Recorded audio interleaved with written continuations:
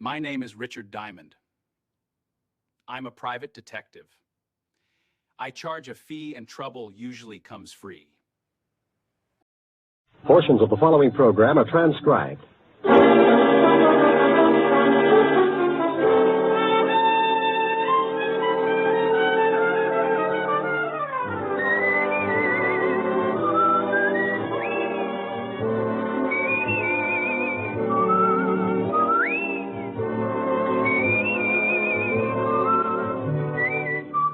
The National Broadcasting Company presents Dick Powell as Richard Diamond, private detective.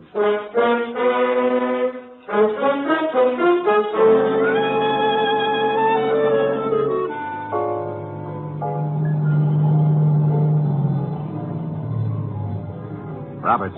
Hello, Walt. Hi, Rick. The show? Not yet. Fisher is covering the service entrance. We'll go in. Hunt the horn if you spot anything. Right. We'll get out here, Otis. Get the car out of sight. Like old times, Rick. Yeah, but I don't miss them. Somebody always gets shot up. Here's another exciting half hour with Richard Diamond, private detective, starring Dick Powell.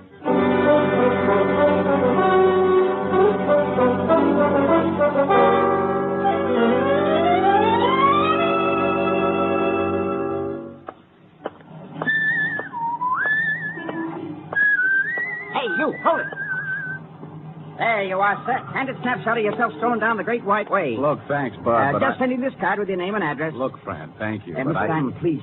You don't know me, but I know you. You used to be a cop. I done time, that's how I know, see? Okay. Heard you was a private cop now. Came to your office to see you, but I was too early. Now, look, what is it? Please, you gotta take this card. I think I'm being tailed. Little men with the nasty old sledgehammers? I'll call you later. Take the card. I told you Take the card. Here, take it. Phone you later.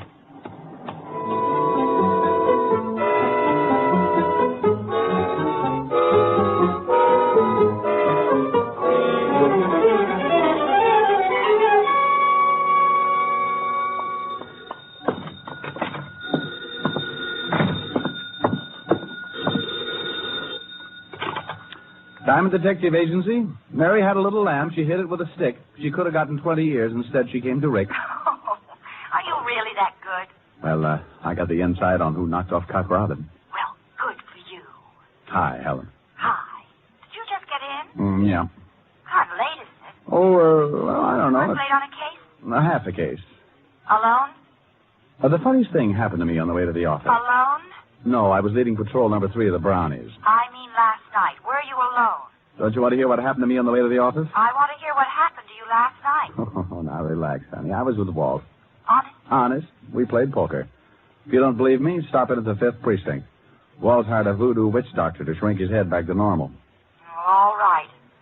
Now what happened to you on the way to the office? Oh. Well, the darndest thing. Some little guy comes out of the crowd and snaps my picture. That's your picture. Yeah, you know, one of those sidewalk photographers. Then he creeps up to me and gives me a card like he was passing a pound of radium and tells me to hang on to it until he calls.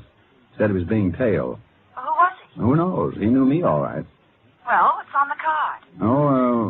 Nothing much. That right here. Just a place for your name and address. Were you supposed to send it in and get your picture back? That's right. Hey, wait a minute. What's the matter? Well, there's something stuck in the middle of the card.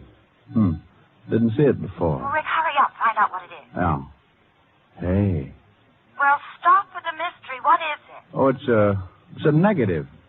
Small negative. Oh, we couldn't have developed your picture that quickly. It's too small to make out what it is. Hold it up to the light. Honey, I am. Just looks like a bunch of people on the street. Oh, why don't you have a print made of it? I got a better idea. Why don't you hang up the little old phone and give my friend the frightened photographer a chance to call? I'll call you later. Brute. That's later, dear. Bye.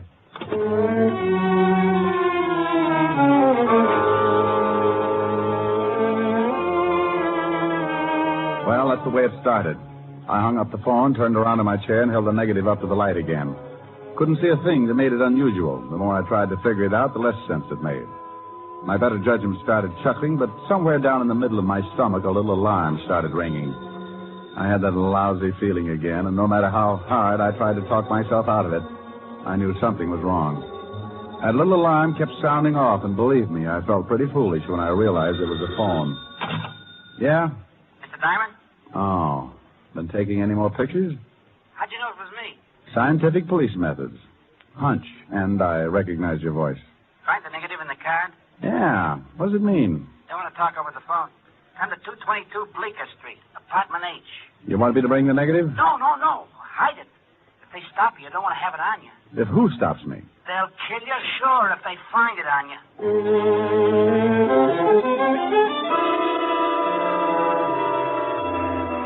Well, one thing was certain. The little photographer sure knew how to get me interested.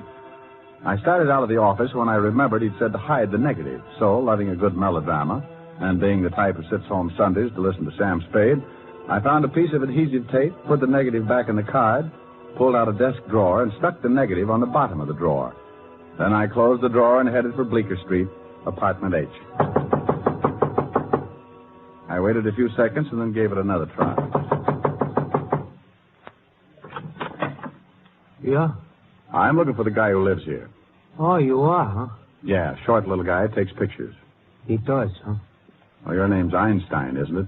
Nah. Look, I just want to see the little guy who lives here. Louie!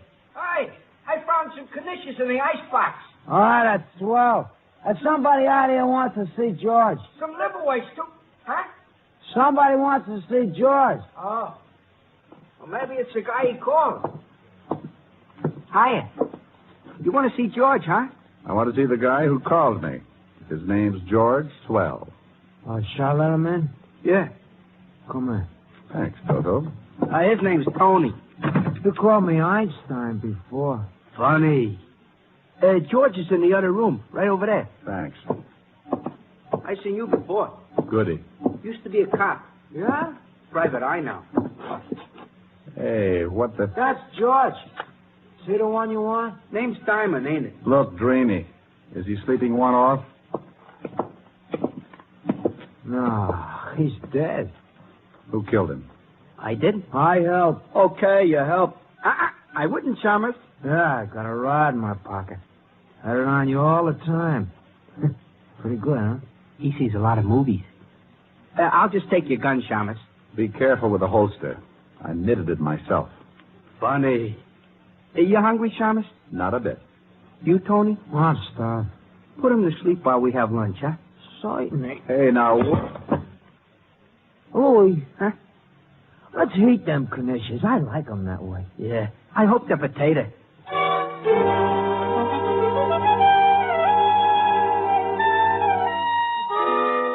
While the Rover boys loaded up on liverwurst and knishes, I slept it off. The one with a pug nose and a steel wool complexion called Tony had tapped me right behind the ear with his gun, and it took me a pint of blood and 15 minutes to find my way back. When I finally rolled myself into a sitting position, I lifted my sore skull and looked up at my two lovely playmates. Hey, Tony. Uh-huh. You got liver waste on your chin. Oh, thank you, Louie. Oh, how you feel, Chalmers? Like a lark. He is funny, you know. We want the negative, Chalmers. I don't know what you're talking about. While you was napping, we thought to join a party. It ain't here. It ain't? Nah. So we figure, seeing as how George called you, maybe you know something about it. How'd you know George called me? Oh, we heard him just as he was hanging up. He went for a gun, so we knocked him off. Where's the negative? I don't know. Maybe he's got it on him, Louie. Find out, huh? Hold still, Chalmers. Here's his wallet, Catch. No, nothing else. Nothing much in the wallet. Hey, here's a bunch of cards. Diamond Detective Agency. Hey, get a load of the fancy printing. Yeah, fancy. Or maybe he's got it in his office. How about it, Chalmers? Look, you two broken-down comics. Anything in my office the termites have got dibs on. And I still don't know about a negative. Louie, shall we go over there? Yeah, we gotta find it. What about the Chalmers? How long did you put him to sleep before? 15 minutes. Mm-hmm. 15, about 20 minutes to get to his office. Half an hour to case it, join. 2. This time make it an hour, huh? Hey. Sure that's good for an hour? Oh, sure. But if you're worried, I'll give him another 10 minutes just to be safe.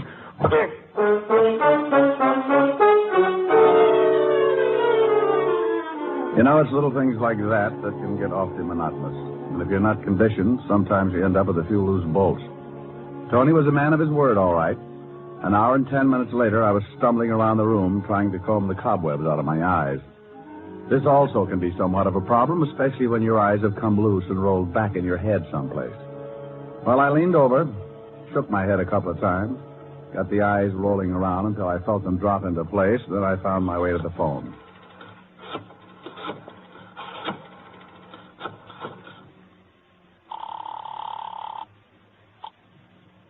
Fifth Precinct, Sergeant Otis. Well, don't worry about it. They'll find a cure someday. Oh, no. What do you want, Diamond? Your other head. I'm going bowling. Someday, Shamus, Someday, Sergeant, you're going to find your true niche. And Ringling Brothers will have to find you a mate. Now, put the lieutenant on the phone. Oh, now, what do you want? How's your head? Don't you shout at me. Well, it's your own fault. Who in the world drinks old-fashioned stingers? I do, and I'm sorry.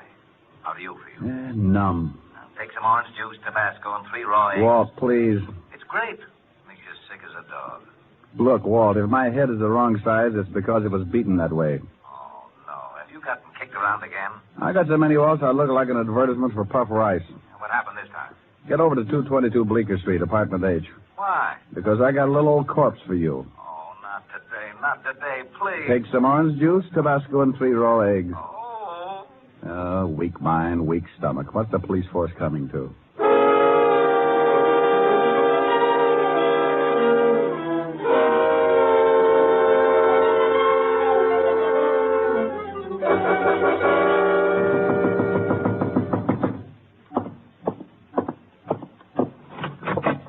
Hello, Bright Eyes. Oh, can't you lower your voice a little? Well, go on in, Otis. Oh, sure. Pelican Feet needs an engraved invitation. Well, shut the door. Yeah. Oh, no, you... Oh, what did I do? Relax, Walt, relax. You don't look so bad. I think I like you with a purple face. You said there was a corpse here. Where is it? And save the gags. The dead man is in here, laughing boy. You don't have to be nasty. Coroner should be here in a minute. Well, there's the victim. Who is he? Otis, take a look. Yeah, Lieutenant. Yeah, Lieutenant. Yeah, Lieutenant. His name's George Phipps. I went through some of his things while I was waiting for you. Here's his wallet. George Phipps? Let me get a better look. Know him? Get out of the way, Otis. But you said... Yeah, I know him. Ex-con. Got sent up just about the time you went on the force. He remembered me. What do? Drop circulars on Sing Sing?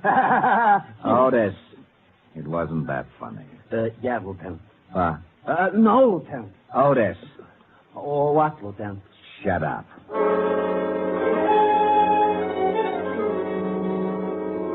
The rest of the boys from homicide finally arrived, along with the coroner, and I briefed Walt on everything that had happened up to that point.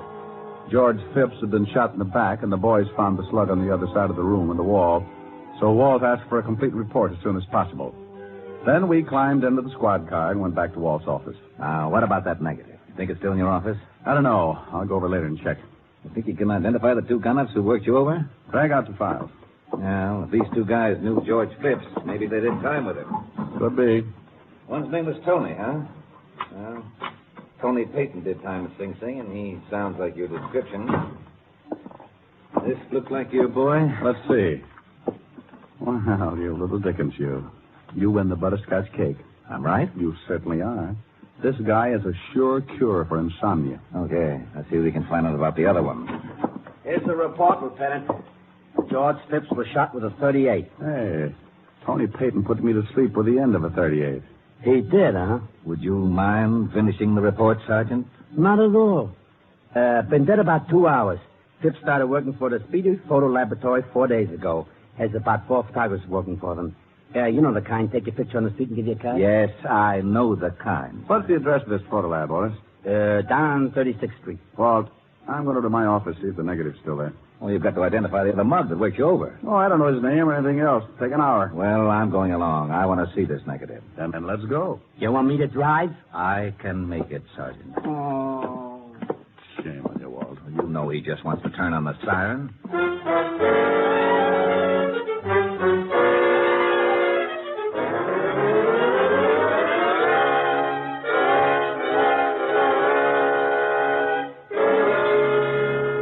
Well, the place is sure a mess.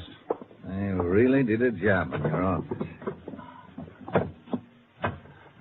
negative there? No, didn't think it would be. Swell. Now what have we got? Well, I don't know about you, but I've got an idea. You go on back to the station. I'll check with you. Where do you think you're going? To the Speedy Photo Lab. It's not quite 6. Maybe I can get there before they close. And what do you think you're going to find there? The negative's gone. Sure it is, but it was developed there. You think maybe there's a print? Well, that picture was probably taken of somebody on the street. They don't print up those things unless somebody sends in the card. Somebody must have, so there's got to be a print. Phipps only worked for them for 4 days, so the picture had to be taken in that time. Yeah. Let me talk to Lieutenant Diamond. Sure, but who's there to show you how? For you, Walt. Oh, yeah? Nobody ever says hello. What? Oh, nothing. Yeah, I got something. We just got a report on a stiff in the river. Thought you'd want to go check. Oh, sure. In the river, huh? Yeah. Anything else? No, that's all. Well, good. I'll just go rent a little old rowboat and sail merrily up and down until I find the crowd. What's the address, you hornhead? Oh, 682 River Street. Thank you, Sergeant. What's the matter, Walt? I gotta go check on a homicide. Come on. It's on the way to the photo lab. I'll drop you off.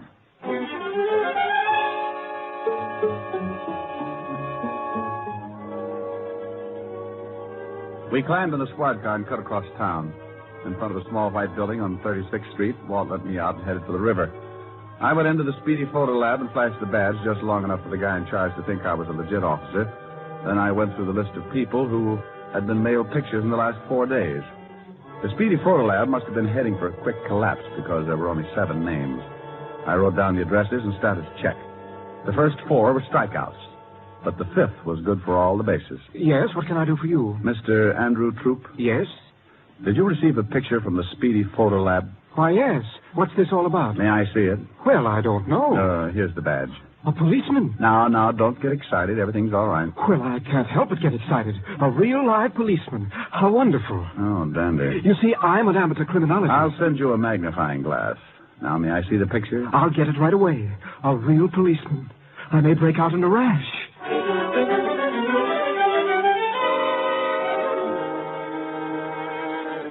He got the picture all right, along with his correspondence course from the Find a Clue Detective School. And while he explained his advanced theories on police procedure, I took a good look at the snapshot. He was, of course, the reason for the picture.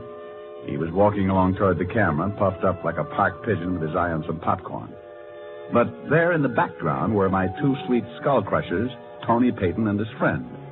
But nothing seemed wrong. They were simply walking out of a building, one on either side of a short, stocky man with a large briefcase. Is that picture a clue of some sort? Well, I don't know. Do you mind if I take it with me? I'll see that you get it back. Not at all, not at all. I thought you policemen worked in pairs. Well, we usually do, but my partner got sore and gave me back my class ring, so we're not speaking. Goodbye, and thank you.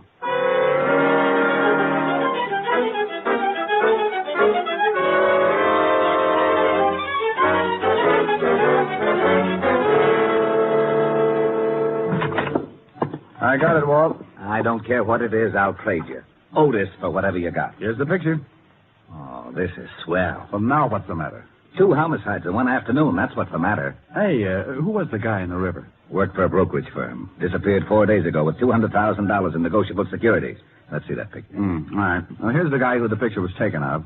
Type who works in the pill factory. Well, there's Tony Payton in the background. The gorilla next to him is his partner. I know him. That's Louis Russo. 3 times What do you see?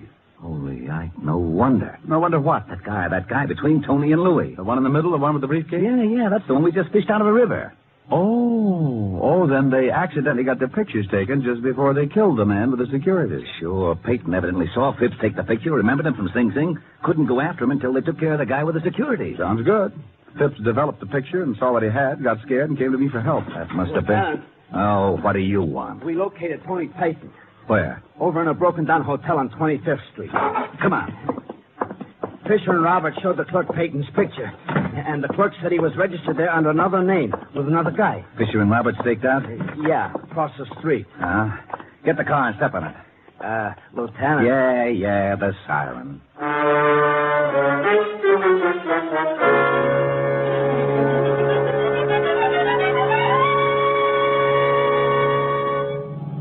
There's Roberts parked up ahead. Pull up by him, Otis. Right. Roberts. Hello, Walt. Hi, Rick. They show? Not yet. Fisher is covering the service entrance. We'll go in. Honk the horn once if you spot anything. Right. We'll get out there, Otis. Get the car out of sight. Yeah. Like old times, Rick. Yeah, but I don't miss them. Somebody always gets shot at. Get going, Otis. Okay. Ready, Walt? Yeah. Let's go.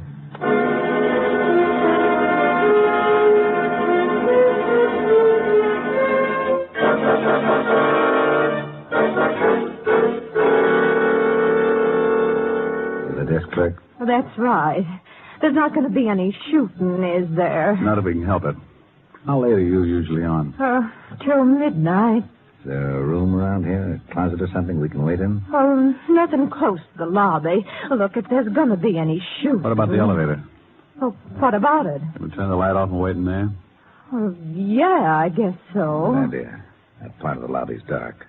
Wouldn't see us until they were on top of us. Well, they just live on the second floor. What if they use the stairs? They won't get that far. Come on, Walt. Oh, what do you want me to do? What you do every night. Oh, sometimes I play the radio.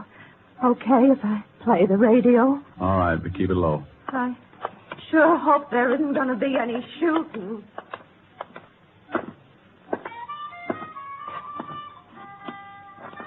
There's a light switch. That's not it. Oh, where the... Okay.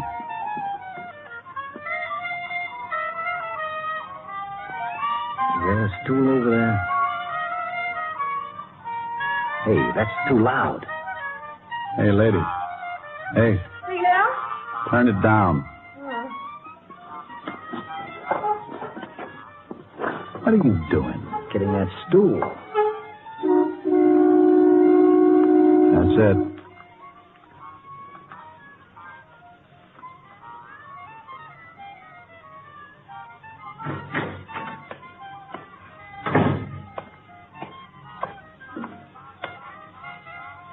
It's 2:11. Huh? Oh. Peyton. Oh, you sure jumping. Yeah. 2:11. What's the matter? Something wrong? No. Just don't but make me jumpy, too.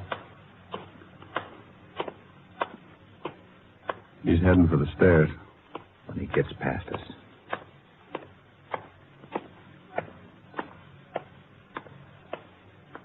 No. Hold it, Tony. All right. Don't move an inch. What a charmers. 38. All right, look, what is this? That's a bright remark. Where's your partner? You think I better make a guess? I'll make it a good one. Rick, not in front of taxpayers. I'm not a cop, and this guy gave me my lumps earlier.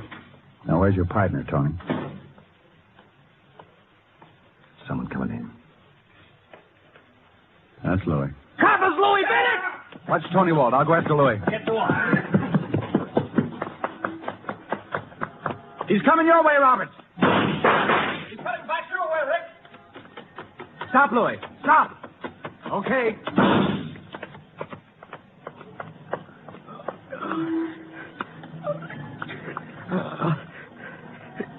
Come me to a hospital, will you? All right. Sorry about the horn, but he slipped fast. Get him an ambulance. I'm going back in with Walt. Sure. Nice shooting.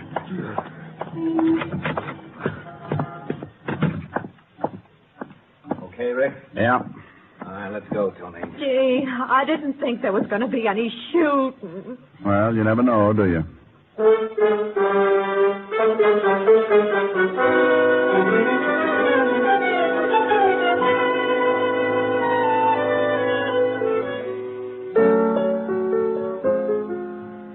Rick, I'm getting a little tired of you getting your face all bruised up. You're getting a little tired. Well, you know what I mean. I worry. You worry and I ache. I'll trade you. If I could, I would. You little doll. I know you, but honey. I know. As long as we're going to give away your worry and my sore face, let's give them to someone who deserves them. Otis. Oh, he's got enough trouble of his own. Yeah. Have you ever seen those feet? There's not a shoe store in town that carries a size. Rick. It's true. He can only get one pair a year. Why only one pair? Takes 4 months just to lay the keel. Oh, there it is. Might as well answer it. Louis' Pool Hall. What? Louis' Pool Hall, snooker, billiards, and straight pool. Now, you stop that, Helen. Helen? Look, I don't know what you want, Mac, but the name's Gertrude. Now, don't give me that. When you picked up the phone, I heard a piano. Oh, of course I hate a piano. What do you think this is, a crummy joint or something? We got high-class entertainment. Anybody that runs 8 straight periods gets a free beer and a song. Oh, yeah? Well, Gertrude, would you mind telling me who does the singing? You mean you ain't heard? We got the world's greatest lyric baritone, Clyde Cat. He's crazy. Oh, now, for Pete. No, Clyde. Wait a sec. I'll get him to warble a number. Hey, Clyde. Oh. Yeah, Gordy? Flex your tonsils. Sure. The bird with feathers of blue is waiting for you back in your own backyard. You'll see your castle in Spain through your window pane. Back in your own backyard. Oh, you can go to the east, go to the west, but someday you'll come. Weary at heart, back where you started from. You'll find your happiness lies right under your eyes. Back in your own backyard. There, you see what I mean? Now, look, I want to speak to Rick. Don't know him. Maybe he works in the bowling alley. But... Oh, you'll have to excuse me, Mac. My brother that runs the joint is real skinny, and some jerk just chalked up his head and is using him for a cue. Now, you wait a Oh, I minute. can't, Mac. I can't. He's liable to get a concussion. See you later. Why didn't you want me to talk to him? Well, do you really want to know? Yeah. Because I wanted you to hear exactly what you're beginning to talk like. I talk like that? Close. Oh, now, come on. I mean it, Rick. You associate with so many of the guys that talk out of the corner of their mouth that you're beginning to pick it up. Oh, well, honey, if you're going to get square on me. Now, do you see what I mean? Honey, if you're going to get square on me. Well, all right. You want a little proper diction, huh? Well, it certainly wouldn't hurt. Darling. Oh, you? Come closer. Oh, how nice. Oh, not that close, darling. You're fogging my glasses. Sorry. Nothing. Better? Much. Shall we? Love it. Oh, Ronnie. Oh, Cynthia. Hey, it works. I got to remember this.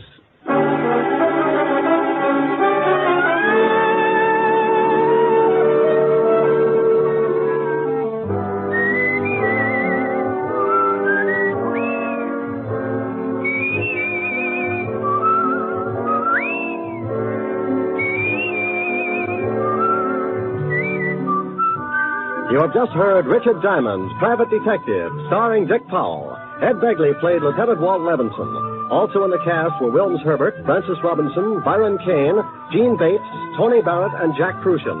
Music was under the direction of Frank Worth. Today's show was written by Blake Edwards and directed by Russell Hughes. Portions were transcribed. Dick Powell currently may be seen in the motion picture version of the best-selling novel, Mrs. Mike. This is Eddie King inviting you to be with us when we will again bring you Dick Powell as Richard Diamond, Private Detective.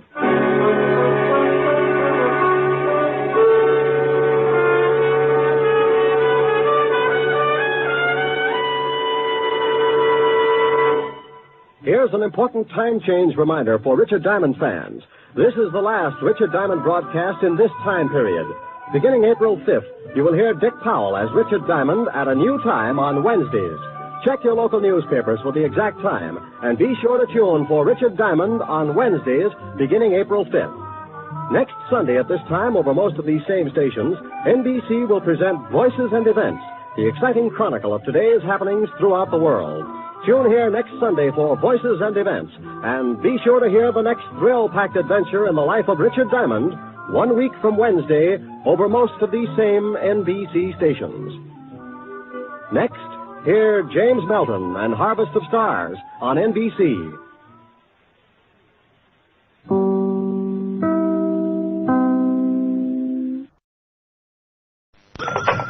Diamond Detective Agency, where the blue of my eyes meets the gold in your wallet.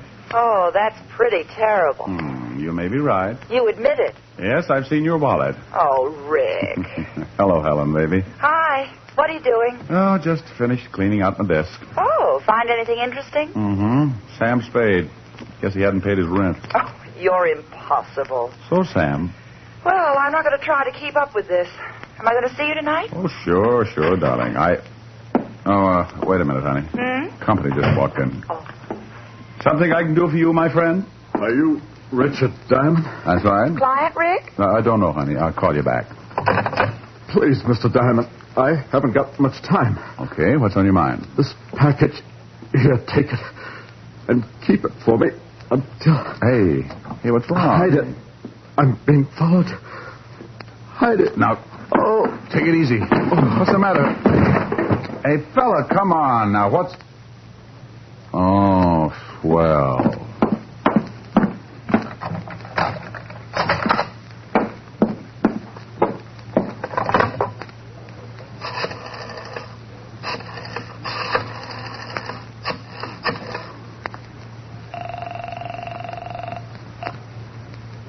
Precinct Police Station, Sergeant Otis. Otis, let me talk to the lieutenant.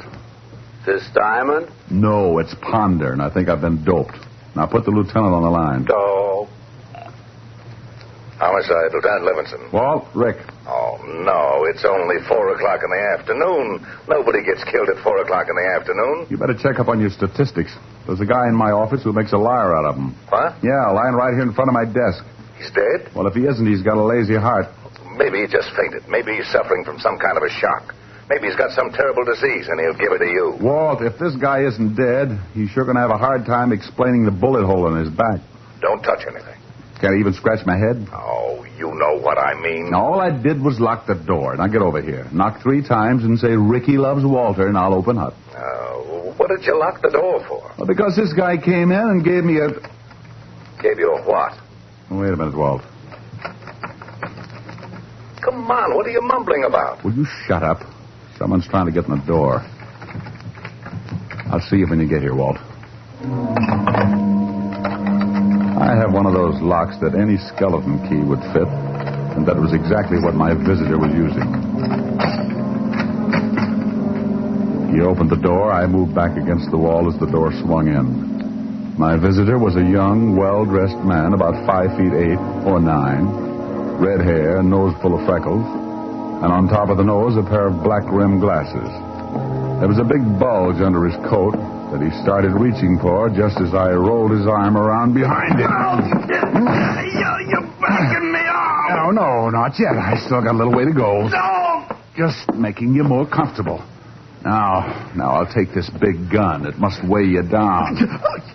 You can't do this stuff. Oh, sure I can. See, I just twist a little. No! Just locking the door again. Now sit down in that chair. My arm. Well, I'll be happy you still got it. Now, what are you doing paddy-footing it around here, using a pass key to get into my office? I got the wrong office. Look, Sonny, you see that over there? What is it? It's a guy, and it's very dead. I'll send some flowers. Make it enough for a duet.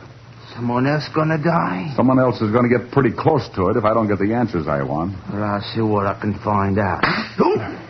That's to see how fast you can talk. I don't have to talk to you. I don't have to talk to nobody. Want to bet? You're gonna be sorry for that. You're mixed up. Let me straighten you out. Now, wait a minute. Now, then let's have it. What were you doing busting in here? What do you know about the dead guy? I don't know nothing about him. What gave you the idea you could break into my office? I found out the door was locked. I didn't want to wait around in the hall. You got a permit to carry this gun? Well, of course I have. Let's see it. I haven't got it with me. Oh, well, then we'd better start at the beginning. Come on, Ricky loves water. I'll open this door. I'll have Otis kick it in. Who's that? That's the law, Buster. Now, you stay put while I let the big fat policeman in. Come on, Diamond. Should I, Lieutenant? Oh, not with your head. Well, greetings. Come on in, Walt. I got somebody. Hey, what the... Oh, I had somebody. Some guy jumped through Diamond's window. It's 8 floors up. Yeah, but there's a roof only 1 floor below. Look out for the glass. There he is down there. Hey, you, come back here. He ducked behind that sign. Oh, let's get off of my back. Oh, well, he's gone. That's that. What did he do? Busted into the office. Hey, is that dead guy over there? What does that look like, a bear rug? Oh, Think the guy who jumped out of your window has something to do with the dead man? I don't know. He had this gun on him. Well, why didn't you take a shot at him? Because if you'll notice, I've been holding it by the barrel. I wanted you to have the nice little old fingerprints. Oh. Yeah, Why didn't you take a shot at him? Why didn't I? Yeah, Lieutenant, why didn't you? You shut up. Well, Walt? I don't know what he was, who he was, or what he'd done. Why should I take a shot at him? Lieutenant. Otis, I told you to shut up. Now, let's take a look at the dead man. Looks like he's been shot in the back. Yeah. You said he came in to give you something, Ray. That's right.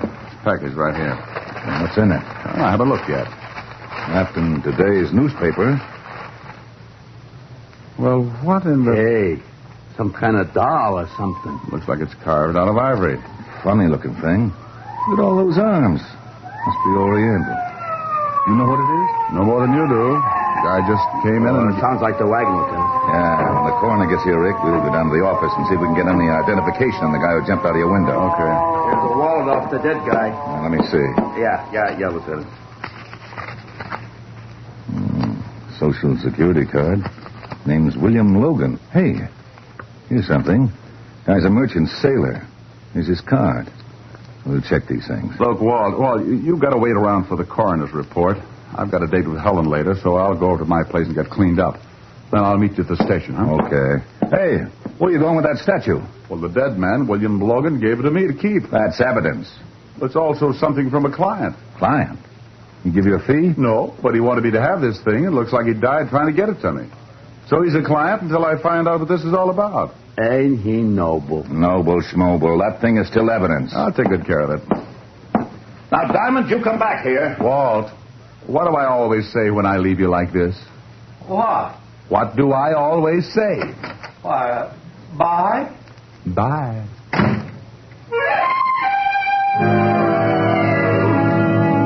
I left Walt and headed for my flat on East 51st. I wasn't about to try and figure the whole thing out because it was still an early case, and sometimes cases like that can stretch out into 2 or 3 murders before things begin to fit together. That's the way you got to figure. One guy dead could lead to another, so you walk on eggs for a while and make sure it's not going to be you. I got to my flat and went in, smoked a few cigarettes, looked at the carved ivory figure that William Logan had given me. It looked like a woman sitting cross-legged with all of her 6 arms outstretched. I gave it a good going over, but couldn't find anything unusual. So I put it on the piano and went in and started to shave. Yeah?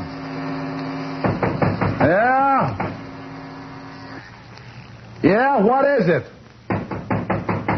Okay. When people don't answer, it makes me wonder. I crossed the living room, remembered the ivory figure on the piano.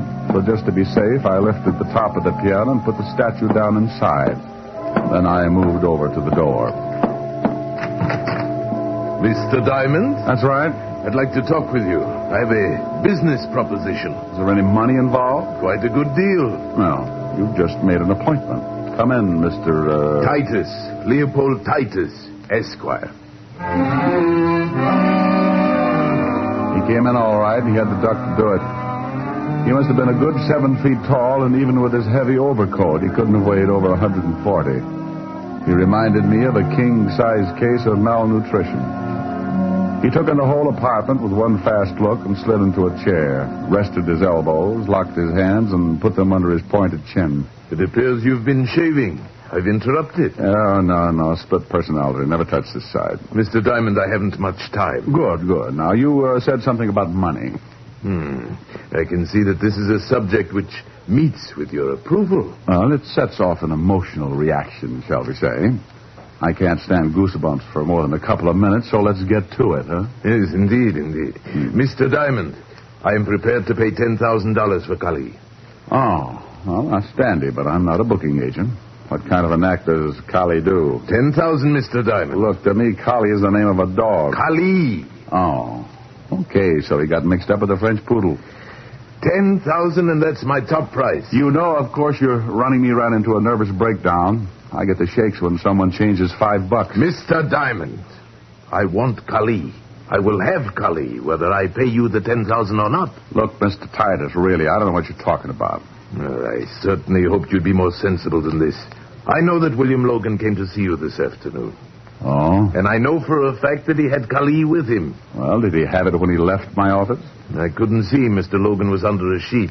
Now, either the police have Kali or you do. I'd like very much to know. Maybe I can help you, if you'll tell me exactly what this Kali is. I made an offer of $10,000, Mr. Diamond. That's a great deal of money, but it does not entitle you to play 20 questions. Okay. Now, if you don't mind, Mr. Titus, I'd like to finish shaving. As I explained, Mr. Diamond, I don't have much time. Well, then, good afternoon, Mr. Titus. No, I'm afraid not. Charles! Yes, Mr. Titus.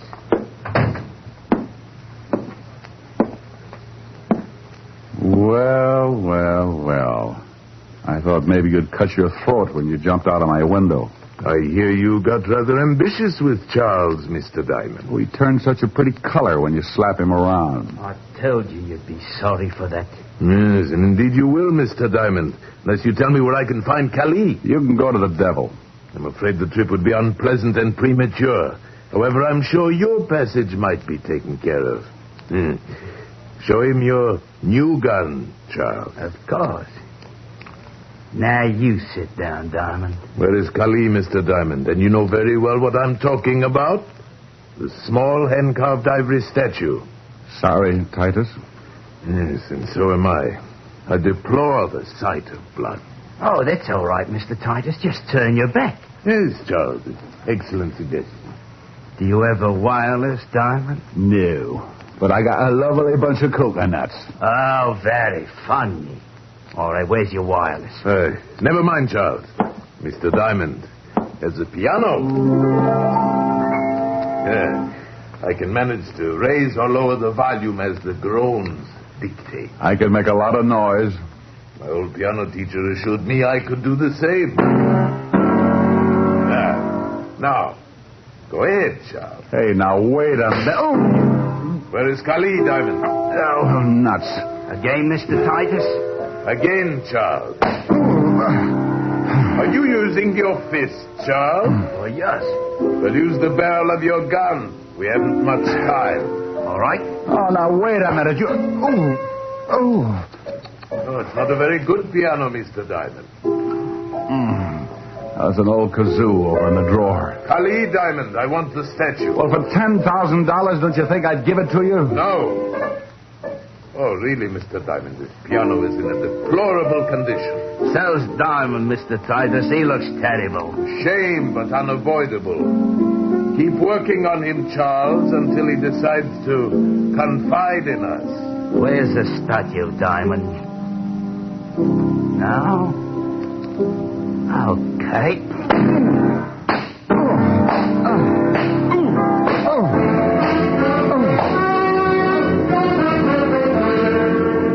NBC is bringing you Richard Diamond, Private Detective, starring Dick Powell.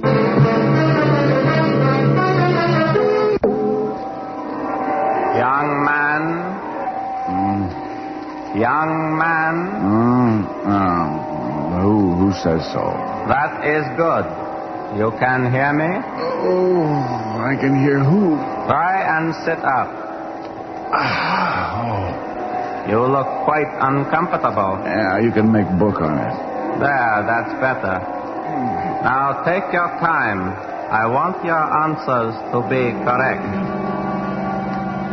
Well, he got me into a sitting position, and when things finally stopped jumping around, I got a good look at him. Titus wasn't around. Neither was Charles, his little butcher. The room was dark except for a single light in the corner. The man standing before me was short, dressed in a tailored blue suit, his dark face standing out against a white turban on his head. He didn't smile or blink his eyes. I am Ahmed Beneath. Oh, thanks. I'd introduced myself, but I'd been pushed around so much I could be anybody. Mr. Titus and his man Charles can be very persuasive. A gallon of blood and a few broken arms, anyone can do it. Where did they go? I got tired, took a nap. Did you give them Kali? Oh, no. Now, look, It is a very simple question. I know that a man came to your office with the statue. So does half of New York. I have been following Titus because I know the statue was stolen from him and that he would do anything to get it back.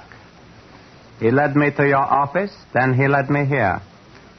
If he has the statue, he has undoubtedly returned to his flat where he is preparing to leave for a place of safety. Well, I don't know whether he's got the statue or not.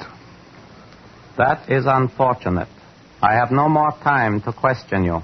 I shall have to assume that Mr. Titus has the statue and kill you. He was like a cat. Before I could push myself to a standing position, he was around and back, and I felt something drop over my head and draw tight around my windpipe. Oh, I'm sorry, but I must know. If you will not tell me, I shall have to strangle you. Diamond! Come on, Ricky loves Walter. Now open this door. We shall meet again, Mr. Diamond. Come on, Rick. I know you're in there. You were supposed to be down at the station an hour ago. Oh, shut up. I don't want to break it down, but I will. Yeah, but I will. Okay, keep your badge on. Come on, step on it.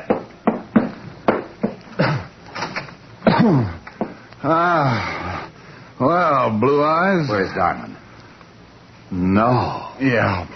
What in the world? Believe me, Walt, I don't know.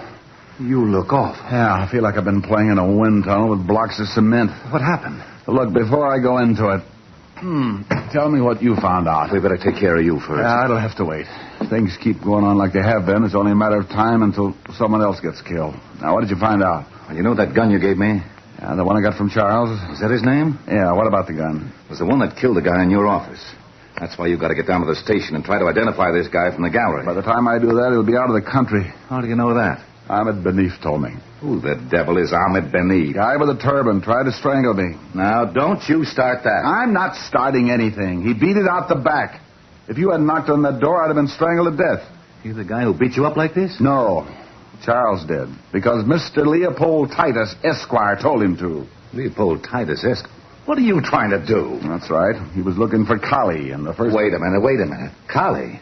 That's a dog. No, Walt, it isn't. It's an Ivory Statue. Oh, my gosh. Oh, what? Wait a minute. He's lost his mind. What are you doing on that piano? I'm looking for the statue. I put it in here. Please, Rick, slow down. Yeah, gone. Well, Titus has got it. He was playing the piano. Please, Rick, please. Walt, what did you find out about the dead man? William Logan? Yeah, what did you find out? He was a merchant seaman. Landed yesterday on the Queen of India out of Calcutta. Uh-huh. Thanks, Walt. Where do you think you're going? Check with the steamship company.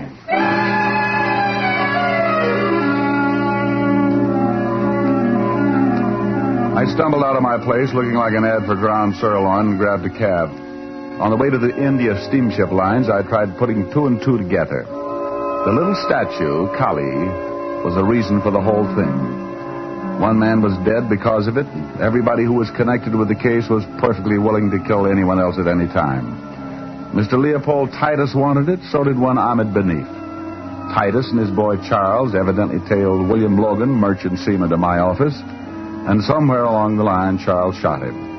Ahmed Benif was tailing the whole bunch. Two and two? Well, maybe, but I still needed some answers. A cab pulled up in front of the East India steamship offices, and I went in. A nice little girl with a nice little personality showed me the passenger list of the India Queen, and sure enough, Mr. Leopold Titus and a Mr. Charles Freely, first class. I thanked the girl, told her I'd send her a picture when my face got back to normal, and I headed for the docks and the customs office. I needed an address on Titus, and I knew that he must have signed a manifest at customs. He had. And 5 minutes later, I was back in my cab headed for the residence of Mr. Leopold Titus, Esquire, Kew Gardens, Long Island. It was a big, sprawling house, and by the time I got there, my watch was leaning on 7 o'clock. I paid the cabbie with my last $20 and started toward the only light burning.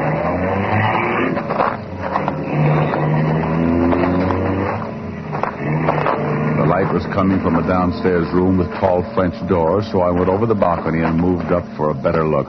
I got the look and went in fast. Titus. Mr. Diamond. I'm afraid you're a bit late. The place was a wreck. Titus was half sitting, half lying against the couch. There was blood all over him. Charles Freely was stretched out on the floor near the towering bookcases. He was looking up, staring, but not seeing a thing. Around his throat was a long, white length of cloth. Greed, Mr. Diamond. The price for greed comes extremely high, as you can well see. Ahmed Benif? Oh, you've met. Yes, Ahmed Benif. Quite as proficient with a gun as well as a strangling cord. I'll call an ambulance. No, Mr. Diamond. I'm having a twinge of conscience, so hear me out. You must find Benif and stop him. Does he have Kali? Yes, he has Mother Kali. Mother Kali? She is known by her followers. Thugs, Mr. Diamond. Have you ever heard of thugs? No, I haven't. What are they? A cult long since believed extinct in India. An army of assassins banded together under the guidance of Mother Kali. Assassins? Yes, Mr. Diamond. Trained in the art of strangling. Oh, yeah. Oh, yes. I read something about that in a history book. It was a long time ago. Correct. They were suppressed by the British in 1830. You're trying to tell me they've started all over again? Absolutely. What about that little statue? Belongs to the man who has reorganized the thugs. The symbol of his leadership, passed down through generations from one leader to the next. And to a collector worth a fortune. And you're a collector? A businessman. But I know a great many collectors who would pay a sizable fortune to get a hold of that statue. And Ahmed Benif is one of those thugs? Indeed he is. Where did you get the statue? Charles stole it for me from Ahmed Benif. What about William Logan, the merchant seaman? Board ship from Calcutta. Logan discovered its value and stole it from us. Indeed, Ahmed Benif is a thug. The statue is his, passed down by his father and his father before him. I'll call the law. Mr. Diamond, please see that Charles is buried next to me. A mixed-up boy, but a good friend. Sure. No, operator, Put down the phone, Mr. Diamond. Put it down. Wow, Benif. This isn't very smart, is it? On the contrary, Mr. Diamond, it is very smart. I have the statue. And now you are the only man who could tell the authorities that once again the thugs are rising all over India. How did you know I'd be here? I did not know. As I was leaving, I saw your cab pull up. I listened to everything Mr. Titus had to say. I was surprised. I thought surely he would be dead by now. And now you kill me. Most assuredly. Ahmed couldn't see it because as he came closer to me, his back was to Titus. And Titus was pulling himself painfully across the room, trying to get to the dead body of Charles Freely. I didn't know what he was up to, but I had to give him time to make it. I deplore the use of a gun, but in some cases I'd rather strangle your victim. That is my religion, Mr. Diamond. Unfortunately, in some cases, I must take other steps. Well, you've sure taken some pretty big ones. I assure you it has been most necessary. All because of a little statue? All because of what that little statue represents. I rule the thugs, Mr. Diamond, and Kali is a symbol of my leadership. As you have seen, I would do anything to retain its possession and keep faith with my people. So now, again, my time is short.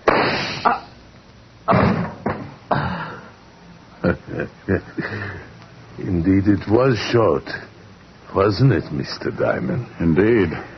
I'm certainly happy that Charles had his new gun. Thanks, Titus. A pleasure. And now, quickly, 2 favors, Mr. Diamond. What are they? First, take the statue of Kali and destroy it. I must have your word. You've got it? The second, I wish your honest opinion. I'll try.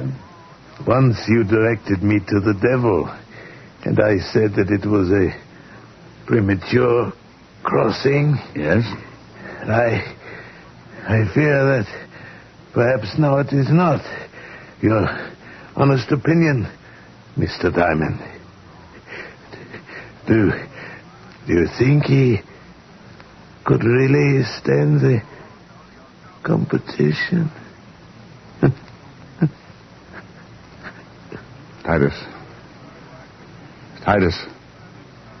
Well, it'll sure be a good race anyway.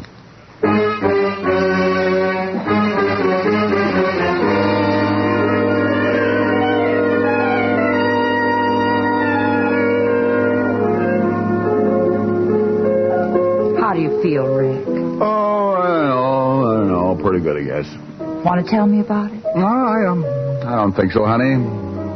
You just get confused with an old argument about right and wrong. Well, I wish you weren't so unhappy. Unhappy? Oh, honey, you said a bad word. I'm just mad about my bruises. Oh, I think the colors are lovely. Well, so do I. I've just got to be careful about wearing plaid. Oh, Rick. Pretty bad, huh? Yeah. Why don't you just sing something? All right, dear. I'd love to.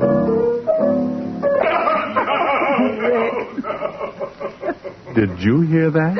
I certainly did. He's back. That's the grouch in the next building, isn't it?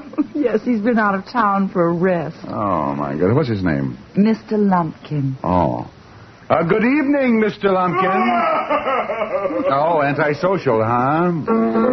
You are my sunshine. You are my sunshine. You are my sunshine. You are my...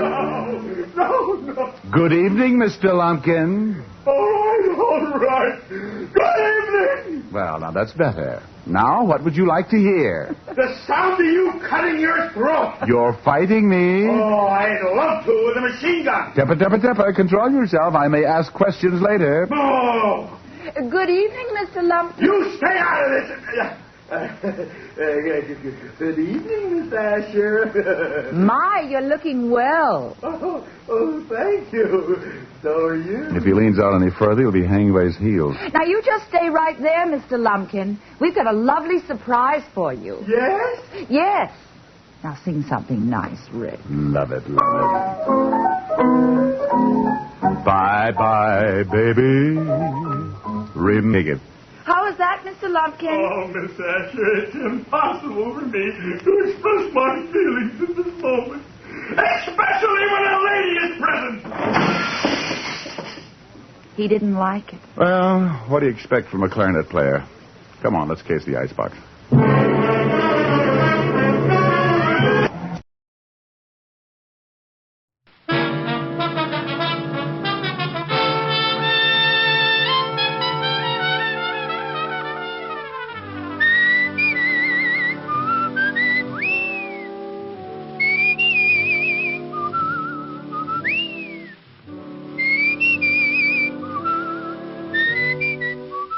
The National Broadcasting Company presents Dick Powell as Richard Diamond, Private Detective.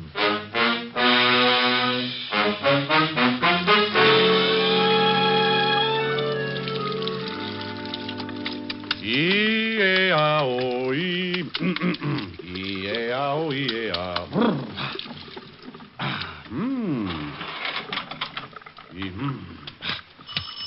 Oh, swell. Oh, everything will be right there. Okay, just let me get a robe on.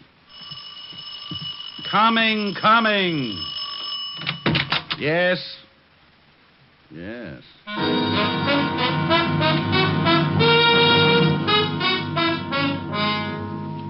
there's nothing like stepping out of a nice warm shower into a nice hot murder.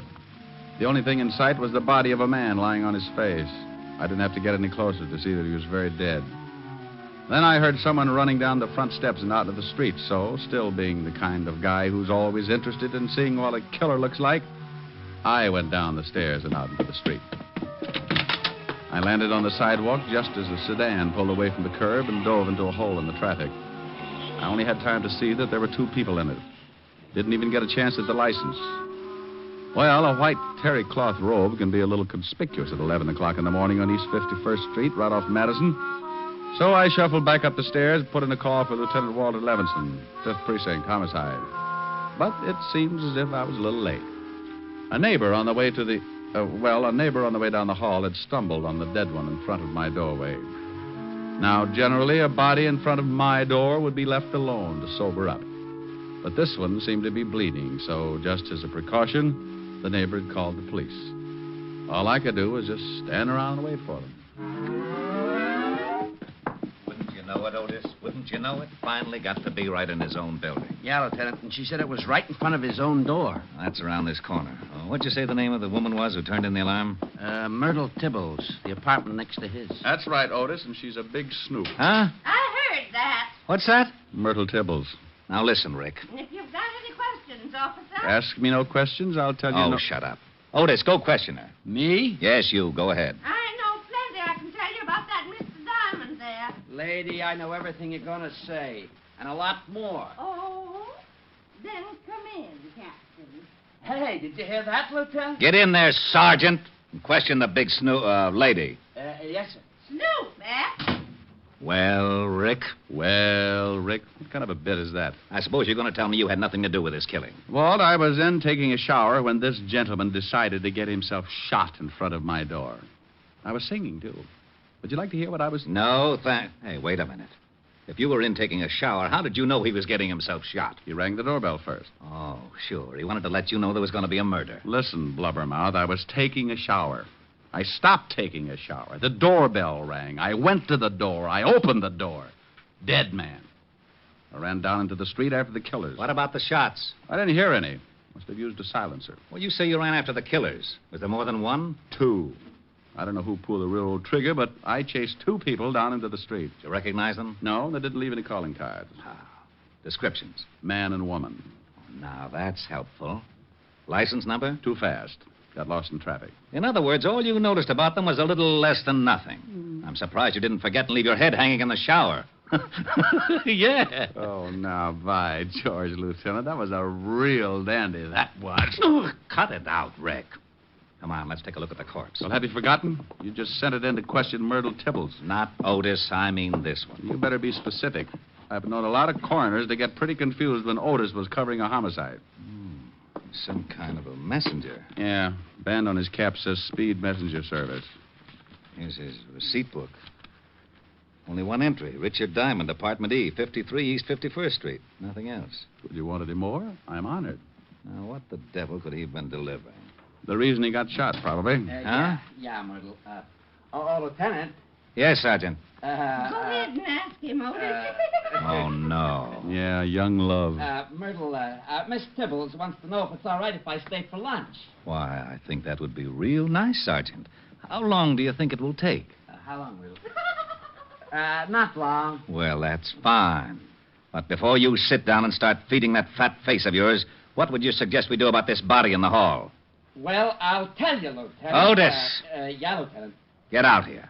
Coming, Lieutenant. Thanks anyway, Myrtle. Well, where to, Lieutenant? Oh.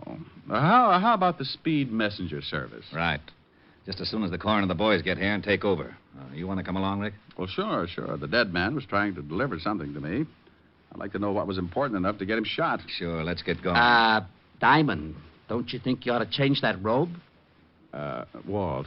Yeah, I know, but what are you going to do? Oh, gee, I only made a suggestion. You don't have to get sore. Oh, we're not, Sergeant. He can wear the robe for all I care. I only... Well, thank you, Sergeant. I don't give a darn if he looks silly. Otis. Just because I make a suggestion. Sergeant. Yeah?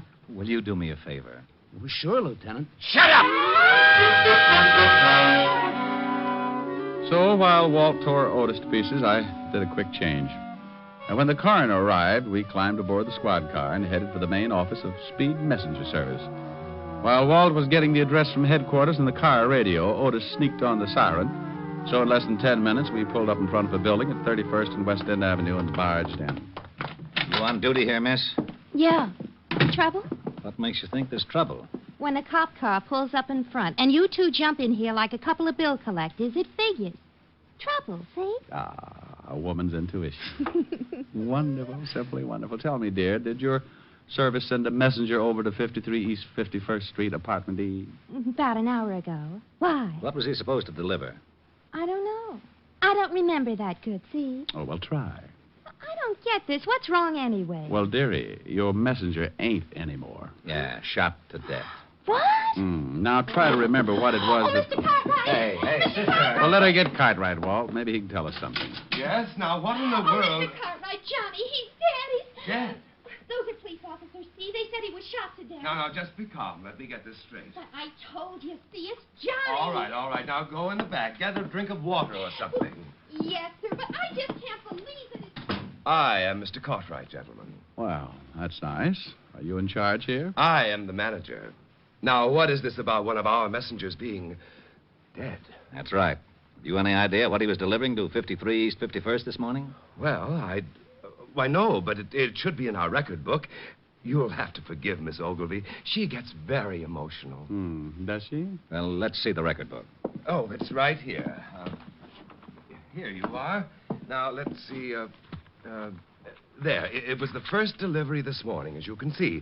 53... We'd like to know just what he was delivering. Oh, well, I really couldn't say. I don't even remember what the item looked like. Well, who sent it? Yes, that I can help you with. Here it is. Last name Clark, first name Paddy. In other words, a man named Paddy Clark. No. Yes, odd first name, isn't it? Mean anything to you, Rick? No, something. It's a little vague. Name seems familiar, that's all. How about you? I don't get a thing from it. Any return address? No, just his name with instructions to deliver it to a Mr. Diamond at this address. Well, don't you remember whether it was a package or a crate of bananas? Dear, we get so many things in here to be sent out. Lieutenant. Yes, Otis, what do you want? 201 over on East 48.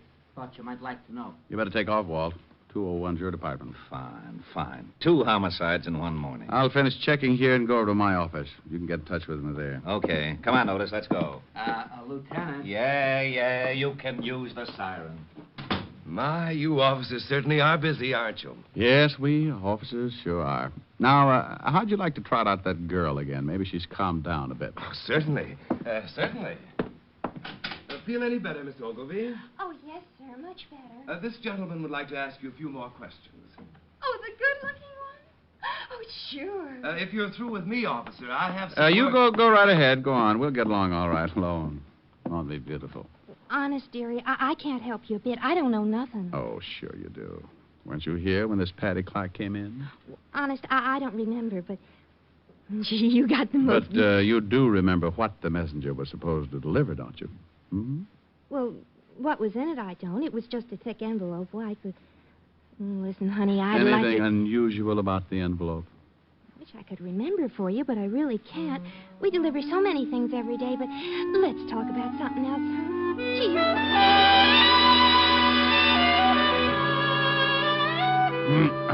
Well, after all, there was no reason in the world why she should remember one particular envelope, so, making like a good cop for Walt's sake, I scribbled down her name and address. Then headed for my office at the corner of 51st and Broadway. I stopped in the lobby for my morning supply of cigarettes and was about to step in the elevator when a big fat hunch, that's right, hunch, grabbed me by the arm and turned me back into the direction of the tobacco shop.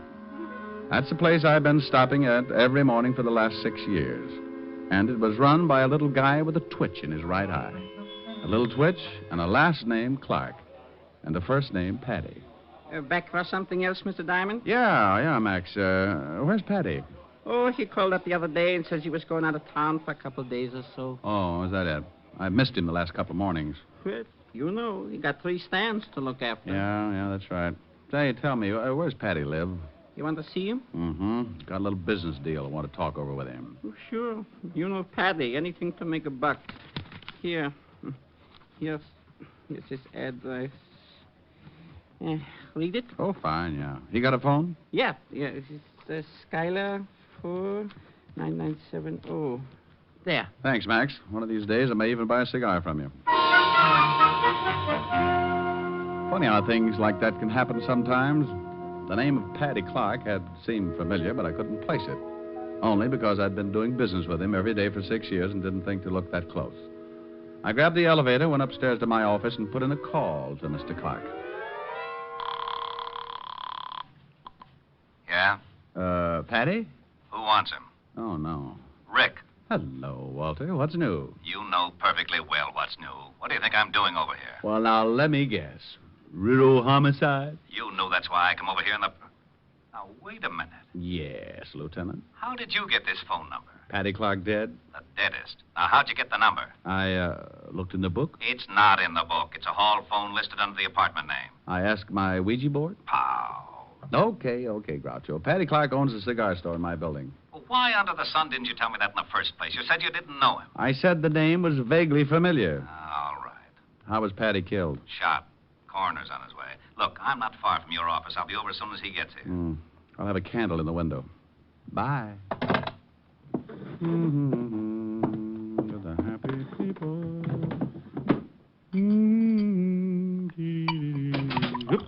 Something wrong? Oh, no. Come in. Just filling my lighter. Okay, Agnes is alone. Hello, Mr. Diamond. Well. And in came Agnes. And this was the type of girl easily recognized. About 5'5", with more curves than the World Series. And the one thing that really set her apart from the rest, a great big .38, complete with silencer. Her boyfriend took out a cute little .45 and leaned against the door, while Aggie swayed over to my desk like a mull cobra. All right, Diamond. Let's have the envelope. Honey, could you point that thing the other way? My skin is beginning to crawl out of my shirt. I want the envelope, Diamond. And if you refuse to give it to me, I really wouldn't mind killing you. You know, I think I'd like to give it to you if I knew what you were talking about. I hope we're not going to have to play games, Diamond. Well, something like post office might not be so bad. Drill him, Aggie, and we'll search the place. He's got to have it somewhere. I'll handle this. I want the white envelope Paddy Clark sent you this morning. And I thought you, too, got it after you killed the messenger boy. Now, I don't know what you're talking about. Seems to me I chased you into the street. Saw you climb into a car and take off. The guy in the white robe. So if you two knocked off the messenger boy, you must know I don't have the envelope. Too bad, but I didn't even get to the door until after you'd shot him. We didn't shoot the messenger. What was in the envelope? You know what was in it. Go on, Aggie. Show him we ain't kidding. Oh, shut up. We didn't shoot the messenger, Diamond, but we are going to get the envelope. Where is it? Hey, that siren's pulling up out in front. Why didn't you search the messenger? You had a gun. You didn't have to worry about me if I showed at the door. Well, we got an envelope off him, all right. Empty. Hey, what are you doing, Paul? Taking a look out in the street. Hey. Police. Call car. Two guys coming in this building. Some of your friends, Diamond? You say the envelope was empty? What if they are some of his friends? What if they found Paddy? I told you to shut up. Why'd you kill Paddy? You knew he'd already sent the envelope. Knock him off, Agnes. Quiet. Hey, somebody getting out of the elevator. You keep your face shut, Diamond. Paul, get over behind the door. What are you going to do? Diamond, you stay right there at the desk. Say one wrong thing, and you and a couple of more get dead. My. Hello, Rick. I got over here just Good night, Lieutenant. Good night. Good night. Oh, what you mean is good afternoon. Ooh. Believe me, Walt, I meant good night.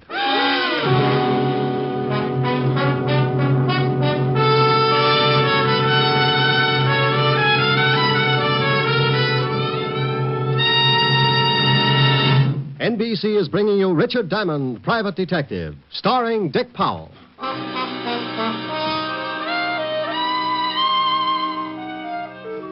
Yes, dear sweet little Agnes had slipped out from behind the door and let Walt have it right behind the ear. He went down like a 16-pound shot in an elevator shaft. Then Aggie and her playmate started backing off. They opened the door, and Aggie, darling, pointed the business end of the silencer about halfway up my hand-painted tie. Whether or not she would have shot is anybody's guess. But along about that time, a very dear old friend stepped up behind her. Drop it, lady. The other cop. You can drop yours too, Sonny. Oh, Otis, bless your little pointed head. You fool. Why didn't you look first? Well, I forgot. Forgot? Okay, over against the wall. Keep your hands up high. Hey, how's the lieutenant? Oh, he'll come around. Walt. Oh, Walty. Which one let him have it? Agnes. The dame? The other one's named Paul. Come on, Walt. Oh, come on, Walt. It's spring again. You know, birds and bees and all that sort of rot. That's a good boy. Now, try and sit up. Oh, my head. What happened? What happened? Oh, no. Walt, you've been crowned queen of the 5th Precinct. Who did it? No. Don't look at Otis. He's been reading his Tom Swift, Rived in the Nick. Look, there. Huh? Them? Them. And Otis saved the day. What did he do? Wander in without his collar and scare them to death? Agnes, she's the one with the sweater. Agnes crowned you. Look, where did these two figure, huh? Oh, they're the pair who ran out of the building after the messenger was killed. Put the cuffs on them, Otis. Yes, sir. Okay, you put out your right and you put out your left. And I'll be in Sing Sing before you. And I'll be in... Get him. Now bring him over here. Go on, lady. Okay. Keep your hands to yourself. Here's the artillery, Lieutenant. 38 special with a silencer. This 45 auto. Silencer, that's enough to book him in itself. All right. You kill the messenger? No. How about Paddy Clark?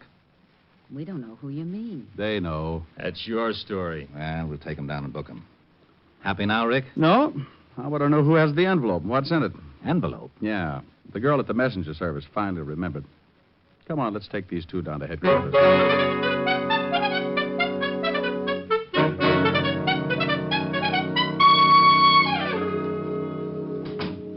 Well, they're still not talking. Did you find anything in the files? Both have records. Guy's Paul Barrows. Agnes is his wife. One conviction apiece, May 1938. Suspicion of passing counterfeit money. Uh-huh. Convicted, did time, parole. Oh, you got a fresh address on them? They've been living in Flatbush. Otis went over with some of the boys to check. Good. And here's some fancy news. Just yesterday, the FBI started watching all of Paddy's cigar stores as possible fences for phony money. Yeah? Well, then it ties. Come on, I want to take a look at Paddy Clark's room.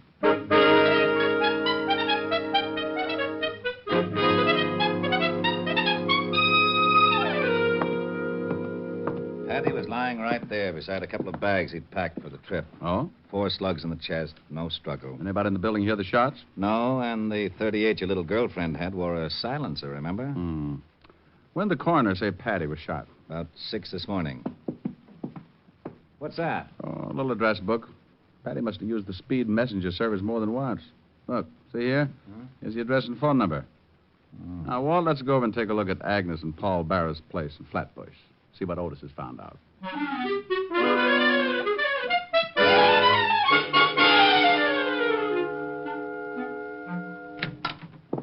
Oh, hi, Lieutenant.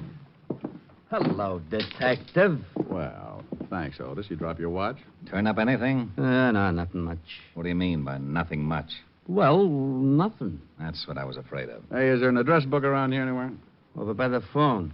Why? Just getting my jollies, Otis. Love to look at new numbers. Now, see if Speed Messenger Service is listed. Yeah? Yeah, right here on the back page. Walt. Yeah? Paddy was killed at 6 this morning, huh? Right. 6 this morning. You know, I wonder when he gave the messenger service that envelope. You know, the one addressed to me? Well, the place wouldn't have been open at 6 this morning, so it must have been sometime yesterday. That's right. And back in his room, his bags were all packed. Well, I think he wanted to make sure he'd be out of town before I got that envelope. I'm way ahead of... Hello, Henderson? Levinson. Find any plane or train reservations for Paddy Clark? Well, if you didn't, I'll show you where I keep that bottle of lighter Yes. fluid in my office. Does that include me, too, Diamond? There's only one bottle, Otis. Rick, Paddy had tickets for a plane to California and then a boat to the Philippines. Well, I'll lay you even money that Agnes and that Paul character didn't knock off the messenger or Paddy Clark. What? All they wanted was that envelope. Envelope? That's why they came after me, and Paddy didn't have it. No? Then who has? Otis, stop sneaking up. Now, Rick, what about the counterfeiting angle? Otis, go over and check on the speed messenger service. See if anybody could have pilfered that envelope and put another in its place or something. And be sure to call me. Why don't we do that? On account of we're going back to the precinct and talk to Agnes Barrows.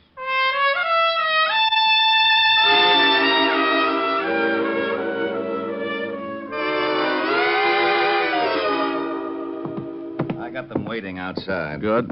And here's something you like. Ballistics says the .38 your Aggie was carrying is not the gun that killed Paddy Clark or the messenger. Swell.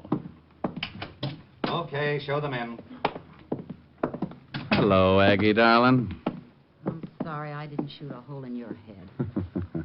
Isn't she a doll? What do you want out of us? We ain't got nothing to say. We'll see. Now, we know that Paddy Clark was fencing counterfeit money for you two. Now, ain't that peachy? Walt, get the phone. Yeah. Hello? Lieutenant, I'm down to Speed Messenger Service. Well, congratulations, Otis. We thought you'd get lost. Walt, let me talk to him. Sure. Otis? Yeah? Mr. Cartwright there where I can talk to him? He's right here. He isn't? Yeah. No. He's right here. Well, if Cartwright isn't there, put the girl on. Cartwright is here. He's standing right next to me. She isn't?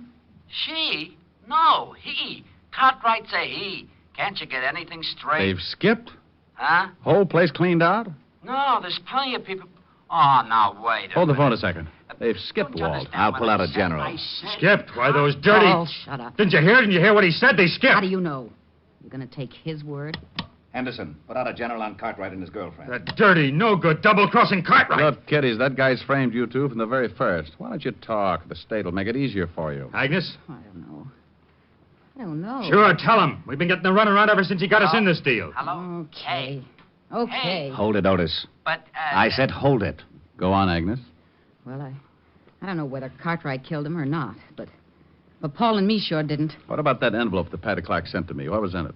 Counterfeit dough. Some of the stuff we made with Cartwright. Why send it to me? Oh, because Paddy got sore at Cartwright and wanted to blow the racket wide open. He was crazy to send it through the speed messenger service. Sure he was. Yeah, I think I get it now. When Cartwright found it out, he killed the messenger and had you two there just to make it look like you'd done it. Sure, the lousies. Otis. Hey, listen, how long can a guy hold Otis. You want to be a hero? Huh? How close is Cartwright standing to you at this minute? He's about a foot away. Well, just reach out and slap the cuffs on him. Really? Yeah, and something else, Otis. What? You may use the siren all the way home.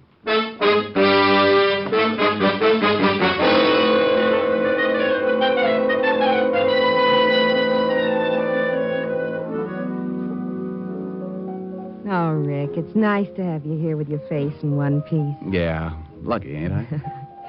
That's pretty. Why don't you sing it? Well, Oh, no. Let me get it. It's got to be Walt. Yeah? Rick, I just wanted to let you know that Cartwright was behind the whole setup. Printed the stuff right down the basement of the speed messenger service.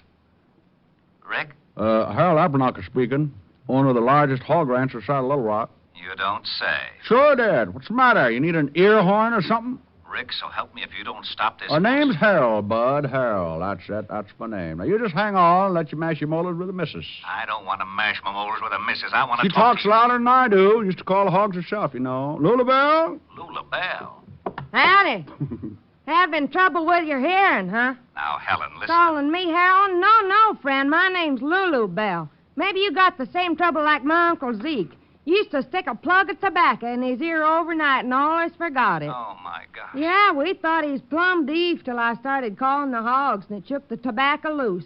Now, you just relax and I'll unplug you. Oh, this is ridiculous. Work for Uncle Zeke. Hold on to your teeth. Find any loose tobacco? He hung up. Give me the phone. Good old Walt. I'll drive him out of his mind. 5th Precinct, Lieutenant Levinson. Walt? Oh, no. Now, you listen to Well, me. don't get loud with me, Grouchy. I just called up to find out what happened on the case. Huh? Now, look, I just told Well, if you don't want to tell me, okay, be a sorehead. I'm not going through that apple knocker routine again. What are you talking about? Lula Bell called Otis all the way in from a stake out in Flatbush. Look, I don't know what you're talking about. If you don't want to keep me in on the nose, just forget it. Gosh, What's the matter now? maybe I did have the wrong number. What a bunch of idiots. Okay, so you had the wrong number. What about the case? Oh, yeah. Well, it seems that Cartwright Here, was Helen, really hold the this. one behind the whole setup. Killed Paddy Clark, sent Barrows his wife. We've got to stay with the happy people. Have your fun, live in the land of joy.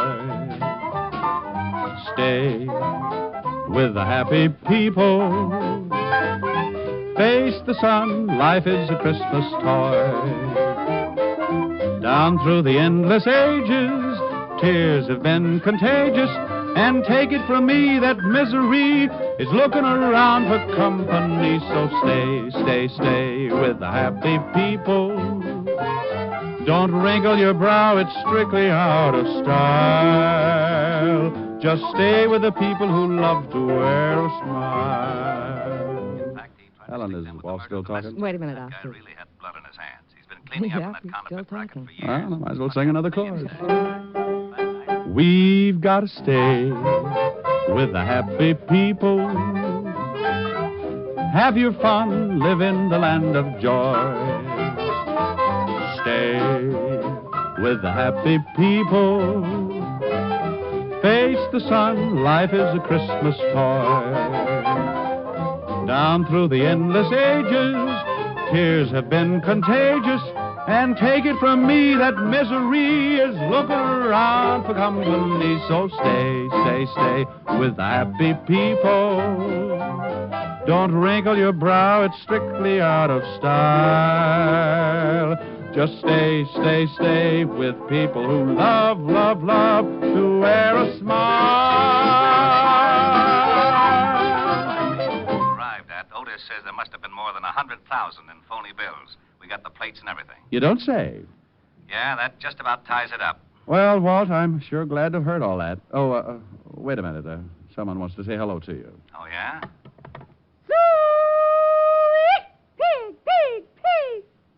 Walt? Oh, no. Oh, no.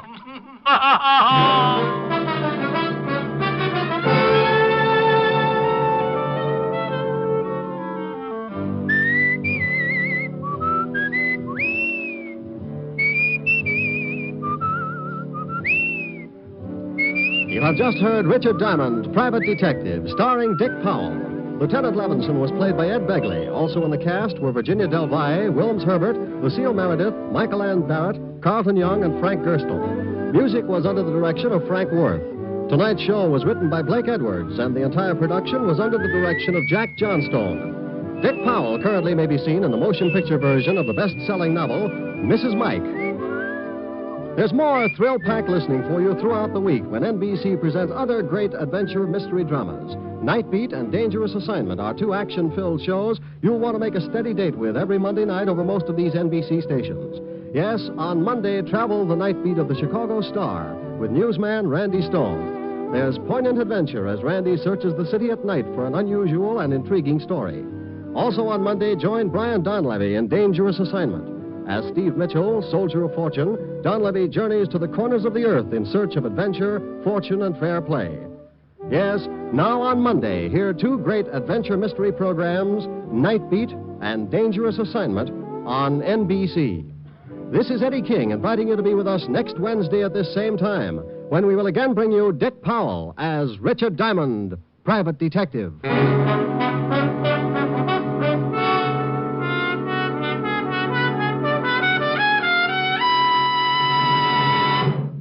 Screen Guild Theater stars Ginger Rogers tomorrow night on NBC.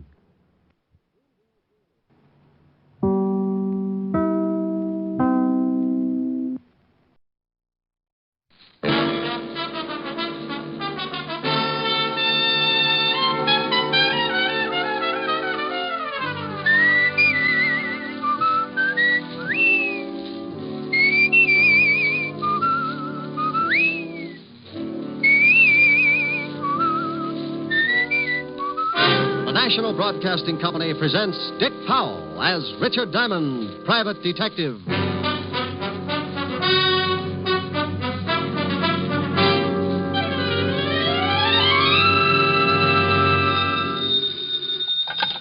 Diamond Detective Agency, a corpse in every plot.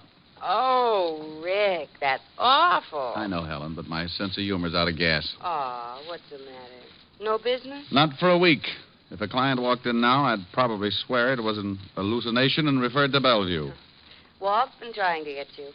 He called here about 5 minutes ago, said it was important. I just got in the office. I'll give him a call. Am I going to see you tonight? You know it. Me and my empty wallet will be glad to stop over for dinner. Well, I'll have Francis fix something healthy. Tell him to cook some money. I'll see you around 7 then. Don't forget to call Walt. Bye. Bye. That Irish eyes are smiling, sure it's fine. Come on in there. Lieutenant Levinson, homicide. Oh, you want to talk to me, Fatty? Rick? How many people called you Fatty? Where the devil have you been? I called you at your apartment all morning. Helen just told me I slept late. Well, why didn't you answer your phone? Rent was due. Could have been a trap. Can you come down here? Well, if it's important, I can come down. But if a potential client gives up because he can't find me, I may have a crying jag all over your office. I'll stock up on hankies. I wouldn't ask you, Rick, but it is important, very. Well, don't sound like the last course of Gloomy Sunday. I'll be there. Relax. I knew Walt was on the level because every time he thought something was important, he came on in a higher register and began to sound like a harp. Well, I closed the office, set the bear trap in front of the door in case of a client, and left to box lunch. I might be gone for a good while this time, and if I caught something, there was no sense in letting it starve. The 5th Precinct was 20 blocks away, so being a practical man who always regards that lonely feeling in his pocket as the sure makings of a pedestrian, I insulted a few well-meaning cab drivers, and 30 minutes later, I limped into the squad room of the 5th Precinct Police Station. Yes? Is there something I can do for you? In my business, you have to be conditioned to anything. Nothing should surprise you. But in my business, like any other, there's always a first time for everything. And it looked like this was it. For over a year, I had been walking leisurely into the squad room of the 5th Precinct and smiling inside when I spotted a cop with a battering ram for a head and landing barges for feet. He was always the best straight man I'd ever run across, and his name was Sergeant Otis Loveloon. But this day, dear old Otis was not to be found. Instead, sitting at his desk, looking up at me through a pair of thick horn-rimmed glasses, was something else. It pulled out a clean white handkerchief, removed the glasses, clouded them up with a quick breath that filled the room with the essence of sen-sen, and said, Well? Where's Otis? You mean Sergeant Loveloon? He's been transferred. He's been what? Transferred. Who are you? Sergeant Andre Klume. Is there something I can do for you? Andre Klume? Sergeant Andre Klume. Sergeant Andre Klume. Just one moment. Yeah? Where do you think you're going? Look, Sonny, I'm going in to see the lieutenant. You'll have to wait until I find out if he can see you. Oh, he'll see me. He just called me. May I have your name, please? What? Citation. Mr. or Mrs.? Hey, this may not be so bad after all. No? No. We're going to have fun, Andre. Are we? Yes, indeed. Now, call in to the lieutenant and tell him Mr. Diamond is coming in to see him. Yeah? The gentleman you were expecting, Mr. Diamond. He's getting introductions now? Send him in. Yes, sir. The lieutenant will see you, Mr. Diamond. Thank you, Sergeant Klume. And something else, Mr. Diamond. Yes? Sergeant Loveloon warned me about you, and I can assure you right now that I have no intention of becoming the brunt of your obvious, crude comedy. Sergeant Klume, I don't think there's much you can do about it. Oh, Walt, I want to go on record right now as saying Don't. I know. Well, what is that out there? The commissioner says he's one of the most valuable men on the force. But how can you put him in a cop's uniform? It's like dressing Rasputin and the Mother Hubbard. I miss Otis as much as you do, but strictly off the record, Sergeant Klume has relatives. Oh, I thought so. Been scratching all the way in here. Otis moved over to the 11th Precinct. Who's he working for now? Lieutenant Crawford. They've had a suicide watch on him all night. What's this Andre Klume supposed to be so good at? He's only been with us for a couple of days. I don't know. Well, if I keep thinking about him, I may have to be dipped in hot tar. You better tell me what you want to see me about. You may not like it, Rick. Oh? This is new? Remember Ralph Baxter? Sure. I sent him up while I was still on the force. Yeah.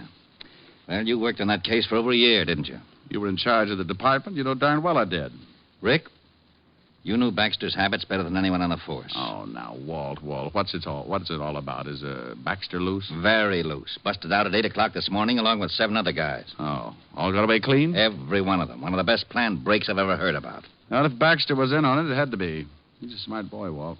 One of the smartest. Yeah, well, the commissioner says we've got to pick him up before he does any damage. Just like that, huh? Just like that. I need someone who knows him so well he might have a chance of nailing him before the trouble breaks loose. And you know Baxter and trouble. How come you're in on this, Walt? Somebody already get killed? Truck driver. Oh. Baxter's an unhappy boy. He kills to make up for it. Really does a fancy job. You want to help me out? You in trouble if they don't nail Baxter in a hurry? The commissioner is relying on me. Okay, then. It's got to be official in case you have to make an arrest. Oh, now, wait a minute. Got to swear you in as a deputy. Look, Rick, we've got to. I don't really care how you bring Baxter in and who gets the credit, but what would the commissioner say if... Yeah, I know. I'm sorry, Walt.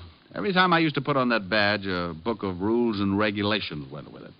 I do it my way or not at all. Now, don't start running your motor. I don't want the credit. The department can have it. Besides, it's 20-1 in any man's book that I'll never even get close to Baxter. Well, you stand more chance than anyone else. Okay, then. You still don't have to worry about the credit. It's 50-1 that the newspapers will read. Private detective found with his head missing. Okay, Rick. Your way. Andre. Yes, Lieutenant? Andre. Yeah, some name. I beg your pardon? Bring in all the information on Baxter and the 7 other men who were in on the break. Yes, sir. Andre Clume. Yeah. Here you are, Lieutenant. You want to look over this stuff, Rick? Yeah. I want to know how the break was pulled off. Maybe if we can get a line on who helped them, we can get it Baxter that way. A truck was used. A Ford pickup that hauled garbage regularly. The large garbage cans were placed on the truck and taken off to a dump. The 7 men in Baxter hid in the cans and were covered up with garbage. Oh. The men in the prison kitchen have all been questioned, but none will admit a thing. Well, thank you, Sergeant. Maybe you can tell us what happened after that, Sergeant. Several miles outside of the prison, the men got out of the cans. One man climbed up into the cab of the truck and ordered the driver to stop. He shot the driver, and the men climbed off the truck, rolled it over a 44-foot hill. 44 feet? 44 feet 9 inches at the first point of impact where the truck went over. The hill, of course, varies at other spots. Of course. 2 cars were waiting for the 8 men. Tire tracks were found and casts made. A report on these casts should be in at any minute. Synchronize your watches, men. Rick. Tell me, Sergeant Clume, have you any idea who might have been driving the 2 cars? No. Turn in your MiGs and your ray gun. You're through. Very amusing. Now, please, Rick, for the sake of my psychiatrist, don't start on Clume like you did on Otis. Might be a woman. Clume? Driving one of the cars. Oh. Baxter was a known woman hater. You don't say. I suppose the other 7 guys got together with him and formed a club. 4 of the 7 men were known to have had women friends at one time or another. But only one woman remained loyal after the men were sent to prison. How do you know that? I remember things. He remembers things. Oh. She visited the prison many times to see Tony Ligeti, one of the escapees. Maybe you can remember the dates? The first time was right after Tony was sent up, November. All right, Sergeant. What's the girl's name and where does she live? Jean Lawrence, 1782 East 12th Street, apartment C. No, B. Butterfingers. I'll take this list of histories on the 7 guys. You going to check on the girl? Yes, and thank you, Sergeant Andre Clume. You've been a brick. I left Clume polishing his glasses, Walt looking sick. Jean Lawrence did live at 1782 East 12th, apartment B. So I looked up the landlady, a nice old reproduction of Whistler's mother with a hangover, Mrs. Shook by name. She was a little unhappy that I'd bothered her, but I finally sold her on the idea that she could shave any time, and aided by my best smile and the promise of a fast 5th, I finally got her to open the door to apartment B. There you are, lover, but I can tell you right now, Jeannie ain't in. Well, what's in this room? Bedroom. She didn't come home all day yesterday or last night. She didn't, huh? You know, I shouldn't be showing you around like this, except that you look like a real nice fella. And you're thirsty. Oh, go on. You see anyone else hanging around, say, in the last week? Yeah. Come to think of it, about a week ago, some dark fella started coming over to see Jeannie. Used too much hair oil, greasy type. Think you'd recognize him? You bring me that present, lover boy, and I could recognize a clove of garlic in an onion warehouse. I'd make book on it. May I use the phone? Go right ahead, lover. Oh, by the by, 100 proof, huh? 100 proof. Homicide, Lieutenant Levinson. Walt, this is Rick. I'm up at the girl's apartment. Not here. But the landlady says she can identify some guy who's been hanging around here for the last week. So look up Hold it a minute, Rick. Something coming over with a hot shot. Okay.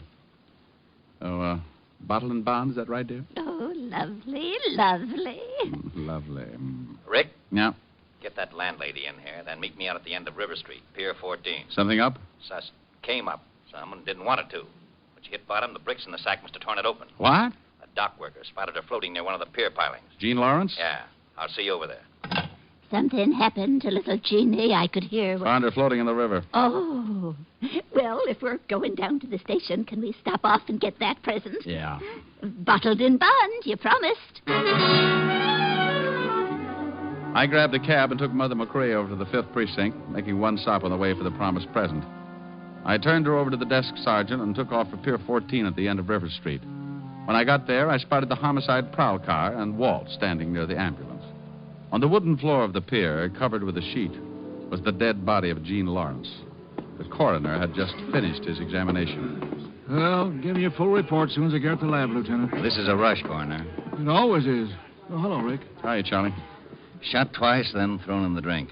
Yeah, nice. Anything else? Book of matches in her coat pocket. Probably don't mean a thing. Lieutenant, we just got a report from the precinct. Hello, Diamond. Oh, good afternoon, Clume. You're looking fine. Oh, you'll be kissing each other on the cheek in a minute. What about that report, Sergeant? The landlady Diamond brought in 22 minutes ago has just identified a picture in the morgue as a man who had been visiting Jean Lawrence for the past week. Anyone we know? William Nash, alias William Barnes, alias Bootleg Barnes. Yeah. 5'11", black hair, brown eyes, slight scar. Oh, hold it. What about his record? 9 arrests, 2 convictions, robbery and assault. In the cafe business now at... Red Dot Inn? Yes, sir. Matches you found on the girl, Walt? Yeah, Red Dot Inn. Let's take a run over there.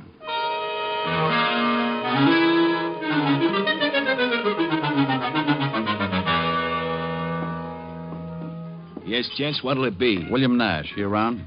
No. Police. He still ain't around. He got an office? Well, He got an office. Yeah. Where is it? Top of those stairs. Down the hall, last door. Go around to the back of the bar, Clume. Yes, sir. Hey, now, wait a minute. You ain't supposed to come back here. See that he doesn't have any way to let Mr. Nash know we're coming up. Just go ahead and tend your bar. You guys want to get me in trouble? Not unless Nash is really in his office. Then you don't have to worry about trouble. You're in it. Let's go, Rick. Down the hall, he said. Last door. We both go? Yep. Fire escape down there. This way, Sergeant Clume covers him. Can Clume shoot? I forgot to ask him. You get on there by the fire escape in case he gets past me. Who is it? Fire department. What? Yeah, we received a report that your cafe isn't properly equipped in case of fire. Are you nuts? I just had no extinguishers. William put in- Nash? Yeah. Now what the Let's devil... go. Huh? You heard him. Hey, what is this? Police, let's go. He's clean. All right, copy. You want to haul me in. What's the charge? Murder. Murder? Now listen, Start walking. Who's murder? Jean Lawrence. Down the steps. I don't know any Jean Lawrence. Sure. Everything all right, Lieutenant? Go upstairs and watch this guy's office. Yes, sir. You need a warrant for this, you know. I'll get one. I tell you, I don't know any Jean Lawrence. My friend, I know a little old lady who thinks you wear too much hair oil. She's going to make a very big liar out of you.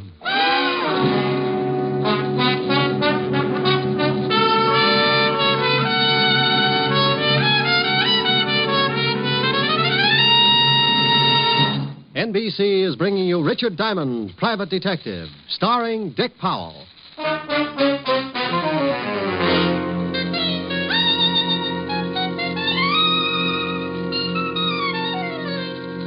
All right, Sergeant, get the lineup going. Yes, sir. Henry Phipps, alias Henry Phipps. I ain't never seen a lineup before, lover. The man you identified earlier from the picture. See if you can pick him out. George Chalmers. No, ain't him. Chalmers, alias George Lippert, alias Geo the Lip, charged petty theft. Ain't him neither. William Nash. That's him. William Barnes. All right, hold him. You sure that's a man who was calling on Jean Lawrence? Yep, that's him. Why don't he use bay rum on his hair? Nash. Yeah? Yes, Lieutenant. Yeah, Lieutenant. You know Miss Jean Lawrence? I told you I don't, Lieutenant. He sure is a lousy liar. All right, run him off. Step down. Cal Ennis. He killed Jeannie.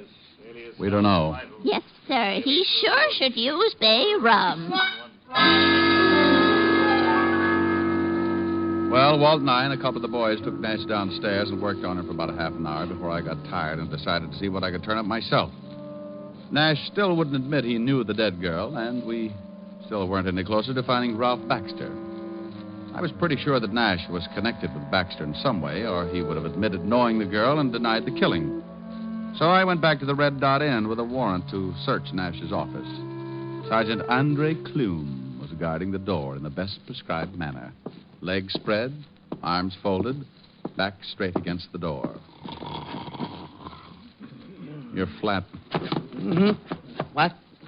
Oh, Diamond. I have absolutely no excuse. I'll understand if you report me to the lieutenant. No one could get by, could they? Not without waking me. Then you did what you told to. You guarded the place. But there is no excuse for falling asleep on duty. Unless you get tired. Now, forget it. I got a warrant here. Let's give this officer going over. And that's exactly what we did. We took the place apart, piece by piece. And I have to go on record by saying that Clume really knew his business. He didn't miss a thing. This might be important, Diamond. What is it? Bills to William Nash from the garage. Let me see. Nick's Garage, 13th Street. 1,000-mile service on both cars, $14.90. Parking space rental on both cars, $25. 2 cars. May not mean a thing. I'll check it anyway. 2 cars were used in the escape, Diamond. Now, don't get excited. You stay here. I'll call you from the garage. I left Clume and went over to Nick's Garage, looked up the owner, and he showed me the 2 cars, both sedans.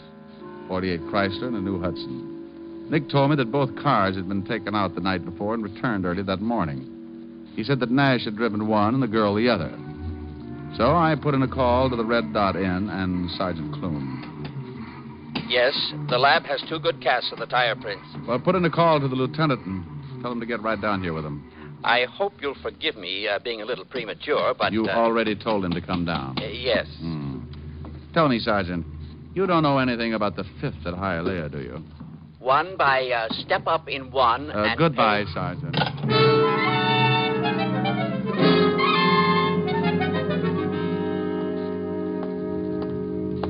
Hello, Rick. Walt, this is Nick Miller, runs the garage. Hi, Lieutenant. Miller, how about the cars? This one and that one. Hold this cast. I'll try the other one. Okay. Fit? No. Those tread prints on that can supposed to fit the treads of one of these cars? We hope so. How about that one, Walt? Like a glove. Try your cast on that car.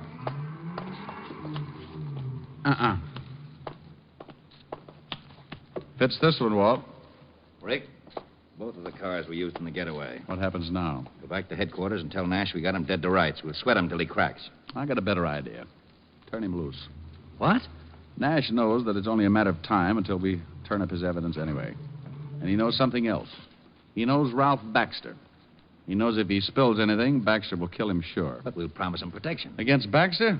Baxter'd get him if it took 10 years. Not if we get Baxter first.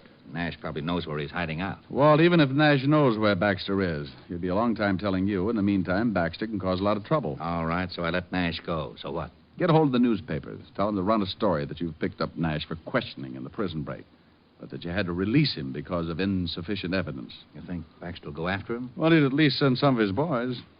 I think the girl was knocked off because she got out of line. You can bet that Baxter won't want Nash around for a witness. Okay. Gee, you're kind of making Mr. Nash a sitting duck, ain't you? Oh, I guess you'd say that, Mr. Miller. Now, why don't you come on down to the station with us and answer a few routine questions? Hey, I don't know nothing about this. That's what Mr. Nash said, but you can see what a liar he turned out to be. We went back to the precinct, and the garage owner was held for questioning. In the meantime, 2 men were sent to the home of William Nash, and the phone tapped. 2 other men took their places on a stakeout at the Red Dot Inn, another pair at the garage. The garage owner was cleared of any suspicion and told to go back to work, but warned not to say anything. About 4 in the afternoon, a call came over the hot shot at the 5th precinct. My name is Barton. I've just been robbed. Where are you calling from? I own the Rome jewelry store. 3 men came in and tied us all up. They stole over $100,000 in gems. Anyone hurt? My clerk, he's still unconscious. All right, what's the address? Corner of Wilmot and 21st Street. It looked like just a routine robbery at the time, so the robbery detail took over. Walt released Nash and called the papers. Around 4:30, Walt got a call from robbery. Levinson. Jennings, Walt. Those guys that held up the jewelry store over on Wilmot Street. The owner just identified one of the hold-up men, Tony Lughetti. Oh, thanks. Rick, Tony Lughetti, one of the guys that busted out with Baxter, has been identified as one of the hold-up men in the jewelry store. Now it starts. The gang had gotten away clean. No trace except a cab driver who spotted a green sedan in front of the jewelry store. 3 men in it. We waited. Levinson. Sullivan. Nash just got a phone call. Man said he wanted to see him for the payoff. Said to meet him at the place. Nash left the house. Fisher's tailing him. Right. Nash just left the house. Got a call. Let's go. We piled into the squad car and headed across town in the direction of Nash's house. A newsboy on the corner yelled the planted news of Nash's arrest, and the car radio told us what Nash was doing. Suspect just went into garage. We're parked across the street. Instructions. I'm about 2 blocks away. If he gets in his car, let me know. He's coming out, turning north on Chestnut. See him? There he is, Walt. We've got him, Jennings. We'll tail him. We followed Nash until he hit the outskirts of town. He drove for another good half hour, then pulled into a roadside eating place with a motel off to the left. This looks like it. Yeah. Drive past. We'll swing back. Nash is going into the diner. We'll walk up. Attention, all units. I'm at a roadside diner. The stop-a-while motel near it. Suspect just went into diner. All units proceed with caution. A whole bunch might be in that motel. Mm-hmm. I hope the boys get here before things start popping. You said it. We can't go in. Hey, there's Nash at the counter. See anyone else? Not from here. Let's walk over to the other side. Hey, Walt. What? Over there by the gas pump. Green sedan. Think it might be the robbery car? Nobody in it. Look, 2 guys coming out of the restroom. Yeah. And one of them, Tony Lugetti. Baxter's boys. I got a hunch Baxter's around. I got Tony's going in the diner. He's going in to pick up Nash. Probably going to take him for a ride. Let's take this guy before Lugetti comes out. He hears us. He's turning around. Police. He's going for a gun. You knocked him cold. Nice tackle, Rick. Vassar, 28. Here's his gun. I'll dump him in the car. Here come some of the boys. I'll wave them off. You get in the back of the car. Okay, I'll get in with you. I wonder where Baxter is. Can you look out that back window without being seen? Yeah. 2 more prowl cars pulled up. If the boys in the diner don't spot him. Nothing yet? No. Hey, here they come. Lugetti and Nash? Yeah, holy cow, the whole bunch. Is Baxter with them? Yeah, and 1, 2, 5 others. They've spotted the cars. They're headed for this car. You go out that side, I'll go out this. You're boxed up, Baxter. Look out, Rick!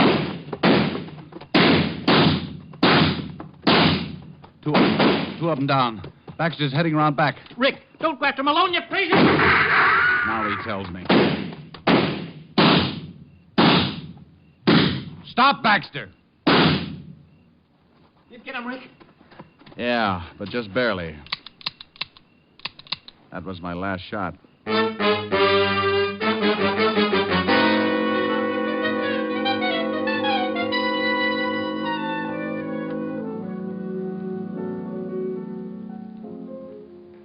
How was the dinner? Oh, if I'd eaten any more, I'd need a new belt. You gonna tell me what you did all day and why you were so late? Went for a long walk in the park. Oh, that's what I love about you. Gone all day. Come in smelling like a shooting gallery until you tell me you went for a walk in the park. Oh, no. I get it. Yes? Oh, Rick, you going to give me a routine, or do you want to hear about Baxter? Oh, Harold Appleknocker's tired. Let's have it. Lugetti's dying in the hospital. 2 of the other boys died on the way. The guy you tackled is singing all over the place, and Baxter will have a quiet funeral tomorrow. The others we got locked up. Your boys all right? One of them got it in the leg. Otherwise, okay. You were right about the girl. Baxter killed her because he was afraid she'd talk. Seems she had a beef and walked out. Baxter got worried. Nash was to get his tonight, just like you figured. Okay, Walt, thanks. I'll talk to you tomorrow. And thanks, Rick. Sure. Well? Well. Wanting to know if his boys were all right. Now, Rick, you've been doing something exciting, and I want to know about it. Honest, baby. The park's very dull in the afternoon. Want to go stir up some action in it now? Good mood. Rick, why do you lie to me? Oh. All right, come on. Oh, wait. We're forgetting something. I got to sing a song first. Oh, Rick, now that you brought it up, I want to go to the park. Well, this will only take a few seconds. You just pucker up and hold.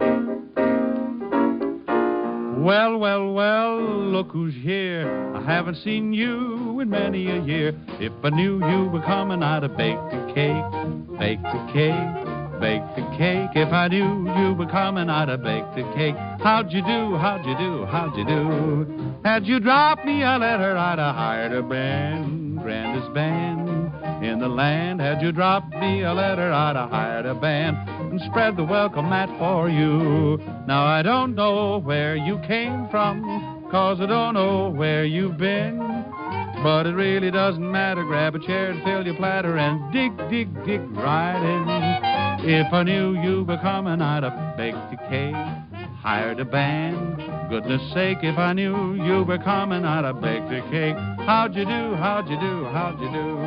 Now I don't know where you came from, 'cause I don't know where you've been. But it really doesn't matter. Grab a chair and fill your platter and dig, dig, dig right in. If I knew you were coming, I'd have baked a cake, hired a band. Goodness sake, if I knew you were coming, I'd have baked a cake. How'd you do, how'd you do, how'd you do? Oh, how'd you do, how'd you do, how do you do? Miles, still puckered? Mm-hmm. Think you can hold it till we get to the park? Now, you see, if you're patient, I always make it up to you.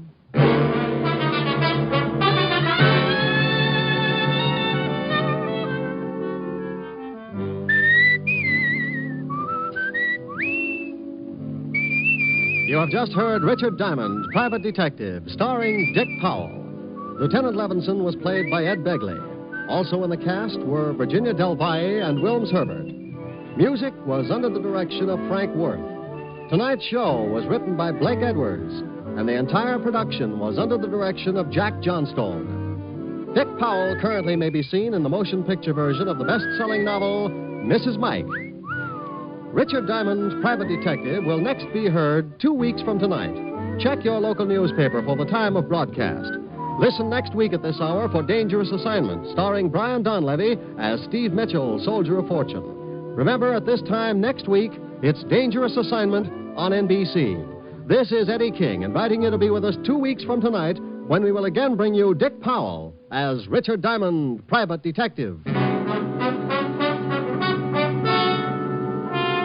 For all the family, try Father Knows Best tomorrow on NBC.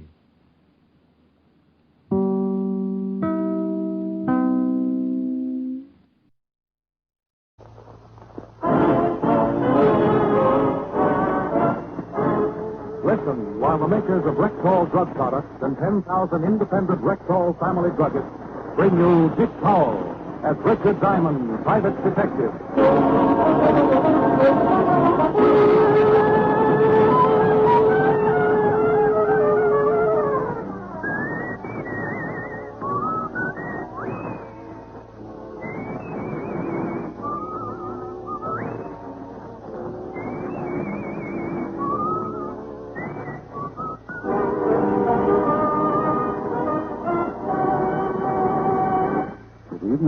This is your Rexall family druggist, speaking to you for the 10,000 independent druggists who have made the word Rexall part of our own store name, and who recommend and sell the 2,000 or more drug products made for the Rexall Drug Company. Like Rexall milk of magnesia, for example. Here's a milk of magnesia, so pure, so mild, so creamy smooth, and free from earthy grittiness, even children taste the difference. Ask for Rexall milk of magnesia at Rexall drugstores everywhere. And remember, you can depend on any drug product that bears the name Rexall. Good health to all from Rexall. Now your Rexall family druggist brings you another exciting half hour with Richard Diamond, Private Detective, starring Dick Powell.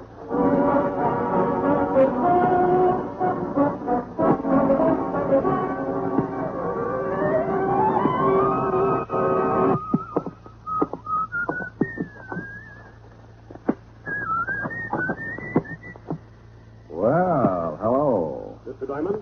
Well, depends on who you are and how you got in my office. I got tired of waiting in the hall, so I presented this scrum room with a $5 bill. So it cost you $5. $5 bill. So? My name's Roger Blake, Vice President of Intercontinental Indemnity in Bond. My company holds an insurance policy with... I don't know what you want, but doesn't a big company like yours have some pretty good insurance detectives? Yes, but none of them have been able to do any good. Oh, what's the problem? The jewels were stolen. That's a pretty good problem. The jewels were stolen from Mrs. Carter's safe some 3 months ago. Until yesterday, neither our men nor the police had a clue as to the thief. Thief? Only one? Only one that we know of. Last night, we got a tip that a certain man was responsible for the theft. That he knows where the jewels are hidden. Police been told? No, and for a very good reason. This man is being held in Havana, awaiting extradition this weekend. When he gets back, he's bound to serve at least 10 years, and we are due to pay off Mrs. Carter's policy by Monday noon of next week. And you want to know where he stashed the jewels before they put him away? Exactly. Well, now, let's see. This is Thursday. You haven't much time. Yes, we must hurry. It's reasonable to believe the jewels are someplace in Cuba. When they extradite him, he will leave and the jewels will remain behind. Oh, what's his name? William Carnes. Wanted in this state, 2 counts of forgery. Yes, that's the man. Now, what makes you think he knows where the jewels are? As I said, Mr. Diamond, a tip. My own source of information, and usually quite reliable. What do you want me to do? Do your utmost to find out where the jewels are before Carnes is extradited. When are they sending an officer down to pick him up? Today or tomorrow. You must beat them there. Well, then I'll have to get a tourist permit and ticket. You can take care of the permit this afternoon. As for the ticket, I have one here on the 6 o'clock train. Well, now, here, don't rush things. Maybe I don't like the job. I'll give you a $500 retainer now, and another $500 when you deliver the jewels. Oh, well, I'm always asking stupid questions. Several things to remember. My company wants credit for recovering the jewels. Of course. The police are not to be told, as they may cause delay. We haven't the time. Well, if this Mrs. Carter knows the jewels have been recovered, won't she be glad to give you an extension? No, indeed. She'd rather have the $800,000. Makes sense. Here's your return ticket. No, something else. If Carnes is taken away before you accomplish your mission, wire me at the Plaza in Miami Beach. If you have the jewels, fly to Miami, where I shall meet you. If you don't succeed, may return to New York, and the incident will be forgotten. If I get the jewels, I'm to meet you in Miami? I'm leaving on a vacation, and I would like to return with the jewels myself. As I said... Your company wants the credit. Exactly. He paid me in 5 crispy $100 bills and left the office, so I left also. When a man like Roger Blake walks in, offers me the total sum of 1,000 iron men to locate $800,000 in missing jewels, things start confusing me. I have a habit of putting myself in a prospective client's place and then asking the simple question, why? I decided if I were Mr. Roger Blake, I might gladly pay $1,000 for a chance at an $800,000 jackpot. I headed for the 5th Precinct Police Station to do some checking. Oh, hello, Rick. Hello, Murph. Where's Otis? In with the lieutenant. I'm taking over for the next couple of days. Taking over? What's the matter with Otis? Oh, he's leaving town tomorrow morning. Extradition job. Extradition job? Otis? Otis. Wouldn't by any chance be Cuba? Certainly would. How'd you know? Well, he can't be going down there to bring back a criminal. Gotta be about a gorilla or something. Somebody he can talk to. He in with the lieutenant? Yeah, go ahead. Let me know what you find out. Oh, what difference does it make? Who's going to believe it anyway? You don't have to speak the language, Hornhead. Somebody will be there to meet you. Oh, hello, Rick. Well, good afternoon, Lieutenant. How are you, Sergeant Loveloon? Como esta Puino, Michael? Oh, an accent from Old Castile. By way of explanation. Otis is going to Cuba. How did you find out? Murph told me. I'll have his badge. Outside of this office is to be considered nothing but an rumor. But I am going. Yes, you am. Walt.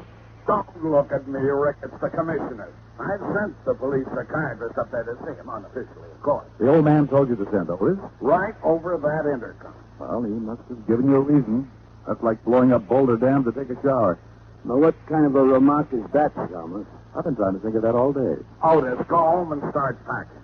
I'm packed. You just found out about it this morning. How can you be packed? Walt, a package of 10 cent, a gross of Blue Jay corn plasters, and his book on 301 things a bright boy can do. He's packed. Okay. You leave tomorrow afternoon. Go get your papers. Right, Lieutenant. Go. Who did you say he was going to bring back? William Carnes. You remember him. We got a tip he was hiding out in Cuba, and we had the authorities down there pick him up. They holding him in the jail in Havana? Yeah. Do me a favor, will you? Oh, I can. Check on a guy named Roger Blake. Supposed to be a vice president of a firm called Intercontinental in Bombay. Anything special? Oh, background, anything you can find out. I need it today. I'm sort of taking a little vacation myself, starting this evening. Yeah? Why don't you go along with Otis? Cuba's nice this time of year. You can help him keep his brains in one lump. Cuba sounds great, but you know me, Walt. Where would I get enough money to take a trip like that?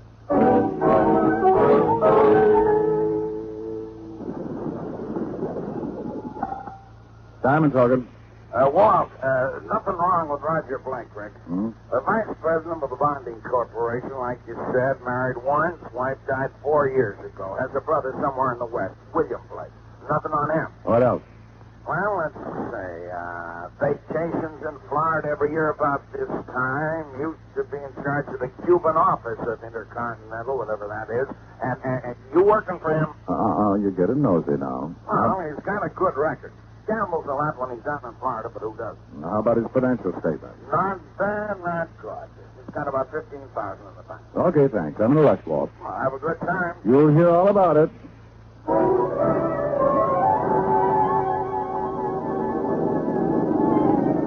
I grabbed my plane okay, and 6 hours later we dropped down for a landing at the Havana airport. I checked in at customs, and being able to habla enough Espanol, I got a tip-hungry cabbie to take me to one of the better hotels, $3 a night. I got a good night's sleep, and bright and early the next morning went over to the local Bastille. After not too much effort, I was able to visit William Carnes in his jail cell. Someone to see you, Senor Carnes. Well, I'm just making a new pot of tea. You can call when you are ready, Senor. Hello, Carnes. You the cop come down to take me back? No. I understand he won't be here until late this afternoon. Well, who are you? Seems to be no privacy even in jail. Name's Diamond. I'm a novelist. Oh, yeah? Yeah, I was in Havana, and I heard you were going to be extradited. I thought you might have an interesting story. I'll bet you did. I understand you're wanted for 2 counts of forgery. Oh, you do, huh? No story? No story. Okay, pronto, move, or I stick you again. I move. Hey, what's going on out there? I don't know. This is Senor Carnes' cell. Bueno, amigo. Bueno. This is his cell. What do you want? What's the idea of the knife? I want you out of this lousy jail, senor. The idea of the knife is to slit this pig's throat if you do not open your cell. You will open it now? See, I open it. He held the knife at the jailer's throat while the door was open. He was dressed in what used to be a white Panama suit. He stood about 5 feet 4, weighing in around 200. On his feet, he wore sandals that looked like he'd stayed up nights drilling holes in them. On top of his head, covering his shaggy black hair, was a straw hat, and stuck in his fat lip was a long black cheroot. Between the smell of garlic and cigar smoke, I began to feel what it might be like to come face to face with a billiards dragon. Senor Carnes, vámonos. Who sent you? Hey, friend. You go now, pronto. So look, fella, You go too, senor. If I had time, I would let everybody out. I don't get your angle, but I'm not squawking, okay? Thanks. Then, now, you get in the cell, jailer. Senor Diamond, you run us. That's exactly what I did. I don't dicker with a dirt. I had a .38 under my arm that could have caused a lot of trouble, but I wanted to try and tail Carnes. Knowing that the law was on the way to picking up, Carnes might just head for the jewels and try to get out of the country. I went out of that building like a homesick jackrabbit, and I lamped Carnes ducking into a building about halfway down the street. The sign over the door read, Eduardo's Havana Whistling Cafe. Made me feel right at home, so I slowed down to a sprint and went in.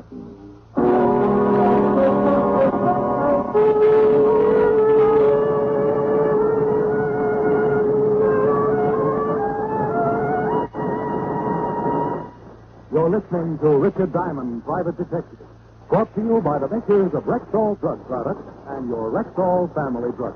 And here he is. Whenever warm weather rolls around, people start talking about air conditioning, and I start talking about the air-conditioned aspirin tablet. You mean Rexall aspirin? Exactly, ma'am. Well, why do you say it's an air-conditioned aspirin tablet? Well, it's the extremely low moisture content of Rexall aspirin that makes it break up so quickly.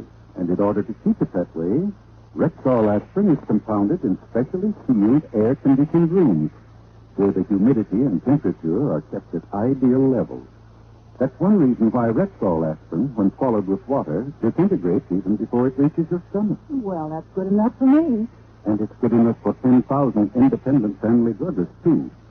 Quality like that is what we're talking about when we tell you can depend on any drug product that bears the name Rexall. Now now back to tonight's adventure with Richard Diamond, Private Detective, starring Dick Powell. The bar room in Eduardo's Havana, Brooklyn cafe was small and dark. Carnes was nowhere in sight, so I walked over to a long bar and watched the lazy bartender move slowly up the counter with a wet bar rag. Something for you, Mac? Yeah. You American? Yeah. So I got sold on siestas. Where did the guy go who came in here just before I did? I didn't see no one. Now, look. A guy by the name of Carnes just romped in here, and he didn't go back out the front door. Are you going to tell me where he went, or I'm going to fix it up so you take your siesta early? You know, friend, I got a bunch of bottles back here. Good. Line them up. I'll see if I can shoot the corks out. You win, Mac. Carnes went up to see Maria. She thinks in the evening. Go at the top of the stairs. I took off up the stairs like the V1 and didn't remember to knock at Maria's door. I went in, and there, standing in the middle of the room, was the best reason I could think of for upholding the good neighbor policy. Her south of the border, plus her north of the border. Wow, a gorgeous geography. Yes? Yes. Where's Carnes? Don't you think it would have been more polite to knock? Now, baby, I'm in a hurry. Sometimes I get so wound up I forget my manners. Now, where's Carnes? I don't know who you are talking about. Where did he go? Who, senor? Honey, now listen. I just had trouble with a bartender. He said Carnes came up here to see you. Okay, now I got you. I still need Carnes. So shall I start convincing you too? How do you propose to convince me? Well, right now, time's important. $500 worth fitting. For 5 C's, I might even become a bully and start twisting arms. I'm not going to tell you where to find Carnes. But as much as it hurts me, I'll have to twist your arm. You're not twisting very hard. Oh, well, my mind was on something else. My leg? No, it was about that $500 I was going to get for bringing in Carnes. Yes. I really don't need all. No? No. You like Carnes a lot? You're the best one around. Oh. Why? Oh, I could get along on half of the 500. I could get along on a lot less. Will you come back? Where can I find Carnes? You could leave the 250 now. Just to make sure you come back, of course. I could leave 100 just to make sure you give me the right address, of course.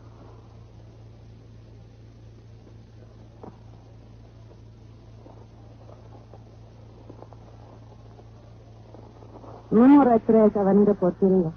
Thanks. Forget the 100. I trust you. When you come back, you can bring everything. I may be bald. I think my hair just caught on fire.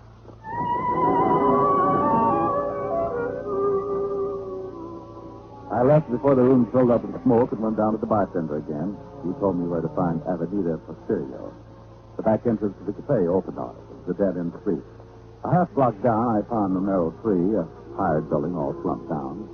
I quietly tried the door. Finding it locked, I knocked so quietly, braced myself against the far wall, and took off like an erratic car driver. I had to make it full the first time I hit it. It did, and I crawled in just in time to see Carnes dive for a dresser drawer. He stopped cold, and he saw the 38 in my hand. Okay. Don't shoot. All right now, Happy Fingers. I won't unless you get too frisky. For a rider, you're carrying a funny tool. Yeah, and it writes in lead on all 6 cylinders. Where's the stuff? Now get with it. You know about... Yes, I know about the jewels. Come on, now give. Well, can't we make a deal? There's $800,000 in hand. See? Right here in the depot. You can get at least $500,000 at a cent. And 250 is yours. Oh, my itching palm. What did you think that to happen to me?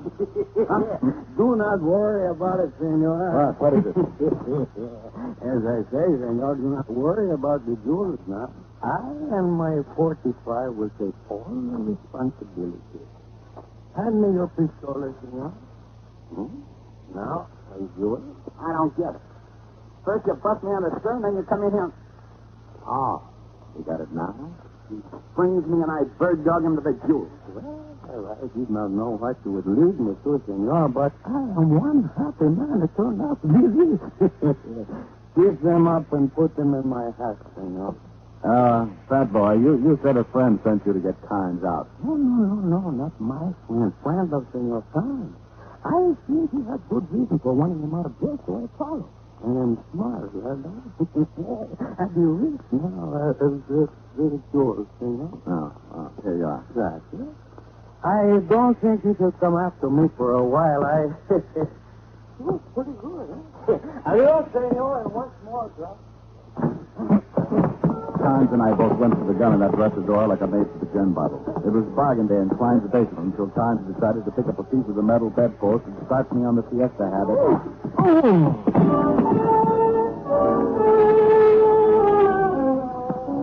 When I finally came around, well, I'd done it. Well done. I'd lost the $800,000 in jewels, William Carnes, and enough blood from my scalp wound to make a vampire to a shotty. I stumbled out of the building and put in a call to the plaza in Miami. Before I could shake a maraca, Mr. Roger Blake was on the pipe. Yes? Mr. Blake, this is Diamond. Yes, Diamond. I was in touch with the party you sent me to see, and he took me to the item you wanted me to get hold of. Well? A big bundle of garlic, speaking broken English and carrying a pistol is now in possession of the item. You mean you had and you let someone take them away from you? Yes. There's something bothering me. I want to know who gave you that tip. Maybe they tipped the Cuban wino who swiped the item from me. That way I can locate the guy and maybe still earn my other $500.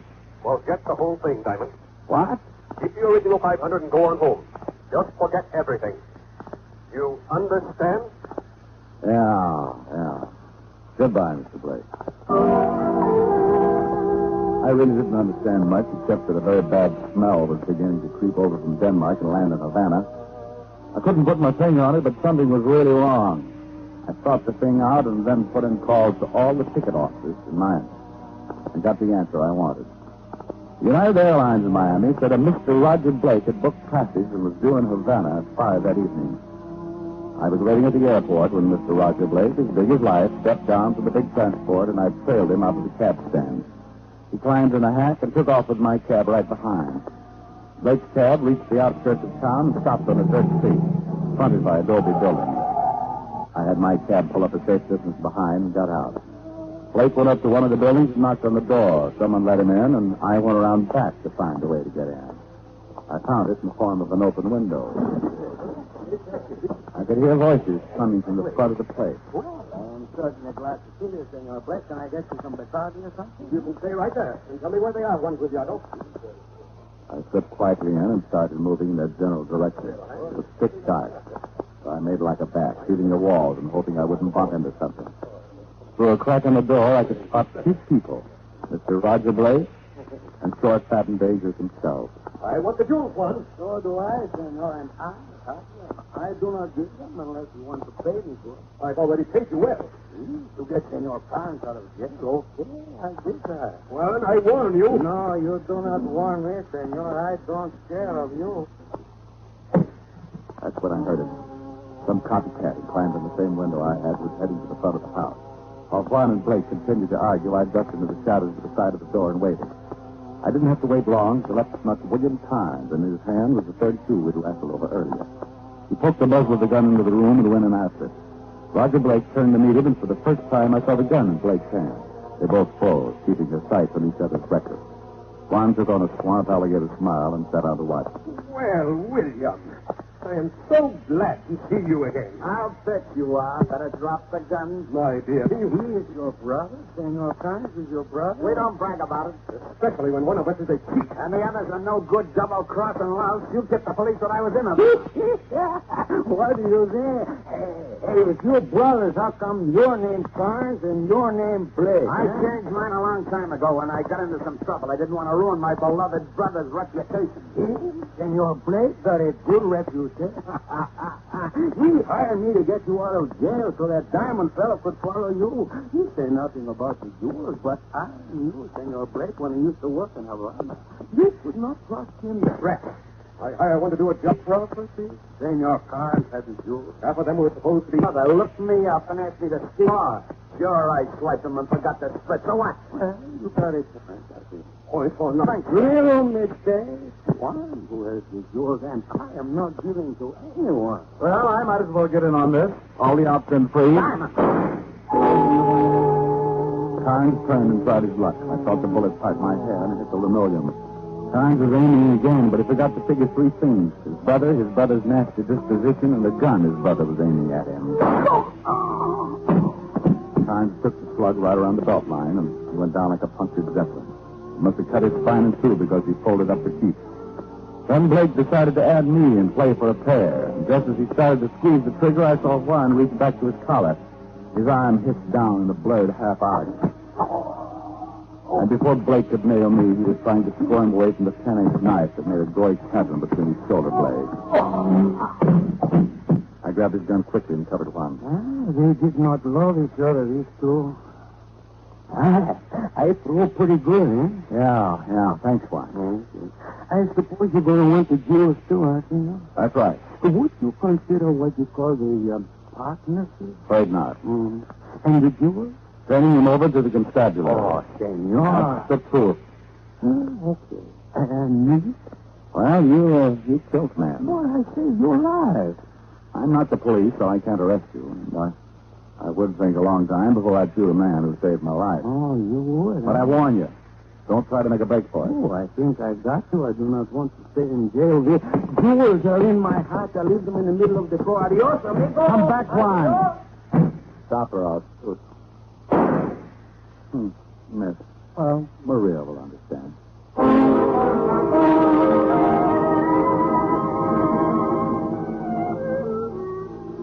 I found the phone and explained the whole situation to the local chief of police, who was just leaving to meet one Sergeant Otis Loveloon, arriving on the 7 o'clock plane from New York. I ducked out because in my blood was the call of the wild goose, and in 20 minutes I was sitting in Maria's room over the cafe. I'm glad you came back. I didn't get that extra 500. Oh, then I'm really glad. Because you must have come back just because you wanted to see me. Well, yes, that had something to do with it. You like me to play to you? Oh, sure. Love it. Oh, love it.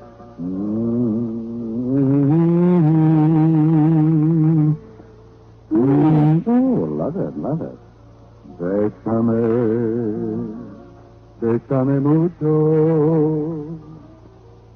Each time I cling to your kiss, I hear music divine.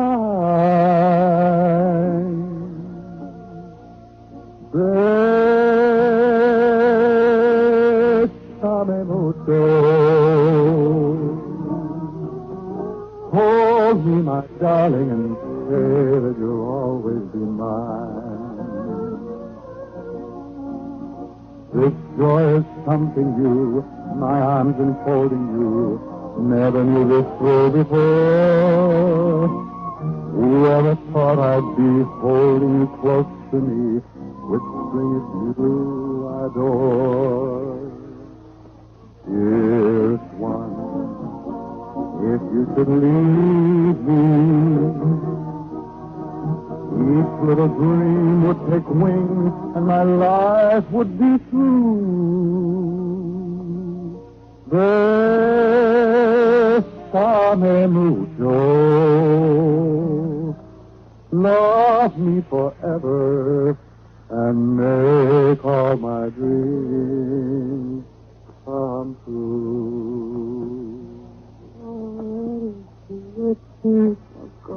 Oh, well, it's, you know.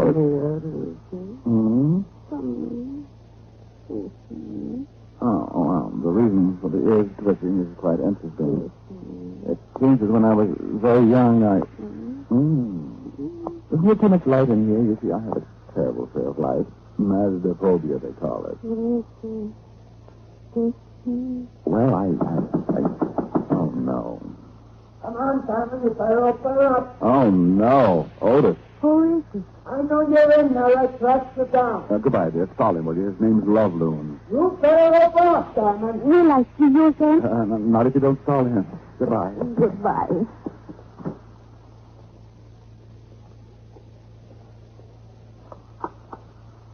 Yes. Now, look, I don't... Come in. Well, I don't... Come in.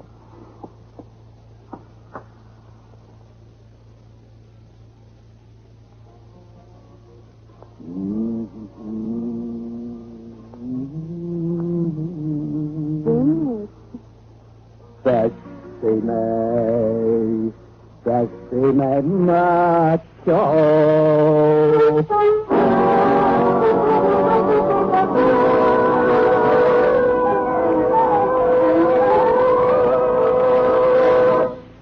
Dick Powell will be back in a moment. But now, once more, here's your Rexall family druggist. In a recent nationwide survey, American mothers agreed that every family medicine cabinet should contain a reliable, all-round mouthwash, gargle, and breath deodorant. And millions of homemakers choose Rexall MI31 to fill that need. Full-strength MI31 kills contacted germs in a few seconds, yet will not harm delicate membranes of the mouth and throat. Ask for Rexall MI31 at Rexall drugstores everywhere. And remember, you can depend on any drug product that bears the name Rexall.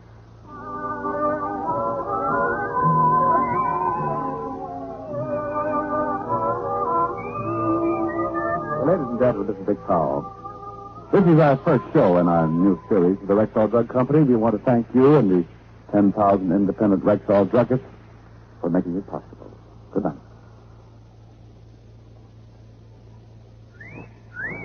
Hiya, beautiful. Get lost, Bristlepuss. You need a shave. But I have shaved. What else do you want me to do? Silly boy, she wants you to go Stag. Go Stag? But why? Because Stag is Rexall's exclusive line of men's good grooming aids. Like Stag brushless shave cream. No fuss, no massage, just smooth it on and presto, you get a clean, close shave. Your face stays smooth and whiskerless all day long. I'll do it. I'll go Stag. That's it. Join the Stag line now at Rexall drugstores everywhere. Yes, to make girls care. Go Stag. This is NBC, the National Broadcasting Company.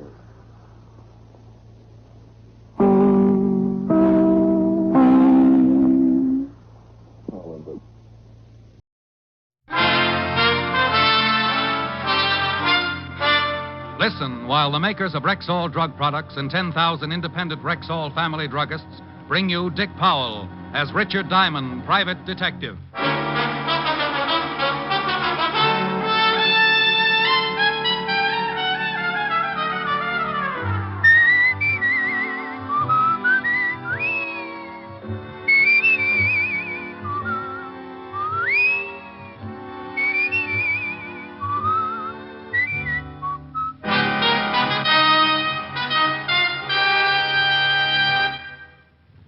Good evening. This is your Rexall family druggist, speaking to you for the 10,000 independent druggists who have made the word Rexall part of our own store names, and who recommend and sell the 2,000 or more drug products made by the Rexall Drug Company.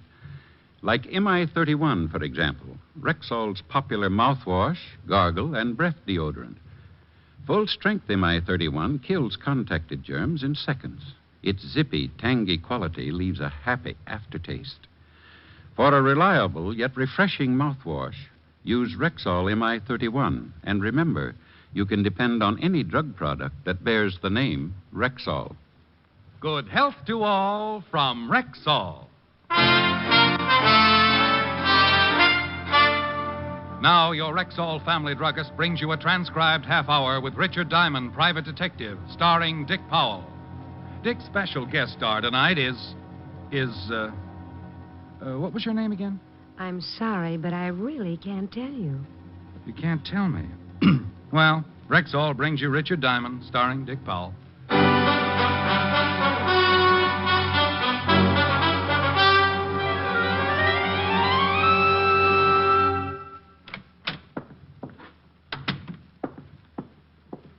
Well, morning, Mr. Diamond. Morning, Charlie. Now, fix me something, will you? Like that, huh? You look pretty good. Oh, you should have seen me when I got up. Both my heads were hissing each other. I'll fix you my special. You snap right out of it. Well, take it easy. I tried snapping out of it this morning and scattered myself all over the room. You relax for a minute. Just getting to work? Yeah. Helen gave a party last night. I think it turned out to be the finals of the roller derby. Ever swallow a roller skate, Charlie?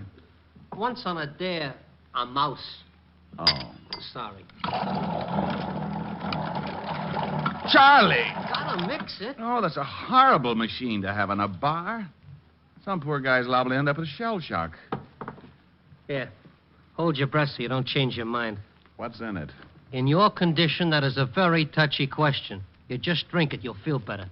Okay. No fudging all the way. Charlie. All the way? What are you, chicken?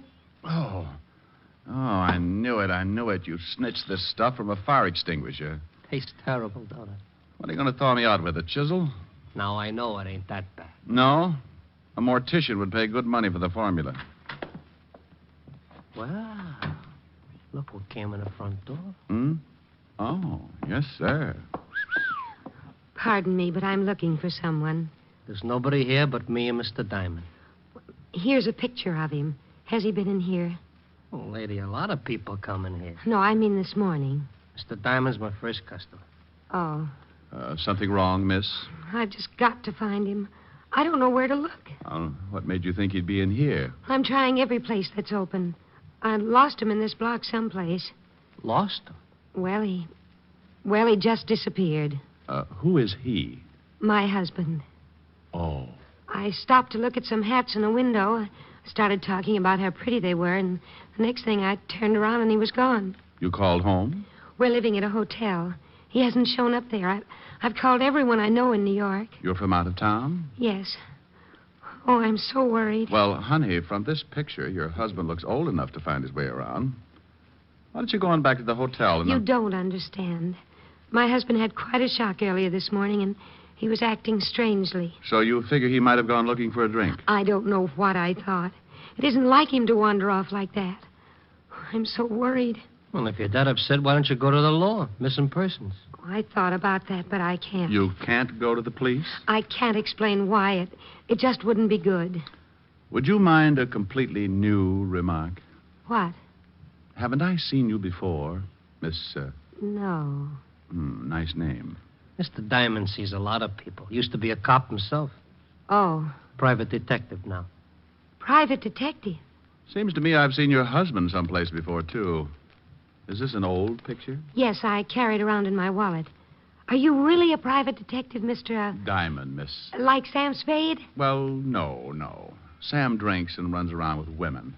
I lead a rather sheltered life. Steady, Charlie. Mr. Diamond, I'm really frightened. I'm sure something awful's happened to my husband. Will you help me? I might, if you tell me two things. What are they? Why you can't go to the police, and if you can afford $100 a day in expenses. Oh, I can afford the money. You should have answered the first question first. Now I'm almost tempted to forget the last one. But I can't go to the police. Dear, when people can't go to the police, it worries me. Your old man got a record or something? A record? Well, I've seen both of you someplace.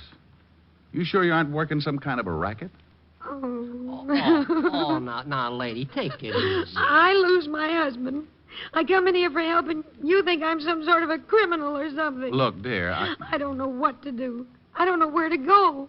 I don't want to go to the police, and it has nothing to do with breaking the law. Shame on you, Diamond. Here, lady, here's a handkerchief. Thank you. Look, I'm sorry. No, you're not. You're terrible. Oh, please. Look, I'm in pretty bad shape myself. Okay, I'll help you. Wonderful, Mr. Diamond. Where can we talk? Hey, she turns him off like a hydrant. You'll help me? Oh, yes. $100 a day in expenses. Certainly. Get her. Yeah. You sure you didn't dip into one of Charlie's specials? I don't drink. This isn't drinking. It's like diving into an active volcano. Where can we talk? One of the booths. Good. I don't want anyone else to know about this. You mean after this build-up, I ain't even going to hear what it's all about? Come on, dear. Oh. Relax, Charlie. Have one of your specials. Who knows? You may be the first one to reach the moon. Is this booth all right, Mr. Diamond? Just fine. Now sit down, dear, and tell me all about it. Well, there's really not much to tell. I took my husband to an appointment this morning. What kind of an appointment? I can't tell you. And you can't tell me your husband's name? No. Not even his first name? Well, I guess I could tell you his first name. It's Richard. Richard? Yes. You can't tell me any more? No. You want me to find him, and you want me to trust you? If you will. Will you trust me? Yes. Then I'll try and find Richard, but I'll need some help. I'll try. No, please. I'll need some outside help. Who? A policeman. Oh, no, I told you. And I told you. You want me to trust you? Okay, that's what I'm going to do, but you got to trust me, too. But the police... If you and your husband aren't in trouble with the police, you got nothing to worry about. But the police... Not the police, a policeman. One man. But he'll find out why Richard disappeared. Well, don't you want to know why? I know why, but I don't want anyone else to know why. You don't want anyone else? You know why, but you... Oh, don't let me do this to myself. I just want to find him. Okay. I promise the policeman won't say anything.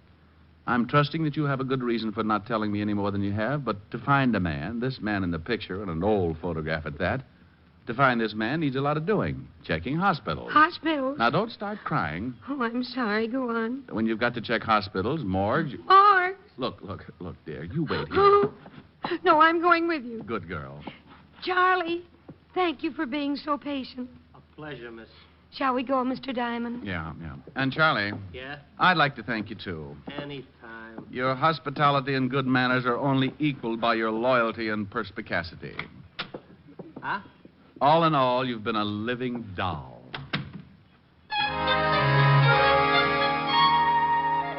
Being a person who lives out in left field most of the time myself, I realized that these little disturbances in my life were pretty average.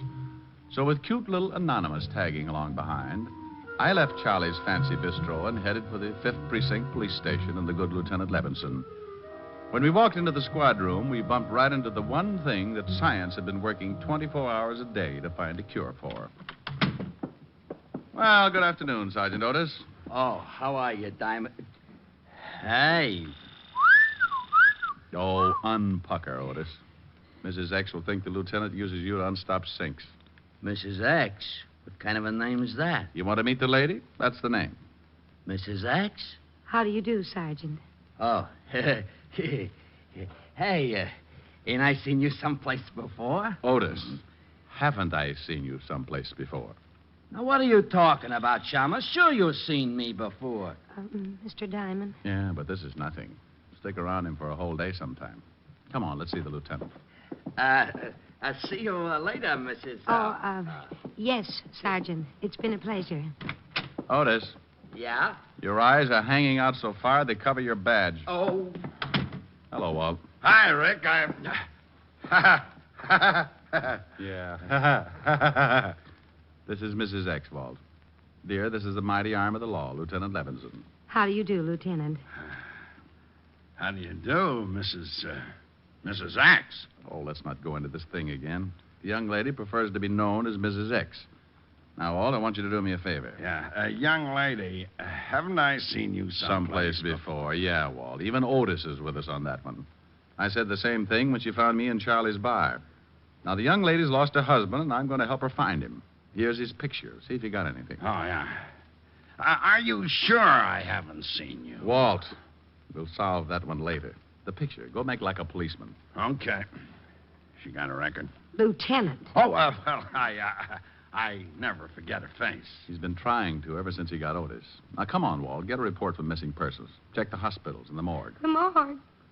Lady, please. It's a habit. Honey, we got to do these things just in case. But you think he's... Give me that picture. Lady, please. Now. What's your husband's name? She can't tell you that, Walt. What do you mean she can't tell me that? I can't. Now, you look, Diamond, if this is one of your... His first name is Richard. Richard what? That's something I really can't tell you. I wouldn't have told Mr. Diamond the Richard part, but it just sort of slipped out. Now, wait, what are you two trying to do to me? You come in here and ask me to locate this guy in the picture, and you won't even tell me his last name? Look, Walt, I promised you'd do me the favor without the questions. The young lady seems to have a very good reason for not wanting to give her name or her husband's. Now, all I want you to do is check the morgues. What's the matter with her? She wants her husband. Yes, I want my husband.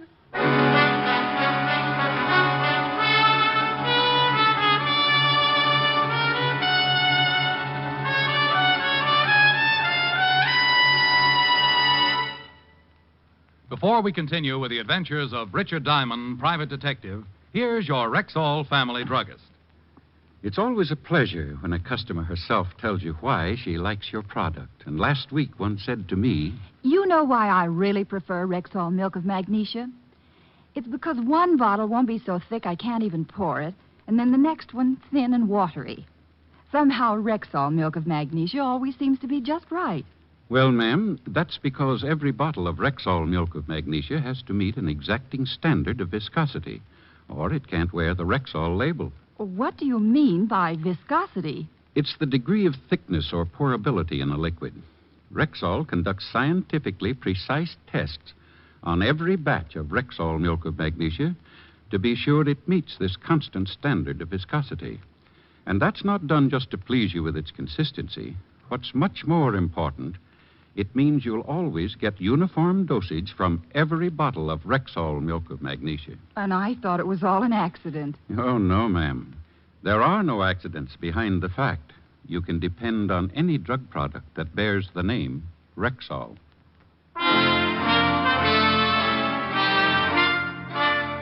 And now back to tonight's adventure with Richard Diamond, Private Detective, starring Dick Powell.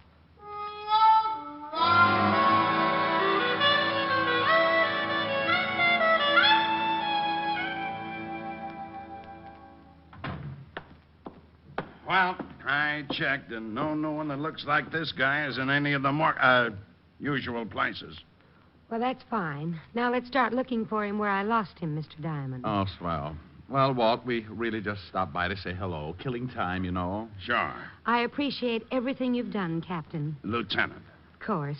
Thank you very much. But now Mr. Diamond and I have to go and find my husband. Richard. Yes. I think you'd better wait a few minutes. What for? Yes, we've got to hurry. I've got to find my husband before the 8 o'clock plane leaves this evening. You're leaving tonight? You didn't tell me that.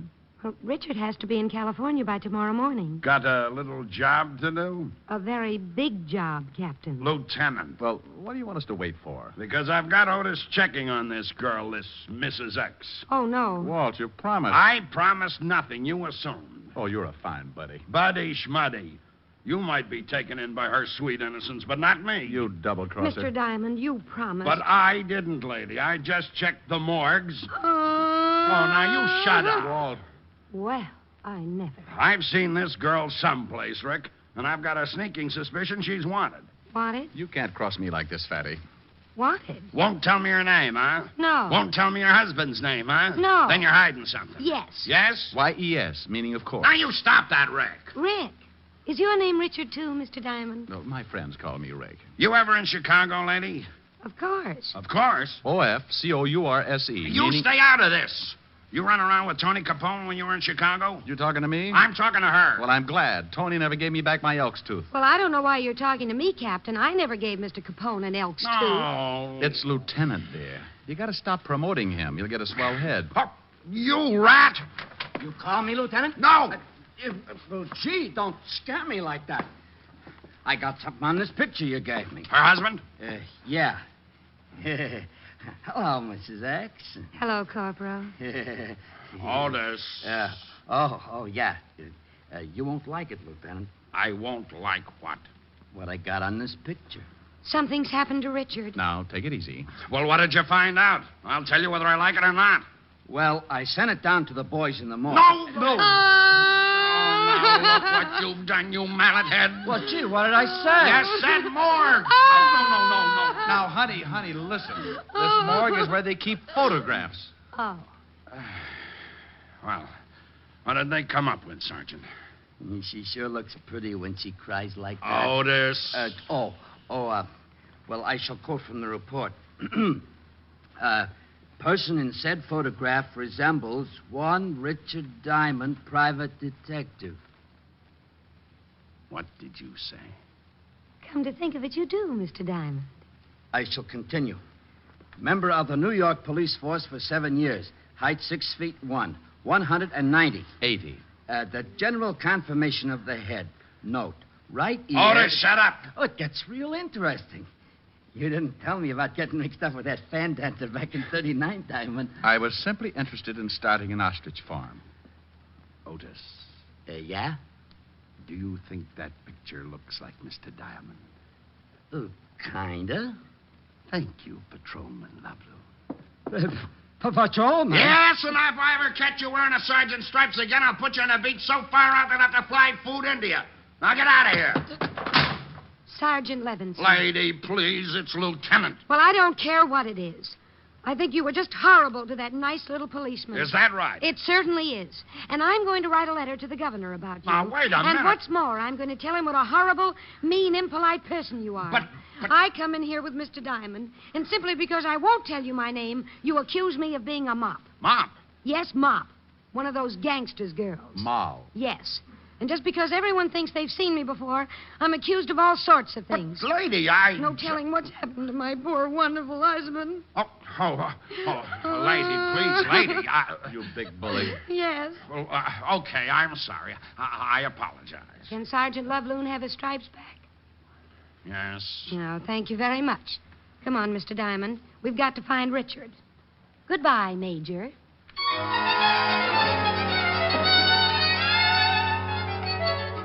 Well, I was in it up to my neck. Any other time, a client like Mrs. X would have scared me right into 4 months of hibernation. But she was such a cute little screwball that I just had to go along with it. We took the picture that looked something like yours truly and started making the rounds.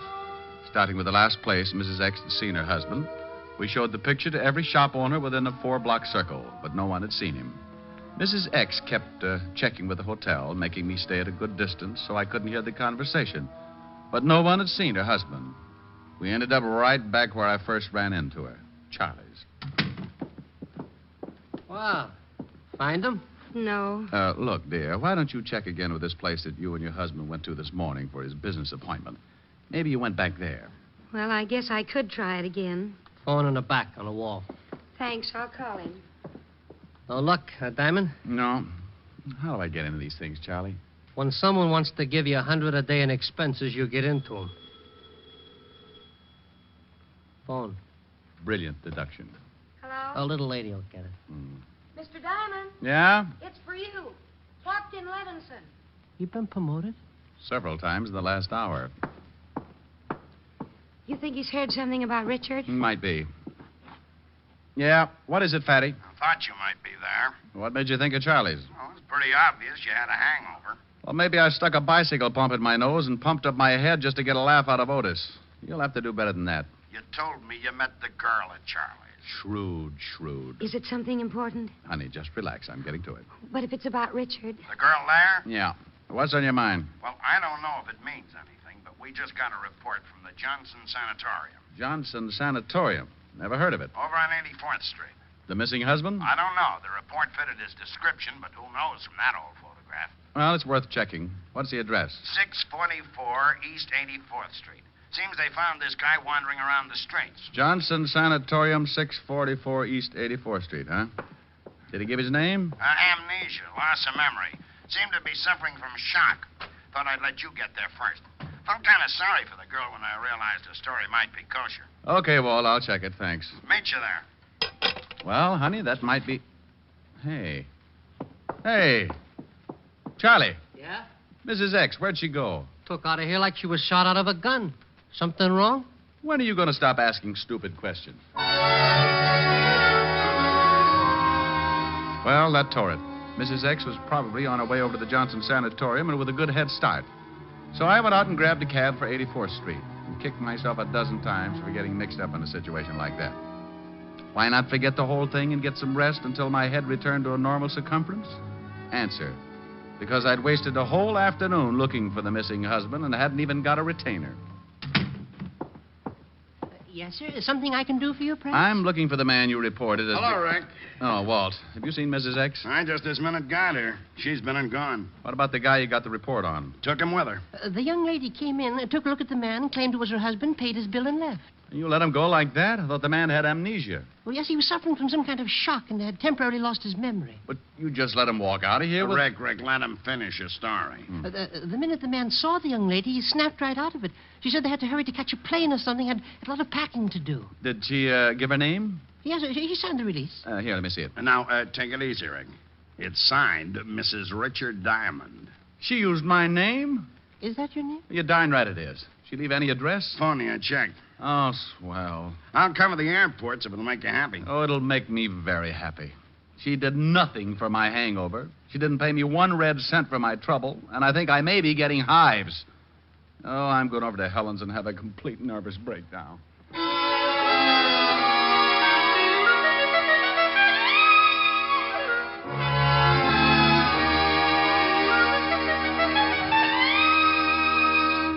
How do you feel now? Oh, I'm all right, Helen, dear, but my ulcer's just had a parade. Any word from Walt? No. Miss Helen, Yes, what is it, Francis? a young lady at the door for Mr. Diamond. I'll get it. I'll bet you will. Wow. Hello, Mr. Diamond. Now, look, I've got something to say to I can't you. stop to talk. My husband's waiting in the car, and we have to catch a plane. Now, you look, I want to thank you very much for all you've done, and I want to apologize for running out on you. But your husband... He's fine, thank you. He just lost his memory for a while. Now, I'm not gonna... I haven't got time to tell you anymore. We've got to catch a plane. But you... Oh, I said that. Here's an envelope. But I... It explains everything, and there's something in it for you. But you can't... And here's something else because you've been so wonderful. But... I hope if you ever get to California, you'll look us up. Goodbye, and thank you again for everything. You're wonderful. Bye.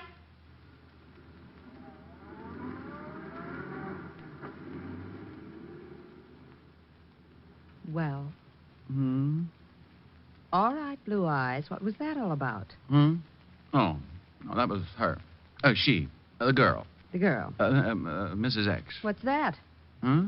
Oh, it's an envelope. Said it would explain everything. I hope it does, especially that fond farewell. Oh, that. She was just being grateful. Yeah. Go on, open the envelope. Pardon, Miss Helen. Now it's the phone. Lieutenant Levinson for Mr. Diamond. I better tell him about the girl. You'd better read what's in that envelope. Hello, Walt. Rick, that dame phoned Otis. Asked where she could find you. Oh, that's how she found the place. Yeah, the melonhead told her you might be over at Helen's. Gave her... She's been there? Just left. And she left an envelope that she said would explain everything. Well, what did it say? I haven't read it. Well, read it. I want to know what this is all about. So does Helen. Well, Well, $500. the explanation?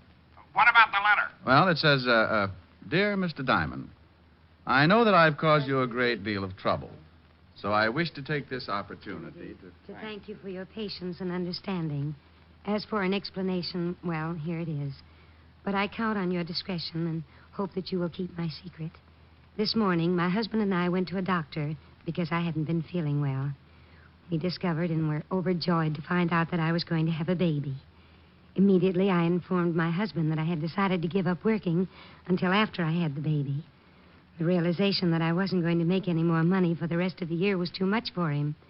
The shock made him lose his mind, and he just wandered off. Although he has recovered his memory, the thought of having to support us both for the rest of the year has left him nervous and despondent. So I'm taking him back to the coast to the family psychiatrist. I wish to thank you from the bottom of my heart for all your kindness and help. Signed, Sign who? Rick! Helen, what's wrong? He's fainted. What? He looked at the signature on the letter and just flopped over. Well, what about the signature? It's signed June Allison.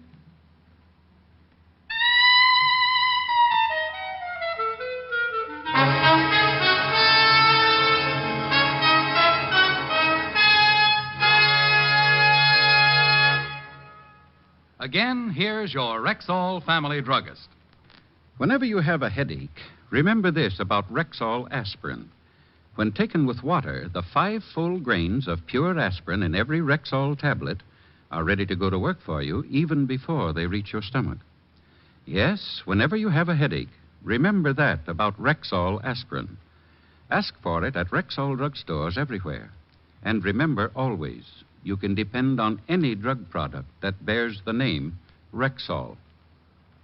Good health to all from Rexall.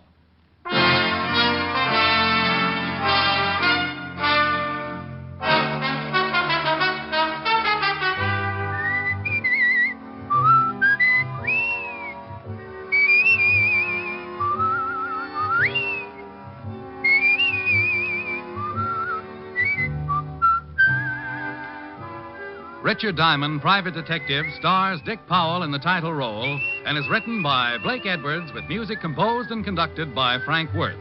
June Allison appeared through the courtesy of Metro-Goldwyn-Mayer and will soon be seen co-starring with Dick Powell in the MGM motion picture Right Cross. Featured in tonight's cast were Virginia Gregg, Ted DeCorsia, Wilms Herbert, and Bob Sweeney. Richard Diamond, Private Detective, was transcribed in Hollywood by Jaime Del Valle. This is Bill Foreman inviting you to be with us next Wednesday at this time when we will again bring you Dick Powell as Richard Diamond, private detective.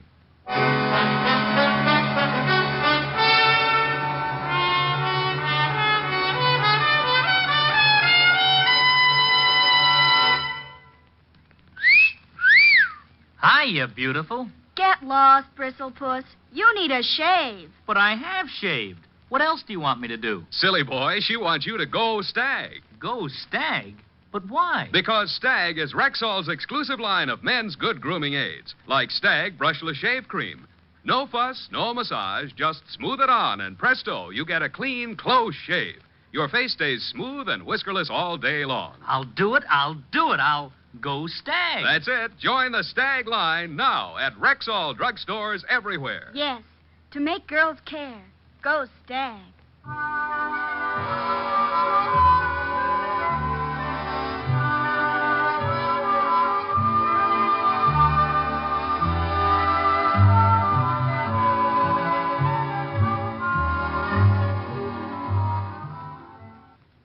Bill Bendix leads The Life of Riley again Friday on NBC.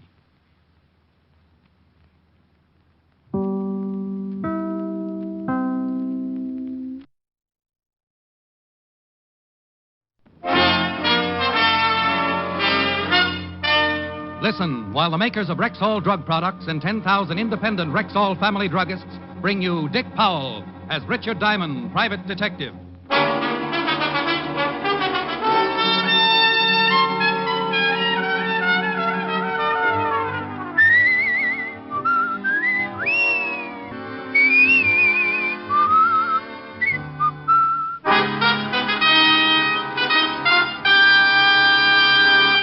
Good evening. This is your Rexall family druggist speaking to you for the 10,000 independent druggists who have made the word Rexall part of our own store names and who recommend and sell the 2,000 or more drug products made by the Rexall Drug Company. Like Rexall MI31, for example, America's popular all-round mouthwash, gargle, and breath deodorant. Full-strength MI31 kills contacted germs in a matter of seconds, yet will not harm delicate membranes of the mouth and throat.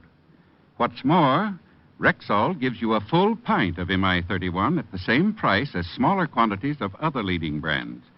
Ask for Rexall MI31 at Rexall drugstores everywhere. And remember, you can depend on any drug product that bears the name Rexall. Good health to all from Rexall. And now your Rexall family druggist brings you transcribed another exciting half hour with Richard Diamond, private detective, starring Dick Powell.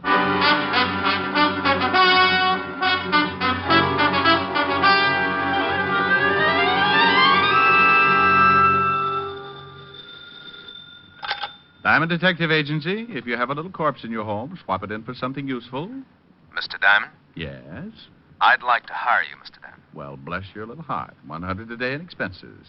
My name is Raymond R. Waldron, attorney at law. Would you mind coming right over to my office? Will you have a retainer ready? By the time you get here. Where is here?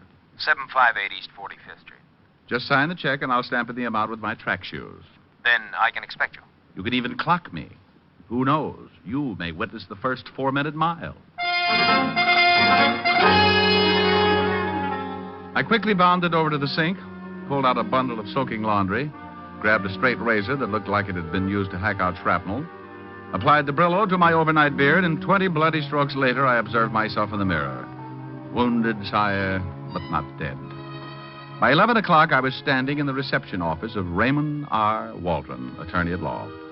I looked for the secretary, but none was to be seen. Then the door of Mr. Waldron's inner office opened, and a man about 6 feet tall, sporting a heavy black beard and thick horn-rimmed glasses, stood facing me. I suppose you're Mr. Waldron? Yes. Take this chair, if you will. Thank you. Now, what's your trouble? Oh, not mine. My client's. You see, I'm supposed to give you $100 as a retainer until you speak with my client this evening. Before you wave the bills around, tell me something about your client. My ethics get so double-jointed when someone shows me money. My client is a she. Well, you certainly present the beginning of an interesting argument. Her name is Miss Mary Bellman. Miss? 28, blonde, Showgirl. Very attractive. So she killed 30 members of the volunteer fire department. I like tough cases.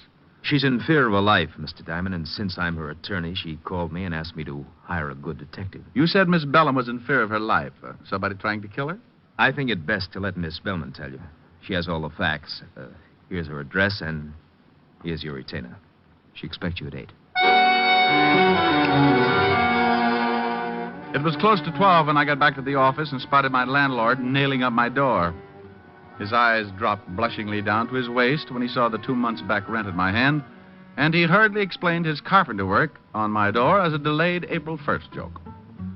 I paid him off as the last board fell and then left the building and went to my flat on 53rd Street to take it easy until that evening. By 7:30, I was dressed in my best suit, the gray one that stands out from the rest because the rest are one brown gabardine that even a starving moth would gag on. Suddenly, I remembered my dinner date with Helen. So I put in a fast call and told her butler, Francis, that I'd be a little late. Then, promptly at 8 o'clock, I walked up to the door of Miss Mary Bellman, prospective client.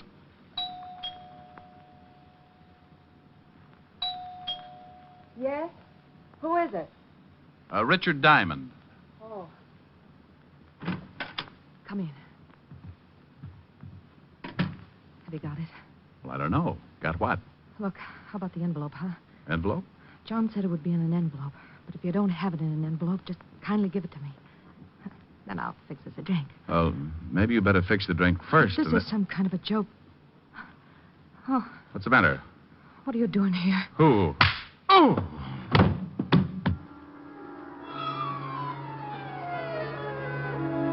Everything happened so fast, I didn't even have time to guess what it was all about. Someone belted me with the Chrysler building, and I went down like a loose ski in a snowslide. As I hit the floor, I felt a pair of hands pull open my coat and relieve me of my .38. The floor fell away, and I dropped into a deep black pit that smelled something like a dirty carpet. When I finally came around, it was like squeezing myself out of a starched diving suit. I got my eyelids apart, and there, standing in front of me, were 2 very good reasons for wanting to go right back to sleep. Oh, he's coming around, boss. Good.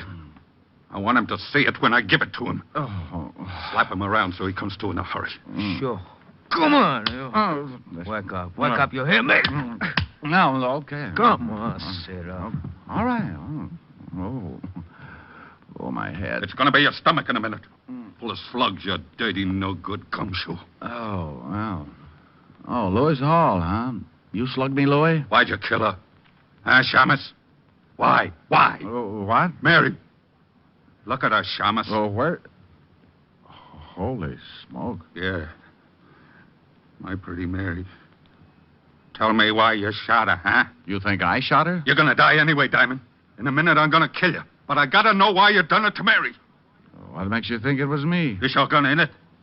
You got an empty shoulder holster. Well, that's your gun, ain't it? Yeah. Sure. Well, this is a gun which shot Mary. 1 slug gone. See, the slug's in her. Oh, you got the wrong boy, Hall. Oh, knock him off, boss. He's lying. He done it. Shut up. Oh, sure. I killed the girl, then slugged myself, hoping that someone would come in and pin it on me. Boss, I think you're the... Yeah. Anybody in there? What's that? The U.S. Marines. Keep it quiet. Okay, Otis, use your pass key. If that doesn't work, use your head. Okay, Lieutenant. Lieutenant, the cops. Come on, Tony. We're getting out of here. Great, but what about the Shamus? I don't want to knock you off if you didn't do it, Diamond, but I'm going to find out. Then maybe we talk more. Oh, let's go. Right, out the back way. You mallet head, you've tried everything but your button hook. Well, I guess maybe we better bust it in, huh? Okay, give me a hand. Put your shoulder against the door. Now, 1, 2... Hello, Walter. Diamond, what are you doing here? I came to see a client. We got a report on the homicide. Where is it? In the other room. Take a look, Otis. Yes, sir. How did you get mixed up in this, Rick? That's a pretty good question. Lieutenant, Yeah? it's a dame. It's the dress and high heels. He spotted them right away. Who is she? Name's Mary Bellman. Hey, who called you to come over? I don't know, but we traced the call and it came from a phone booth right next door to this building. How long ago? 8:15. Right after I got slugged. You got slugged. Thoroughly.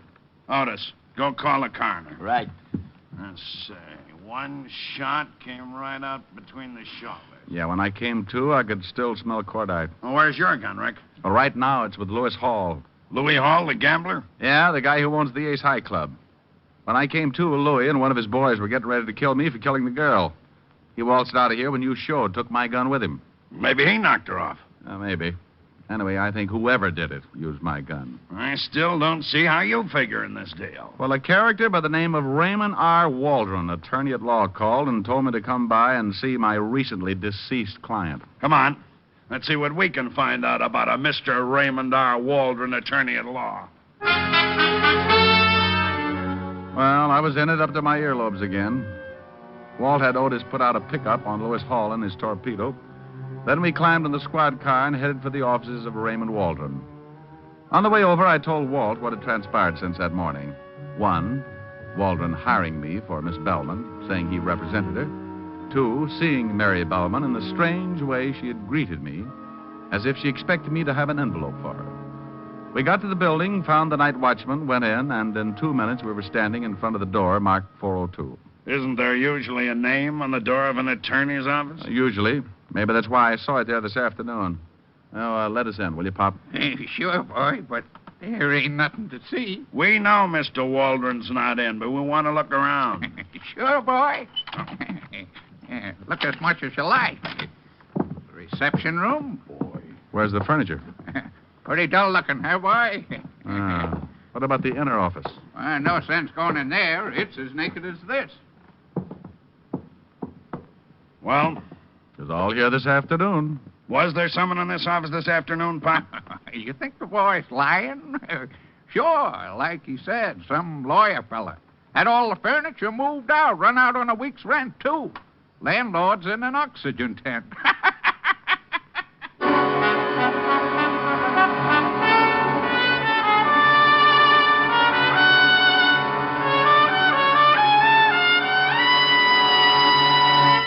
You're listening to Richard Diamond, Private Detective, brought to you by the makers of Rexall Drug Products and your Rexall family druggist.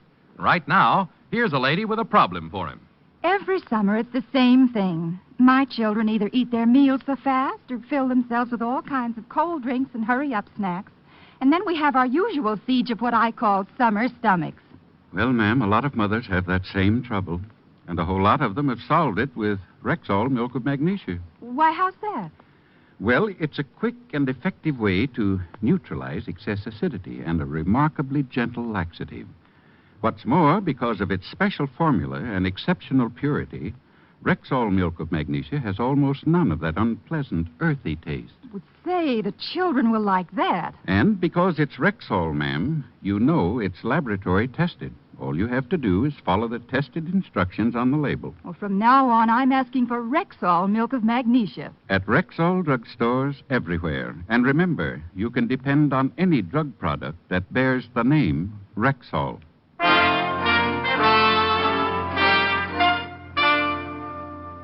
And now, back to tonight's adventure with Richard Diamond, Private Detective, starring Dick Powell. Well, Mr. Raymond R. Waldron had skipped, furniture and all. We thanked Pop, went downstairs, climbed into the squad car, and Walt checked in with the precinct. He put a tracer out on Waldron and learned that Lewis Hall and his henchmen were yet to be found. The coroner's report of the dead girl, Mary Bellman, confirmed the obvious. Death by a .38, the slug having been found in the wall. Ballistics had a full report and were waiting for the gun to show up. It was 6-2 and even that Louis Hall still had it and that it was mine. On the way over to Hall's nightclub, Walt told me that Hall had been going with a girl named Willis, Jean Willis. And he was a little surprised when I told him of Hall's recent interest in the late Mary Bellman. It seemed that Jean Willis and Louis had been an item for nearly a year. In fact, she was working as a headliner in his nightclub.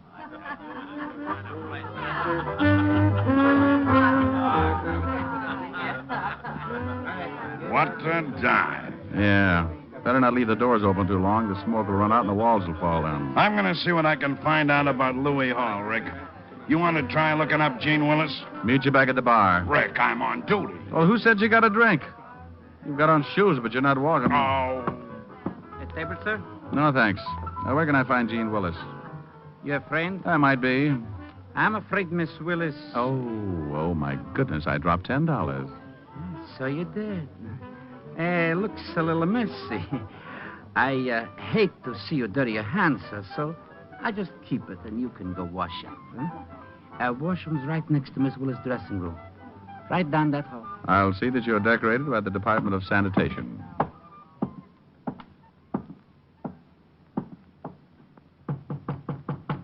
Who is it? Hey, who are you? Name's Diamond, honey. I'm a private detective. Good for you. I hope you're happy in your work. Now beat it. I'm looking for Lewis Hall. He's out. Down the street somewhere. Having your initials tattooed on the soles of his feet, no doubt. Look, wiseacre, blow or I'll yell and have a couple of boys show you the fastest way out of here. Honey, before you do, I think there's something you ought to know. Yeah? What? You open that pretty mouth of yours and you may end up swallowing a fist. Oh, yeah? You know a Mary Bellman? What? Know her? Yeah, she works here. She ain't showed up tonight. Something happened to her? What makes you say that? Wishful thinking. Oh. You used to be Louis Hall's girl, didn't you? Yeah, until she came along. Now, look, what is this? What's going on? What do you want Louis for? You really don't like Mary Bellman much, do you? Yeah. She's all right. What would you say if I told you someone put a bullet in her tonight? What? Where's Louis, Jean? Somebody took care of the little... Well, what do you know? Good. If Louis did it, I'm real happy. Because he found out what kind of a... No. I don't know where Louis is, and if I did, I wouldn't tell you. Now get out of here. Okay. But the law may be around to see you. Dandy. Now beat it. Do me just one favor, will you, Jenny? What is it? Don't move. I want to remember you just as you are. Why, you crummy... You moved. Well, I went back to the bar just in time to see Walt look around the room like a shoplifter on bargain day. Then he slipped the bartender a bill and donned a stiff belt with the speed of an alcoholic 30 seconds before prohibition was to set in. Good evening, Lieutenant. That was a dirty trick. I just saw the girl got nothing but a fast shuffle. I couldn't find out anything about Hall or his boy either. Now, get your breath and let's get back down to the station and think about this thing. Let's go.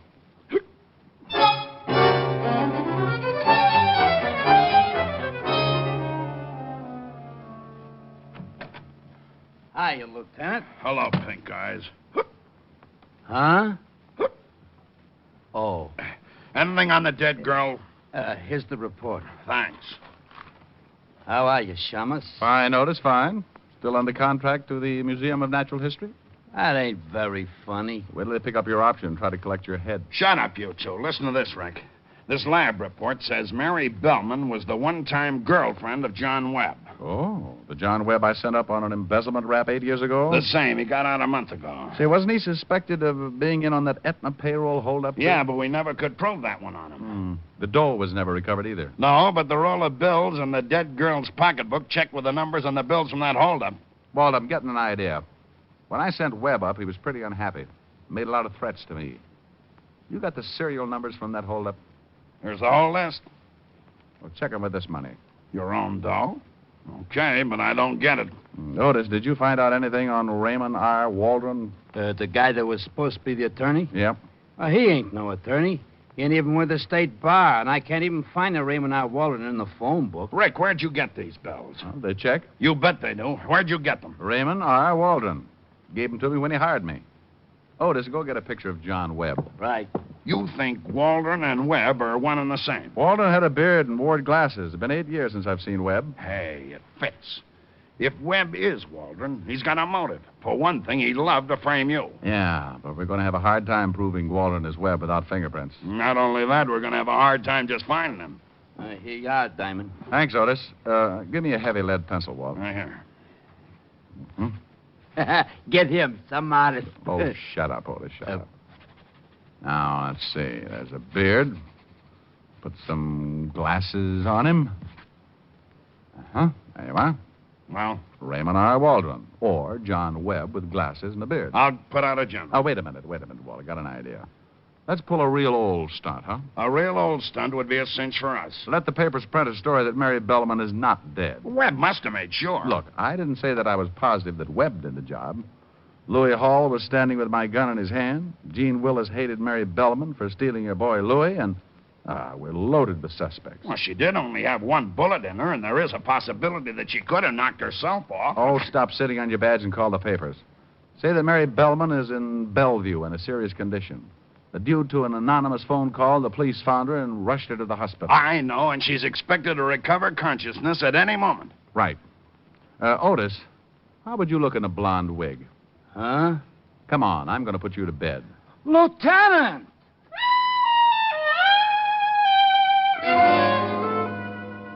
Walt called in the reporters on the police beat and gave them the story, then went over to Bellevue and set it up with the staff. All the rooms in one section of the second floor were emptied, and we took over 207. The boys came over from the station with the blonde wig, and Walt and I slapped it on Otis and tucked him away to go Betty by. A screen was put up in the back of the room, and Walt and I sat down behind it to wait. I've got 6 of our boys dressed as interns on this floor and a policewoman on the switchboard. McCarthy is making like the night physician. If anyone tries to see Mary... Bless her little heart. He's to show them up. Tell them they can't stay long. The minute anyone shows, they'll call us on... Oh, that might be it. Yeah? A girl, Lieutenant. Nice looking. Wearing a big mink and carrying a handbag. Right. Girl. Gene Willis. Might be. Be here in a second. Keep well behind this screen. You can only stay a minute. I'll be outside. Thank you, Doctor.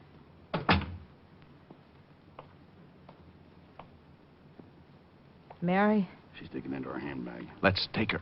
What? Let's have the bag, sister. Stick your hands over me. Hang on to her, Walt. What's the meaning of this? You always carry a gun, Jeannie? She was going to kill me. Who's that? That ain't Mary. She was going to kill me, Lieutenant. Shut up, Otis, or I'll give her back the gun. You can't pin anything on me. I think we can, baby. Holy cow. More company. Yeah? You can't do this. Dear, shut up now. Yeah. Okay. More company? Yeah, Hall and his gorillas. Said they were around. Louis.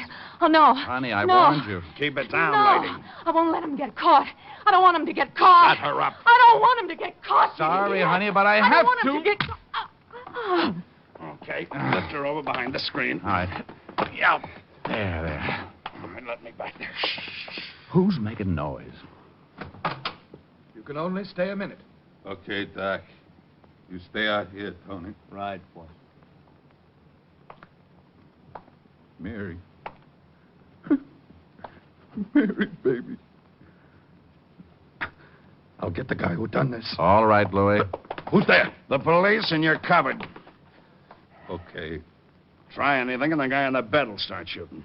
The guy in the frame. Give me your gun. Then Mary, she's... She's really dead, Louis. I guess maybe I wish too much. I ain't smart. Here's your gun, Shamus. You had the right gun, all right, but the wrong boy. Here, Walt, give it to ballistics. We got Jean Willis over behind that screen. She came up here with some crazy idea of protecting you. Janie, she think I done it. Yeah, the crazy kid. She ain't got no... It's getting crowded. Yeah? What's going on? Trying to run down a killer, Louis. Okay. A guy just came in. Wearing a beard? No, he asked what room Mary Bellman was in and then left some flowers, walked out. Oh, we better get that girl out of here. Get her out in the hall. All right. Come on, honey. Oh, Louis. Louis, I didn't mean to. I'll give you a hand, Lieutenant. Hey, Lieutenant, the fire escape. Somebody out there. Oh, Louis, I only wanted to help you. Quiet. Don't move anybody. Maybe without the light, he won't see us.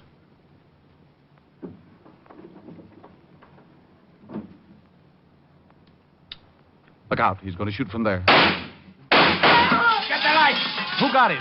I didn't even have time to get my gun out. I didn't. I was too scared. Well, I thought he'd at least get in the room. Lieutenant, you okay? Yeah, keep everybody out of here. Where'd you get the other gun, Louis? I only give you yours. Remember, Shamus? Let's have that one, Louis. I done what I said I was gonna do.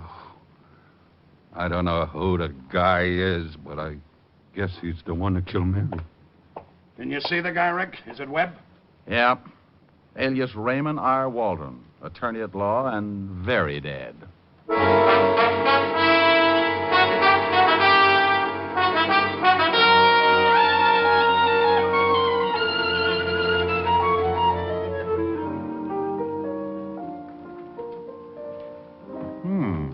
New outfit, Helen, baby? Uh-huh. You like it? Make a silkworm lose his mind. I fixed some sandwiches. Thought you could eat them in here in the study. Oh, beats the kitchen. How can I see what I'm eating? A moth would crack up if he had to land by one lousy candle. Thought it was kind of romantic. Soft lights, music. Oh, honey, honey, honey. My rural stomach has been neglected all day. Food should make it happy. I hope so. Hard day. Yes. What's this? Oh, very toothy. Peanut butter and caviar. You make them? Of course. Oh. Yes? Walt, Helen, Rick there. Feeding his face. Wait a minute, Walt. No. Here's the way it breaks down. Waldron or Webb decided to kill 3 birds with 1 stone. Oh, the big pig. He wanted you for sending him up. He wanted Mary Bellman because she was blackmailing him. Seems she threatened to tell the police that he was the one who got that payroll. Oh, that's why she asked for an envelope. She thought I was bringing the payoff. Yeah. Well, Louis Hall was the 3rd bird. For stealing Webb's girl while he was doing time. That's it. You've been a living doll. What are you eating? I think this one's cheese and liverwurst. How are you going to sing? I hadn't thought about it. Me. You'll never make it. Don't bet on it. I will bet on it, a double sawbuck. I know you haven't got it, but you're on. Hoop-de-doo, hoop-de-doo. I hear a polka and my troubles are through. Hoop-de-doo, hoop-de-dee. This kind of music is like heaven to me. Hoop-de-doo, hoop-de-doo. It's got me higher than a kite. Hand me down my soup and fish. I am gonna get my wish. Hoop-de-doo-ing it tonight. When there's a trombone playing, I get a thrill. I always will. When there's a concertina, I always smile, 'cause that's my style. When there's a fiddle in the middle and it really is a riddle, plays the tune so sweet that I could die. Lead me to the floor and hear me yell for more, 'cause I'm a hoop-de-dooing kind of guy. Hoop-de-doo, hoop-de-doo. I hear a polka and my troubles are through. Hoop-de-doo, hoop-de-dee. This kind of music is like heaven to me. Hoop-de-doo, hoop-de-doo. It's got me higher than a kite. Hand me down my soup and fish. I am gonna get my wish. Hoop-de-doo-ing it tonight. Honey, go to that phone. All right, Fatty. What do you got to say now? Didn't think I could sing with a mouthful of liverwurst. It was worth the 20. I bet you feel awful. No, but I'm sure glad I wasn't eating spaghetti. Why? Well, I strained so much on that last note, I would have knitted a T-shirt for my tonsils.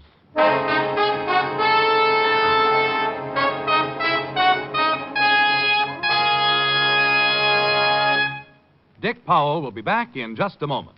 And now, once more, here's your Rexall family druggist. It's the time of year for a friendly warning about sunburn. Remember that overexposure may cause serious and painful burns. But in case you do get a sunburn, I want you to know about Rexall Gypsy Cream. You'll actually be amazed at the immediate cooling, soothing relief you get with Rexall Gypsy Cream. And what's more, it's not a messy ointment, but a quick-drying, greaseless liquid, easy to apply, harmless to close. Ask for Rexall Gypsy Cream at Rexall drugstores everywhere.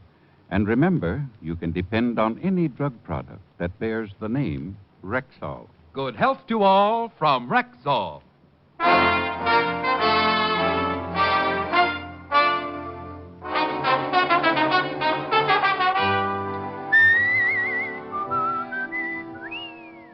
Ladies and gentlemen, last year, a great part of America's security went up in smoke. When traveling this summer, you can guard against forest fires by following these few simple rules. Crush out all cigarette, cigar, and pipe ashes. Break matches in two before throwing them away. Drown all campfires twice before leaving them. And always find out the law before using fire in wooded areas. Remember, only you can prevent forest fires. Good night, everyone. This program was transcribed. This is Bill Foreman inviting you to be with us next Wednesday at this same time when we will again bring you Dick Powell as Richard Diamond, Private Detective.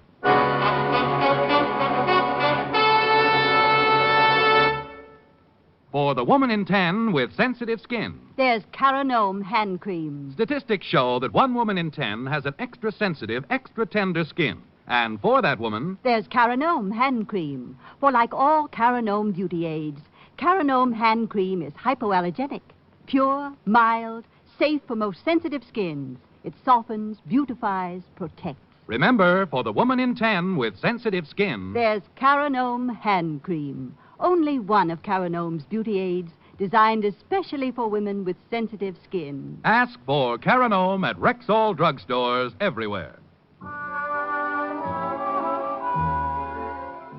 Hear Juvenile Menace on Dragnet tomorrow night on NBC.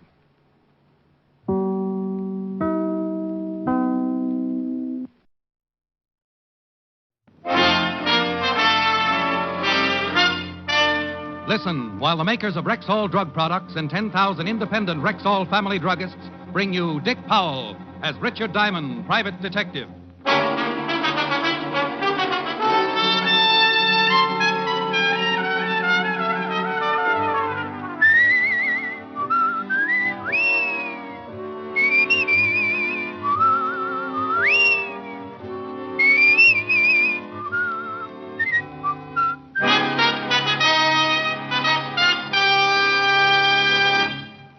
Good evening. This is your Rexall family druggist, speaking to you for the 10,000 independent druggists who have made the word Rexall part of our own store names and put the orange and blue Rexall sign on our windows. We've done that because we recommend and sell the 2,000 or more drug products made by the Rexall Drug Company. A good example of their quality is Bismarex, Rexall's popular antacid. Bismarex often relieves acid stomach within 1 minute.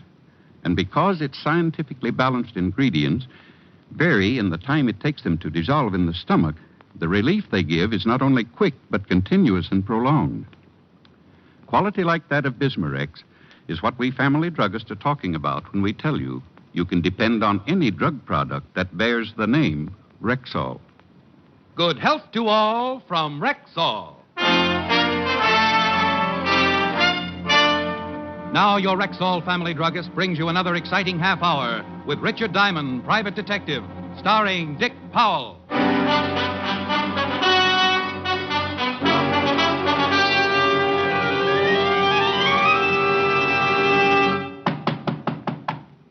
Come in. You Mr. Richard Diamond? That's right, but keep it quiet and we'll split the reward. Well, my name is Tobias P. Briggs. He ducked as he edged through the door. If he hadn't, he'd have taken the whole wall with him. Nearly 7 feet, going up with a pair of shoulders that made King Kong look like a before picture for dynamic tension. But being a guy who lives dangerously, I shook his hand, made a mental note to pick up my scattered knuckles, and offered him a chair. Thank you. Mr. Diamond, how much would it cost for you to help me? Well, I usually break my back for $100 a day in expenses. Oh, that's a lot of money. I break a lot of back. Let's talk some more, though. Guys your size usually don't need help. Well, I got the money. Been saving. You see, I wrestled 2, maybe 3 times a week at the Universal Arena. I promised Mike I'd put 1 purse a week in the bank. He was saving, too. Who's Mike? Mike Burton. He's dead, Mr. Diamond. Oh, I'm sorry, Toby. Who was Mike? Well, Mike and me was buddies from the Army. He was a great guy, Mr. Diamond. A real great guy. What happened to him? Mike drove a truck for an outfit here in town. Cross-State Trucking Company. We had enough money saved, we were going to get our own truck. Maybe 2 trucks. Do our own hauling. Be in business for ourselves, you know. Last week, he was fixing a flat on the highway at night. The car hit him and took off. Oh, hit and run, huh? Well, it's a lousy deal, Toby, and I know what you're leading up to. But the police will hunt the guy down sooner or later. I don't handle traffic accidents. Mr. Diamond, I feel maybe it was no accident. Oh? Well, then keep going. Well, last week, night before it happened, Mike says to me, Toby, boy, I got a hunch we're going into business real quick now. He said we might be able to buy our first truck right after his next haul. Mike knew we didn't have that kind of dough ready. What did he say when you reminded him? He gave me a wink and a punch in the arm. You know, like guys do sometimes. Mm-hmm. He's a great guy, Mr. Diamond. Oh, well, I see. Now, look, Toby, the afternoon's pretty well shot anyway. I'll poke around town a little, and if I can find anything to back up your suspicions, I'll take the case. If not, you owe me 2 tickets to your next match. Is it a deal? Yeah, sure. But tell me right away if you know something, huh? I'm in the gym every morning right behind the Universal Sports Arena, 8th Avenue. You know where it is. Oh, sure, yes. Some of my best muscles grew up there. So long, Toby. So long.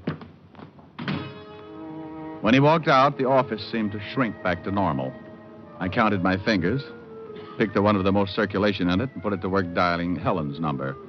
I told her I might be late for dinner, threw her a kiss over the pipe, closed the office, and headed to the 5th Precinct Police Station and Lieutenant Walt Levinson.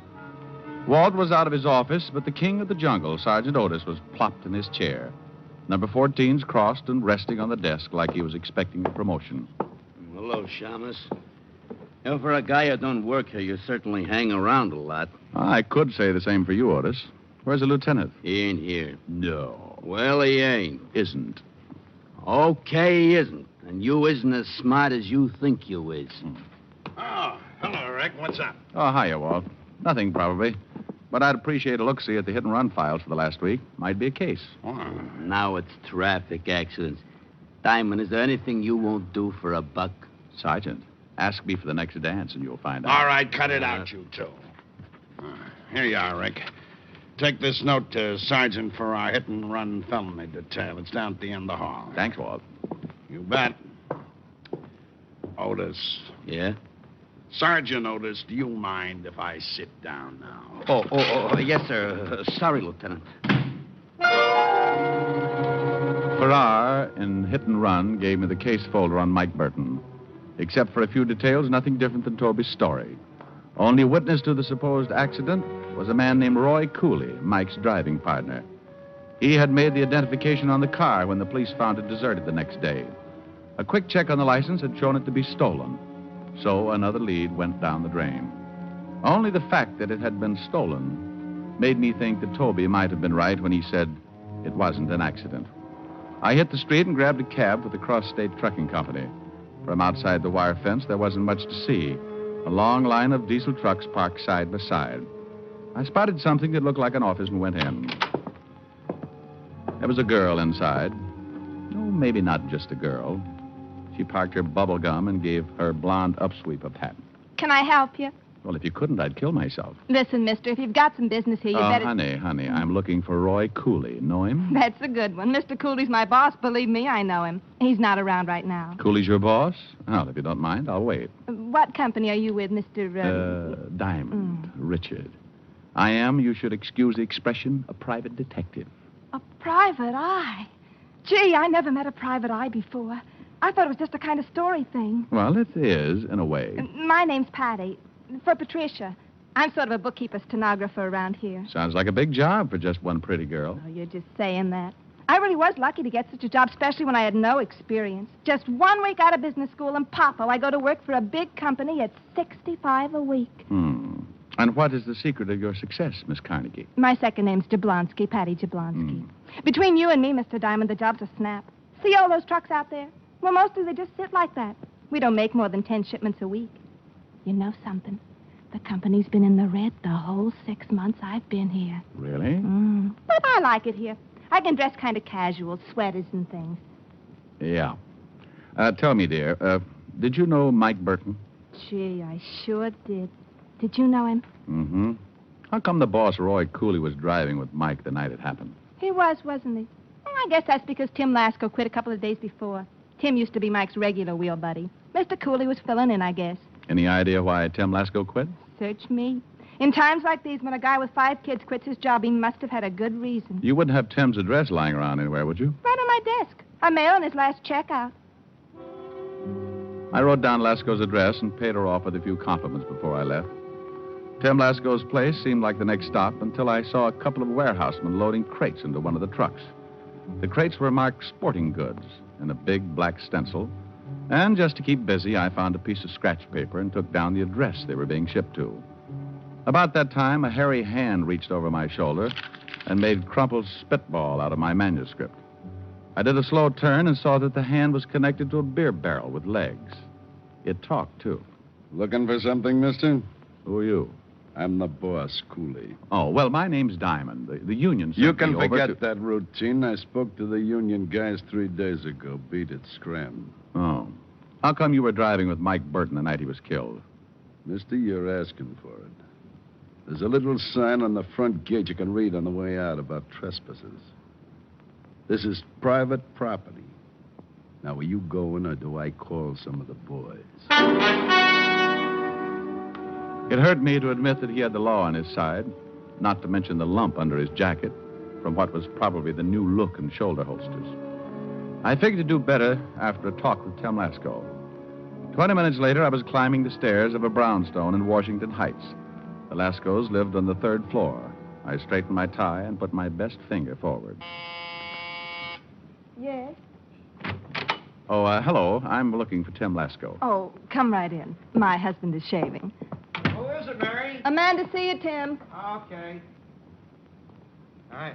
Excuse me. Call me shaving. Sit down. Thank you. Tim, you used to ride with Mike Burton, didn't you? Hey, who are you? What do you want here? Well, I'm a private detective. Name's Diamond. Now, Mr. Diamond, or whoever you are, I don't know nothing. Nothing you hear. Leave my family and me alone. Will you go away? Please, go away. Why did you quit the cross-state trucking outfit? Honest, Diamond, I don't know nothing. Look, I've been a truck driver 15 years. I didn't like Cooley's outfit. Most of the work is at night. Too many long hauls out west. I didn't like the job. Tim. Won't buy it. Diamond, try to understand, will you? I got 5 kids. Give me a break, will you?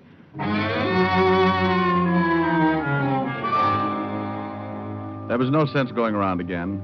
I told him I'd be back, which he took about as gracefully as a guy learning he had leprosy, so I left. I rode downtown, squatted on a stool in a coffee shop with a good view of the cross-state warehouse. The coffee shop had a waitress who was as ugly as the warehouse. Got a 75-cent dinner special. You interested? I'll have a little coffee and... A lot of donuts. Oh, well, then coffee and conversation. Is there any chance of you taking me away from all this? Wouldn't work out. I drink. I'll reform you. Want cream? No. 1 black. How come you're staring at that warehouse instead of me? Want to give me a complex? What's the matter? Did I say a dirty word? We kicked it around until the warehouse was empty, except for a muscle-bound night watchman who chain smoked behind the front gate. It was a short walk to the fence behind the loading dock. A garbage can and some fancy scrambling helped me over. And then I squirreled under the line of trucks until I reached the one they'd loaded that afternoon. The crates were nailed tight, and it took a lot of scratching and pulling before I wedged one open. About then, I heard 3 pairs of feet echoing down the loading platform.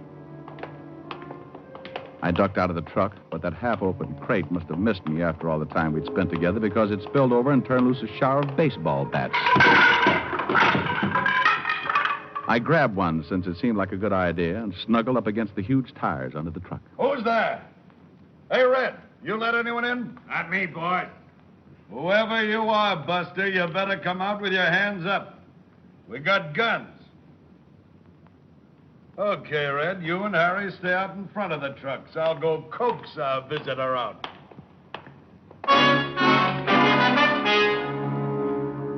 He was poking around gun first in each truck and then around it. Sooner or later, he was going to reach my truck. So I sprinted across an open 10 yards until I got into a friendly shot of the next truck in line. All right, stay where you are. I can see you.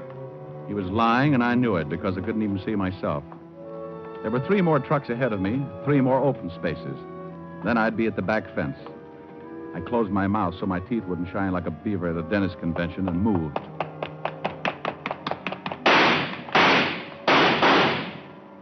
I reached the last truck and waited. The glint of his gun barrel kept coming at me like a one-eyed cat. I held the bat ready. It must have been a well-balanced hunk of wood because it felt like a feather in my fist.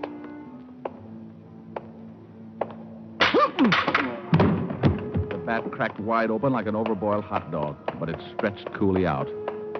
I didn't wait for the others to find out what happened, but I took off over that back fence like a kangaroo with his tail on fire. Once I made the street, I caught a cruising cab and relaxed until my breath caught up with me. The broken bat handle was still in my hand. I was about to chalk it up as an inferior bat until a closer look changed my mind. The inside of the bat was as hollow as a politician's promise, and it wasn't for ventilation. It was there to hide something, something that had to be hidden.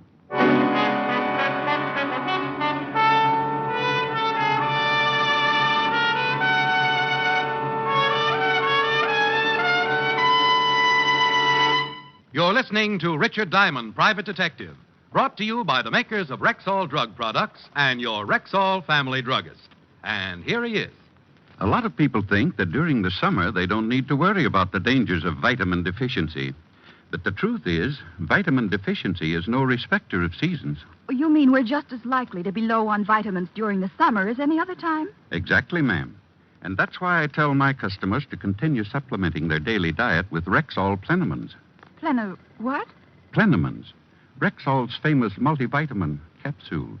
You see, ma'am, just 2 Plenamon capsules a day give you more than your daily minimum requirement of every vitamin for which such requirements have been established. Say, that's really vitamin protection. But that's not all. Plenamons also give you valuable liver concentrate and iron, plus other factors of the vitamin B complex. Gee, they sound expensive. On the contrary, Plenamons cost you only pennies a day. But most important, Plenamons wear the Rexall label, and you can depend on any drug product that bears the name Rexall.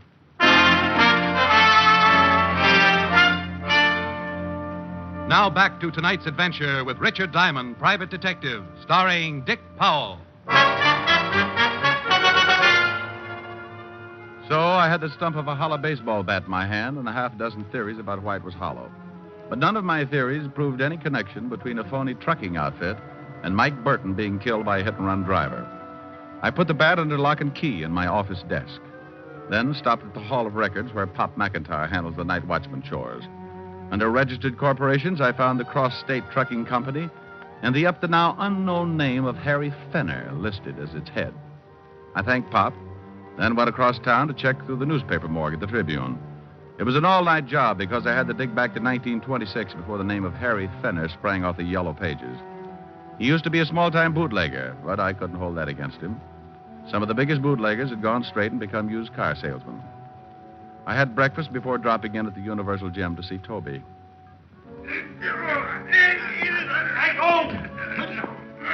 The king-sized client of mine was being mauled in the center of the ring while a chunky little guy in a black beret was hopping around full of advice. No, Toby. You're wrestling with King Kong Rabinowitz, not Snow White. Use your knees. On his nose. Okay. How's this?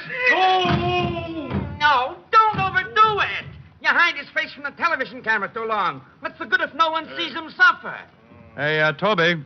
Oh, hiya, Mr. Diamond. Ziggy will be back in a minute. I know you're busy, Toby, so I won't waste time. You found out something about Mike, didn't you? I was right, huh? Well, let's just say that I'm taking the case. Toby, now think hard. Did Mike ever say anything about baseball bats? Anything? Baseball bat. Yeah? Sunday before Mike was killed. Yeah, he said something kind of funny. He said maybe he'd hit a home run pretty soon, and Mike never played baseball. Oh. Toby, when you get through here, meet me in my office. I'll tell you what I've got, and we can take it from there. Okay. See you soon.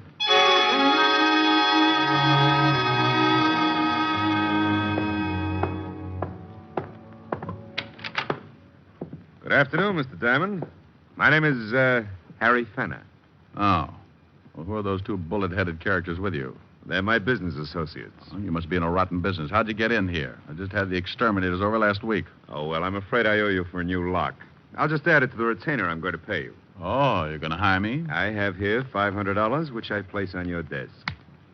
Earning it will be easy. Under whose nails do I put the bamboo splints? I hope your good humor continues. The fact is, Diamond, I collect odd things like antique furniture, marine life specimens, and old bat handles. Someone stole one of my old bat handles. Money's yours if you can locate it. Something like that would be worth more than money to me. An old bat handle would go just right with my collection of old saxophone reeds and croquet mallets. Is that your polite way of saying no? No, it's my impolite way of saying that a certain bat handle is going to win you the hottest seat in Sing Sing.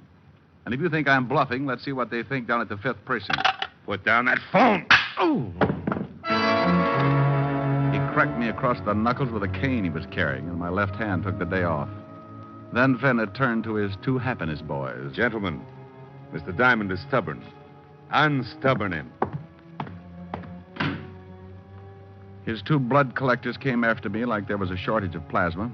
I dodged around the desk like a loose guinea pig in a biology class and finally managed to locate a stomach for my one good hand.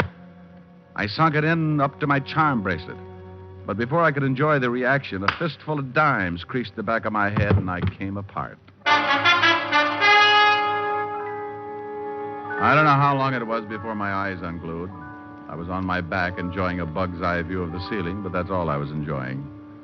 My head felt like a yo-yo being worked by a guy with a DTs. And then something big leaned over me. Mr. Diamond? Hmm. Mr. Diamond, you okay? Oh, yeah, dandy.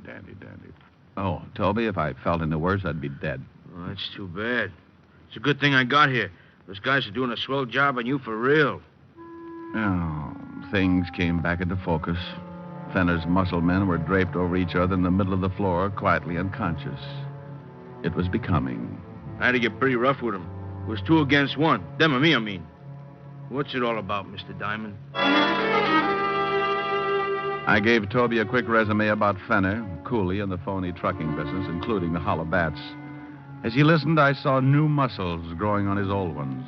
He wasn't interested in details. Mr. Diamond, did this Fenner guy kill Mike? Well, Toby, I think Mike found out that Fenner and Cooley were shipping hot goods, probably jewels, in the hollow bats. If he did, I think maybe Fenner killed him. Mm-hmm. Where does this Fenner guy live? Well, wait a minute. It's here on my desk. I was just going to give it to the police when I was crudely interrupted. No, don't call the cops. Give me that address. But what's the idea, Toby? We've got the score. It's a cop's job now. No, I say no. This Fenner, he got lots of dough. If he did kill Mike, he gets a big lawyer and he goes free. I don't want that, Mr. Diamond. I'll find out. I tried to cool him down, keep him in the office. Then I found myself airborne. He bounced me against the wall, and I decided not to do anything until the room stopped circulating. Sorry about this, Mr. Diamond, because you're an all right guy. But don't try to stop me on this. I got up and weaved over to my desk, phoned Walt, and gave him Fenner's address in Long Island. Why should I meet you there? Murder, Walt, and bring some friends.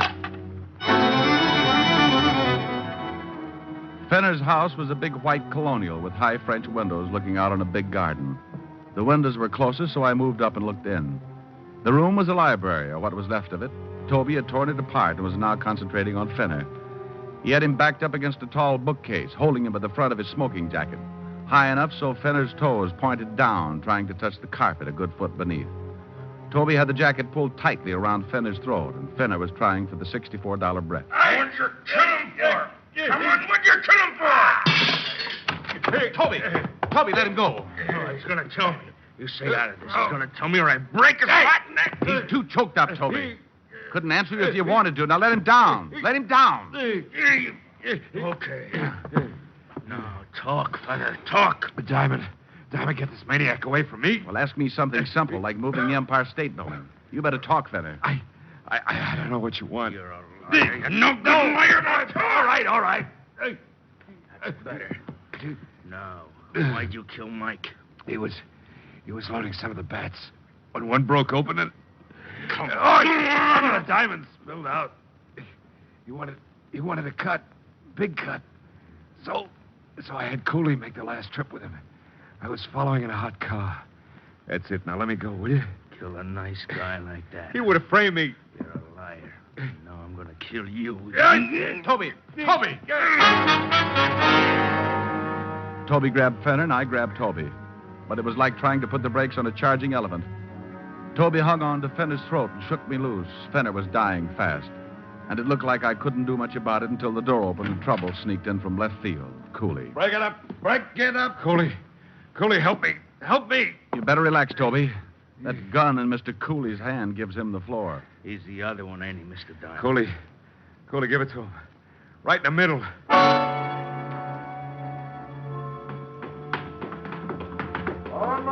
And then I heard the heavenly sound of flat feet. Cooley half turned for a moment, but it was enough for me to push Toby behind a couch and dive in after him. Quick! Cooley, let him have it. Cooley spun back around and tried his luck anyway, but missed. He and Fenner made a rush for the window, but some of Walt's men were waiting for them. They tried to shoot it out. Cooley never got more than 1 foot over the windowsill. Fenner did better, but he was dead when he hit the ground. Rick, are you all right, Rick? Oh, if it wasn't, you'd never hear the end of it. Mr. Diamond, You don't really believe what that punk said about Mike, do you? Mike was a straight guy all his life. Toby, this clean-cut gentleman standing right next to me is Lieutenant Walter Levinson of Homicide. Right. What I tell him is official, so you listen. Look, Walt, Fenner and Cooley were part of a fence setup. Bought stolen goods, sold them out west. The Cross-State Trucking Company was just a blind. Well, that just about cleans it up, Toby. You see, Mike probably suspected something, and they were afraid he'd go to the police. That's why they killed him. Sure, I knew it was that way. Thanks, Mr. Diamond. Well, I better get back to town. Ziggy's got me matched tonight. Good luck, Toby. Yeah, thanks. Say, Mr. Diamond, I'd sure like to have you and the lieutenant come watch me wrestle tonight. Thanks, Toby. Maybe some other time. Oh, it'll be a great show. Tonight's my turn to win. Yeah, well, we'll see. So long, Toby. So long. Frank. Yeah? That connection between Mike Burton and this racket didn't sound kosher. Was that for the record? No, Walt. But Toby will never see the record.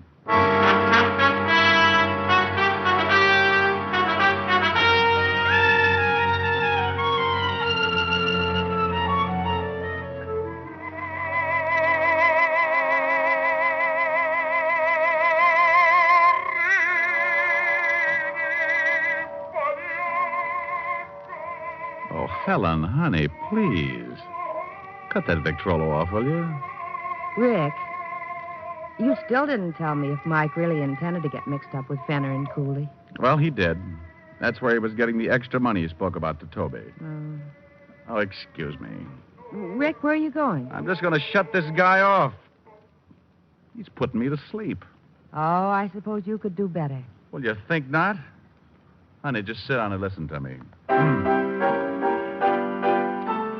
Pale hands I loved beside the Shalimar. Where are you now? Now tell me, honey, how do I rate alongside that suffering crooner on the record? That record happens to be an original release. The suffering crooner is Enrico Caruso.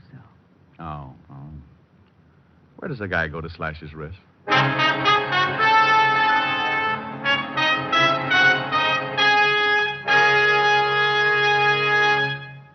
Dick Powell will be back in just a moment. And now, once more, here's your Rexall family druggist.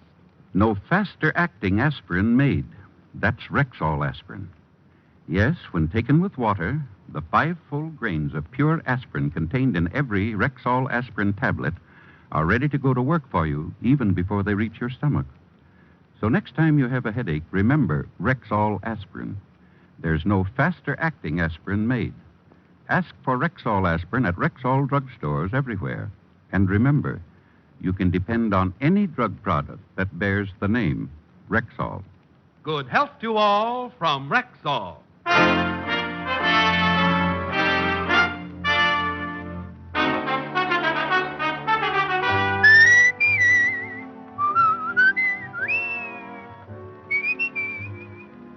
Ladies and gentlemen, for those who recognize it, the future is for sale. You can buy it now, today. You can buy it by saving. And there's no surer, more profitable means of saving than through the purchase of United States savings bonds. In the first place, United States saving bonds are safe, guaranteed by your country. Moreover, they put your saving dollars to work for you.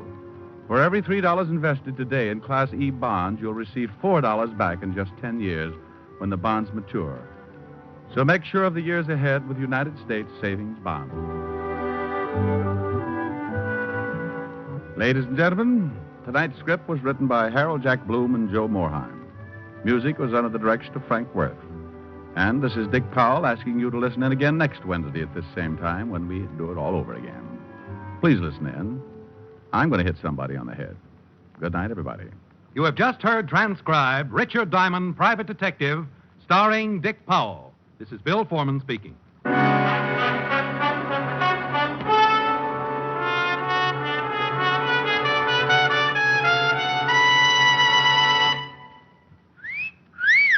Hiya, beautiful. Get lost, Bristlepuss. You need a shave. But I have shaved. What else do you want me to do? Silly boy, she wants you to go stag. Go stag?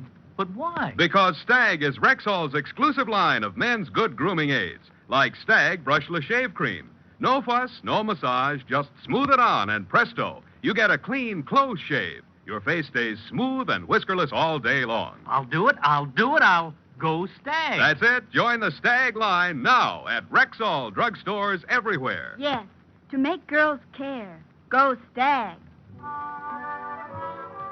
Jack Late tells stories of the underworld, Friday on NBC.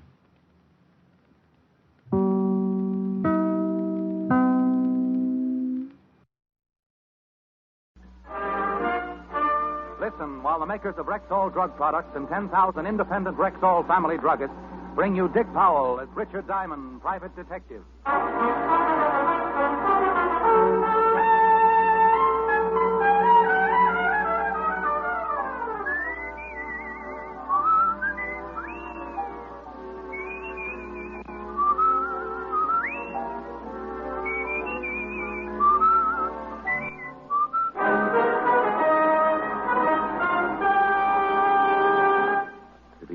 This is your Rexall family druggist speaking to you for the 10,000 independent druggists who have made the word Rexall part of our own store names and who recommend and sell the 2,000 or more drug products made by the Rexall Drug Company, like Rexall MI31, for example, Rexall's popular and versatile mouthwash, gargle, and breath deodorant.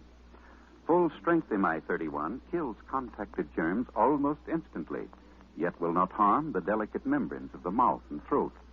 Ask for Rexall MI31 at Rexall drugstores everywhere. And remember, you can depend on any drug product that bears the name Rexall.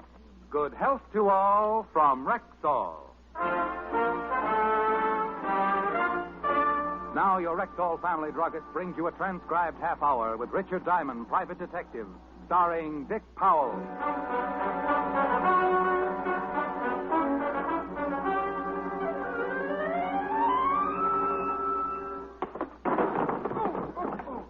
Oh, gee, Diamond, I'm sorry. Did I hurt you? Oh, no, Seymour. I feel great. Oh. Who needs seats?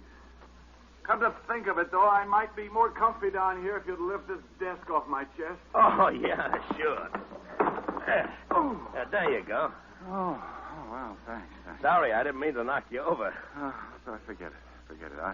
I enjoy having my chest crushed as much as the next guy. Okay. Now, the throw I'm going to show you now is called a Japanese shoulder toss. Look, Seymour, you've convinced me. Judo is a wonderful sport. I didn't realize what I'd been missing all these years. I love this sport, judo. Now, what'll it be, canasta or old maid? What? How about hopscotch? Oh, come on. Let me show you just one more throw, huh? Not even if it was with a beanbag. Hey, maybe some wrestling holds in. I know a lot of wrestling stuff. Must be some trick you'd like me to try. No, Seymour. I really don't believe Well, come to think of it, yes, there is. A wonderful little trick. Huh? You get yourself a nice long rope, throw it high up into the air. Yeah? And then real quick you climb way, way up to the top and just disappear. Oh, that's nuts. Oh, a defeatist, huh? What? No. Diamond Detective Agency, brains, experience, enthusiasm, delirium tremens. Rick, don't be so silly. I might have been a prospective client. Oh, hi, sweetie. Hi. Yeah, I guess you're right. But you'll have to admit, I have got brains and enthusiasm and good looks and a dynamic personality. And my father can beat up your father. Rick, you're incorrigible. No, I'm right here in New York. Oh, that's just dandy. Now, will you please tell me what we're doing tonight? Oh, that, honey, is a long story. I'm comfortable. Well, remember the day we walked into Gimbel's basement and I bumped into an old schoolmate of mine who was demonstrating barbells? I remember how funny you looked when he goaded you into picking up that big weight. Yeah. And how hysterical it was when he had to carry me upstairs to the chiropractor. I carried you just like a baby, too, didn't I? Who's that? Now, that's him. Muscles. He bicycled all the way over from Jersey just to tell me his ideas on self-defense. He bicycled? Oh, he was dressed for it. Top hat, tails, sneakers. What are you talking about? One of his cleverest ideas was that I'd treat him to dinner tonight if he could knock me to the floor in less than 30 seconds. So? Gave him the battle of his life. 7 seconds. The point is, where can we eat where they'll poison his food? Hey, I heard that. It's all right, Seymour. You can order small helpings. Rick. Let's make it Leon's, baby, okay? Must we? Will you be an angel and meet us at Leon's? I'll meet you at Leon's. 8 o'clock sharp. Rick, if you keep me waiting. If I keep you waiting, you can have a lock of my hair. 8 o'clock. Sharp. Well, I'll see you at Leon's at 8 o'clock, huh? Bring lots of money, because I'm a guy that can really eat. Oh, I'll bet you are. Well, if you arrive there before I do, Seymour, start in on the ferns by the front door. Seymour was too stupid to go away mad, but at least he went away. I settled back in my chair and made a half-hearted attempt to figure a face out of the water spot on the ceiling. When I woke up, it was 5 o'clock, and I hated myself for the indulgence. As I sat there, thinking how much my mouth tasted like an old motorman's glove, I heard a noise in the hall on the other side of my door. Well, good afternoon. Something I can do for...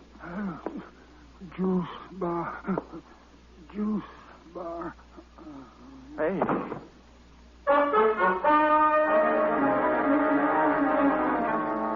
He fell face forward into the pool of blood at his feet, like a wino who'd stumbled into a fountain of muscatel. Funny, isn't it, how an ice pick loses all its homey appeal when it's sticking out of a guy's back? The ice pick this guy was wearing was no exception. I didn't know how long he'd been leaning against my door, but one thing was certain: it was long enough to die. I put in a call to 5th Precinct Police Headquarters and Lieutenant Levinson. And 10 minutes later, my office was full of badges. And you have no idea who he is, huh, Rick? Not the vaguest, Walt. Well, the checkup shows you're the only office in the building that's been open after 2, so he must have been on his way to see you when he got it from behind. Maybe he was delivering ice and just happened to fall on his ice pick. Otis. Yeah? Otis, now that you've solved it, why don't you go down to the glue factory and let them put you up in nice little glass bottles? Oh. Well, anyway, here's a billfold in his pocket. That ought to tell us something. How about a look, Fatty? Huh? Oh, sure. Here. Quite a card collector, wasn't he? Quite. Gold Furriers, the Copper Room, O'Toole's Diner. It's lousy food. Got ptomaine once from that cheesecake. I remember. I got ptomaine just watching you eat it. I resent that. And I accept your apology. Yeah. Huh? Where's that green card from? This one? Yeah. The Apollo Health Club. Hey, that's right down the street. Nothing with the old boy's name on it, though. Afraid not. However, something tells me you'll get that from the old boy's fingerprints. Let's hope so.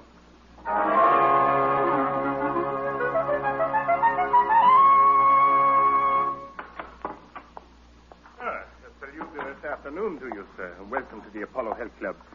May I be of assistance? I'd like to get a massage. Splendid. Performs wonders after a fatiguing day. A veritable balm to the chafed tissues of the body. But will it cure snow blindness? I beg your pardon? No, just ignore me. I'm a little chewed up today. I assume you're referring to a state of mind. Well, not altogether.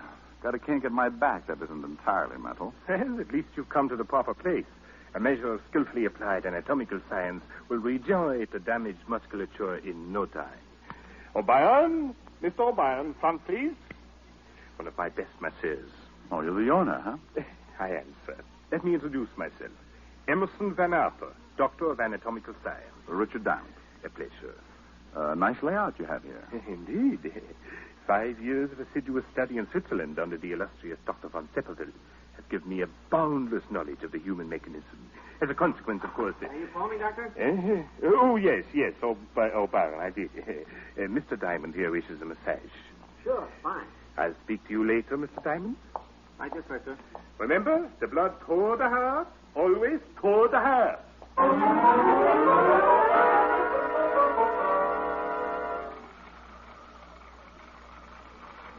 A real private detective, huh?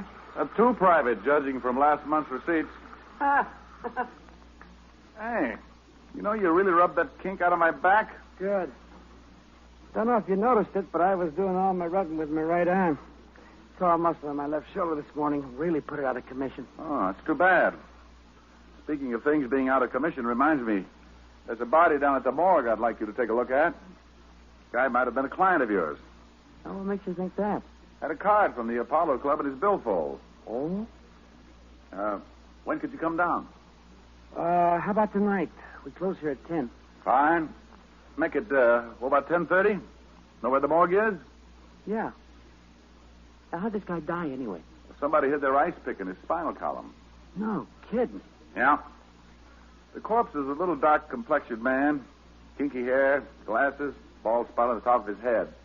Hey, that description fits a guy who comes in here every night around closing time. Fanatic on diet. He buys wheat germ from us by the case. Know his name or where he lives? Oh, I know that Pardon me, boys and gentlemen, but I'm afraid I'll have to ask Mr. O'Brien to hurry down to the gymnasium. Oh, sure, right away, sir. Here's a fresh towel, Mr. Diamond. Thanks. Sorry to interrupt like this, but we're a trifle understaffed, and expediting the evening rush is something of a problem. Quite all right. Talk to you later tonight, Mr. Diamond. All right. Oh, hey, in case you can't make it, give me a buzz at Leon's restaurant. I'll be there till 9:15. Right.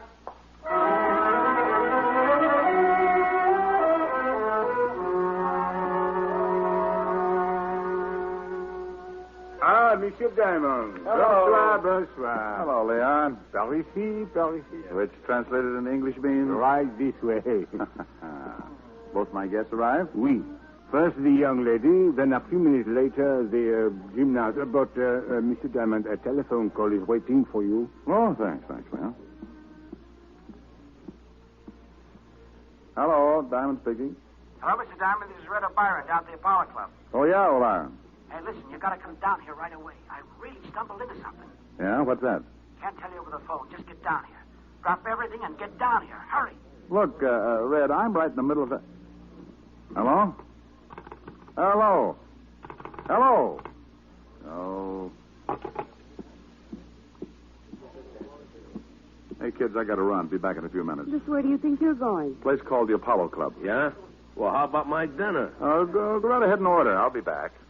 Oh, by the way, Seymour, that potato salad on the child's plate is a real deal for a quarter. And Helen, Yes, Rick. shoot to kill if he even suggests wrestling.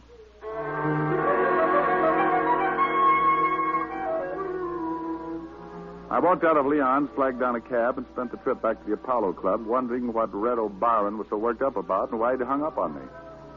As my cab started to swing in toward the curb, I got that lousy feeling again, and I decided definitely it was not one of Leon's martinis, but rather the large white ambulance parked in front of the Apollo Health Club.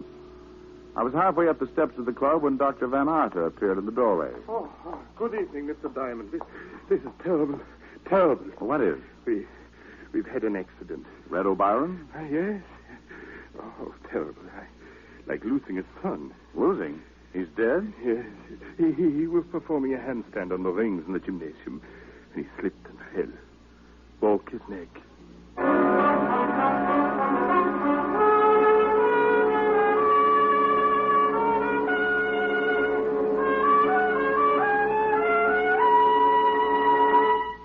Before we continue with the adventures of Richard Diamond, private detective, here's your Rexall family druggist. Last week, a customer told me that Something I really like about Rexall milk of magnesia is that one bottle won't be so thick I can't even pour it, and the next one thin and watery. Somehow, Rexall milk of magnesia always seems to be just right. well, ma'am, that's because every bottle of Rexall milk of magnesia has to meet an exacting standard of viscosity, or it won't wear the Rexall label. What do you mean by viscosity? Well, an easy definition would be the degree of thickness in a liquid. Now, Rexall scientists conduct scientifically precise tests on every batch of Rexall milk of magnesia to make sure it meets this constant standard of viscosity, because that's one big reason why you'll always get a uniform dosage from every bottle.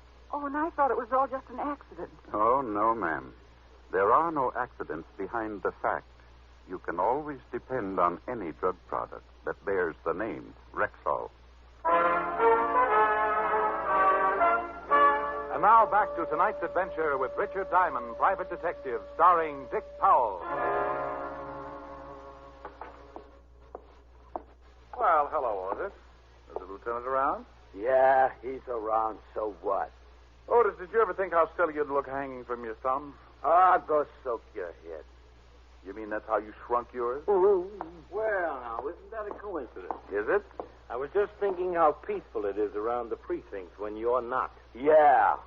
You shut up, you. You tell him, Paddy. How would you like to... I'd like a little information, if you don't mind. I'd like you to see what facts you can scare up on the guy who runs the Apollo Health Club. Name is Van Arter. If I remember right, the stiff we hauled away in front of your office today had a card from the Apollo Club in his billfold. You remember right? And we found out his name was Rudy Lubin. Narcotics has a file on him that goes forever. How about the ice pick? Any fingerprints? None. Well, that's always a help. I should say. Personally, I think Otis did it. Think I did what? You see, Walter, typical pathological reaction. What do you mean? Oh, don't worry, Otis. We won't let them hang you, right, Walt? Right. Not as long as we have a rope and a tree. No. Hey, what's up? Who you calling? Leon's restaurant. Ellen's over there breathing with a diaphragm. And Seymour... Oh, you don't know him, but he's tearing phone books apart. Good evening, Leon. Oh, hello, Leon. This is Richard Diamond. My friend still there? Oui. They are waiting for you, no? They're waiting for me, yes. Let me speak to the noisy one with the biceps, will you? Oui, bien entendu. What's all this about? It's about a guy who got stabbed in front of my door, a masseur named O'Byron who got his neck broken doing tricks on the rings, and something that O'Byron mentioned earlier. Hello. Seymour? Where are you anyway? We've been waiting an hour. That's not the point. The point is, I want you to listen to me. Could a guy do a handstand on the rings if he had a torn muscle in his shoulder? Are you kidding? I'm very serious. Heck no, he couldn't. It's impossible. Shoulder muscles are the ones who do all the work. Deltoids, trapezius, upper pecs. Yeah. Okay. Look, Seymour, you got to do me a favor. Meet me in front of the Apollo Health Club as soon as you can get there. Well, how about your girlfriend? Tell her to wait there till I come for her. Oh, okay, then. Only, what are we going to do? Trap a murderer. I hung up, assured Lieutenant Levinson that I was just going to do a little reconnaissance work, and then left for the Apollo Club. Seymour was waiting when my cab drew up in front. I explained to him the part I wanted him to play. Just leave it to me. If this doctor's a phony, I'll find out for you. Let's go.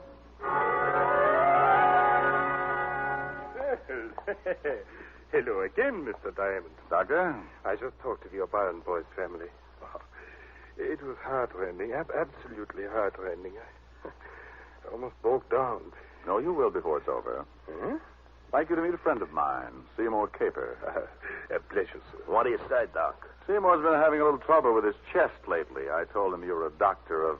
anatomical science. Yeah, and that you could undoubtedly do him some good. Very kind of you. It's something to do with my muscles here. You know anything about them? Muscles are what an anatomical scientist knows most about. Oh, swell. The doctor studied all about muscles in Switzerland.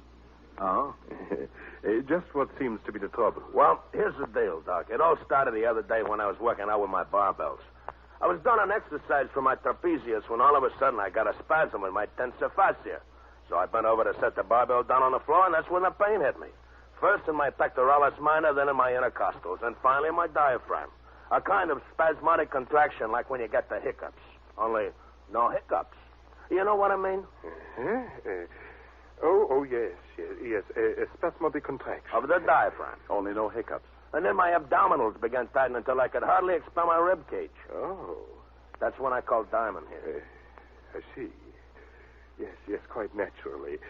If you'll pardon me a moment, I'll see if I can... Yeah, but wait a minute. I haven't told you about my rhomboids. His rhomboids seem to be completely out of whack. Beg your pardon. Well, it must be either my rhomboids or my dorsal spinalis. Awful pain right between my shoulder blades. What do you figure it is, Doc? Well, actually, hasty diagnosis isn't feasible. Huh? I really couldn't... Yeah, but you just put your hand on my left rhomboid and feel how knotty it is, huh? Left rhomboid. Yeah, go ahead, feel it. It's right under the middle trapezius, Doc. You know where that is. Please, Seymour. Don't insult the doctor. Any old quack knows where that is. Yes, certainly. Middle trapezius. Great Scott. I'd almost forgotten.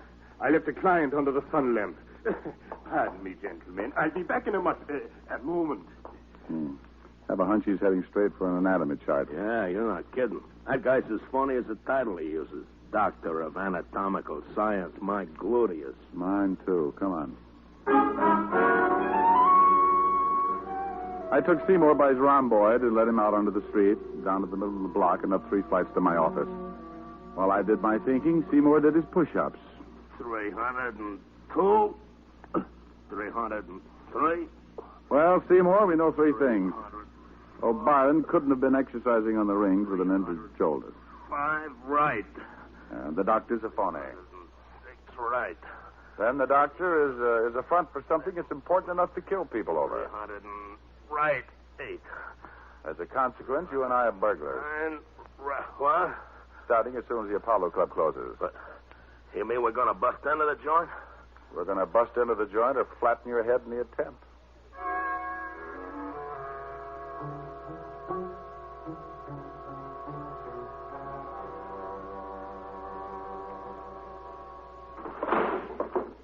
Seymour, you opened that window beautifully.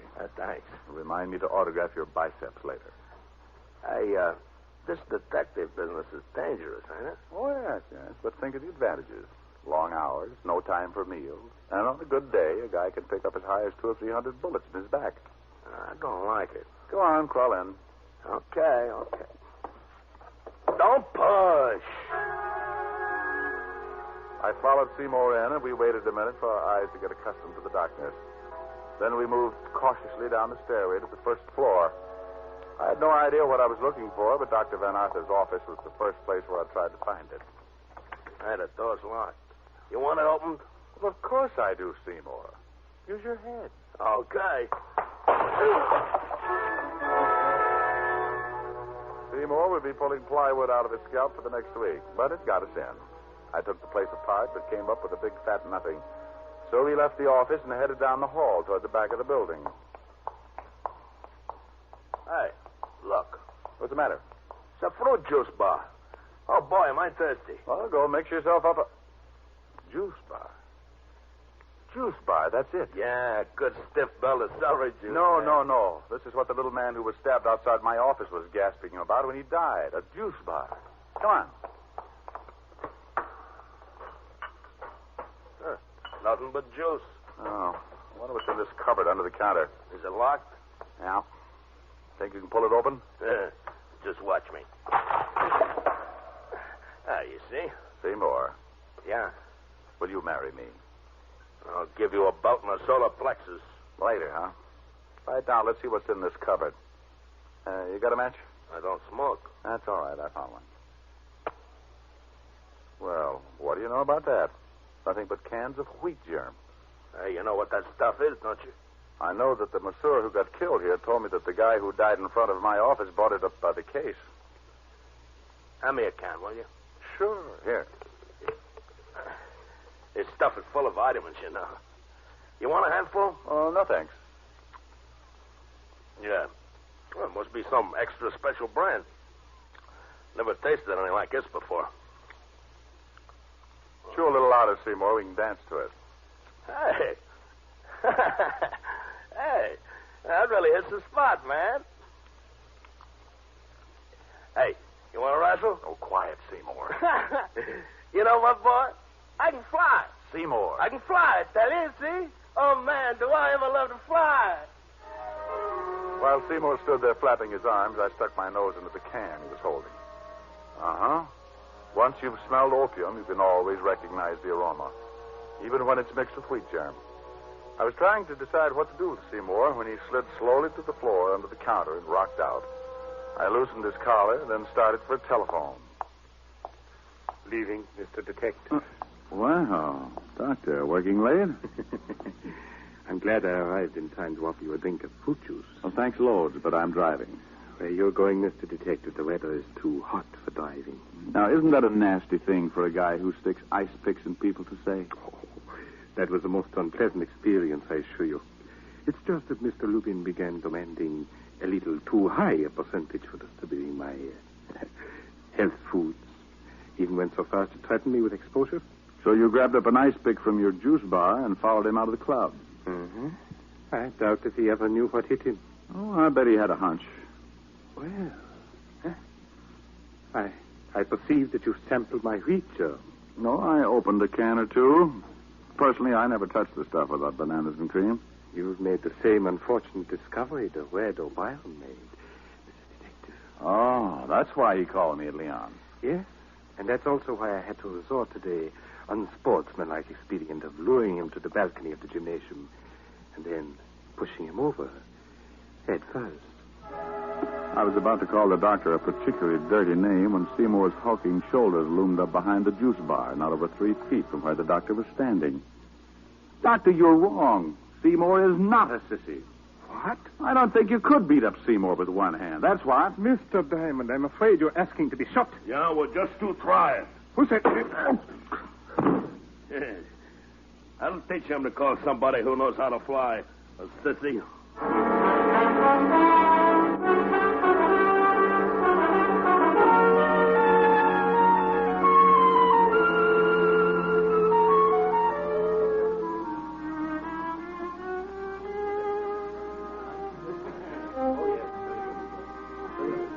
She's still here, though, huh? Oui, but very angry. Look, Leon, you got to do something for me. Oui.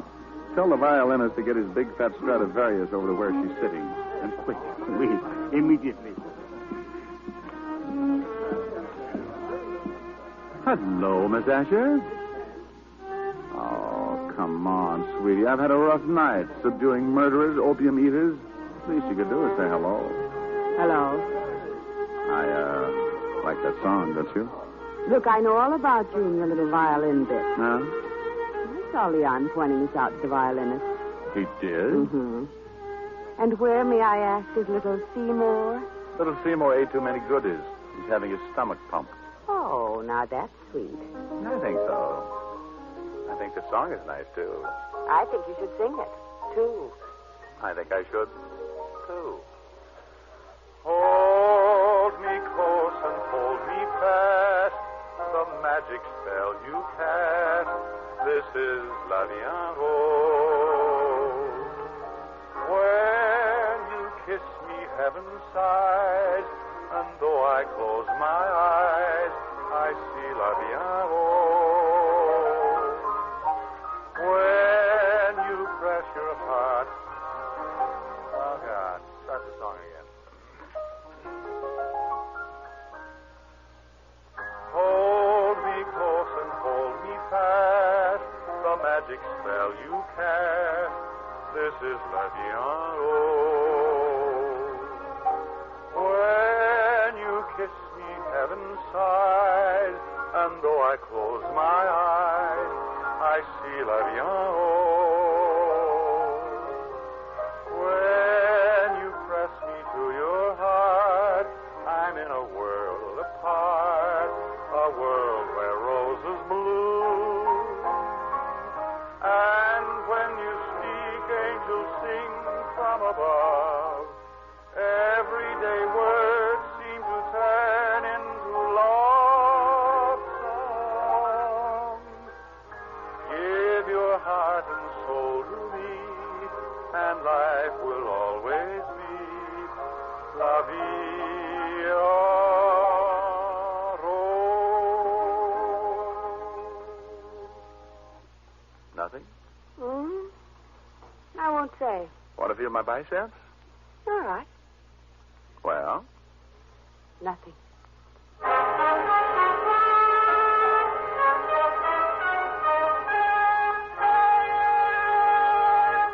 Again, here's your Rexall family druggist. Whenever you have a headache, remember this about Rexall aspirin. When taken with water, the 5 full grains of pure aspirin in every Rexall tablet are ready to go to work for you even before they reach your stomach. So whenever you have a headache, remember that about Rexall aspirin. Ask for it at Rexall drugstores everywhere. And remember always, you can depend on any drug product that bears the name Rexall. Good health to all from Rexall.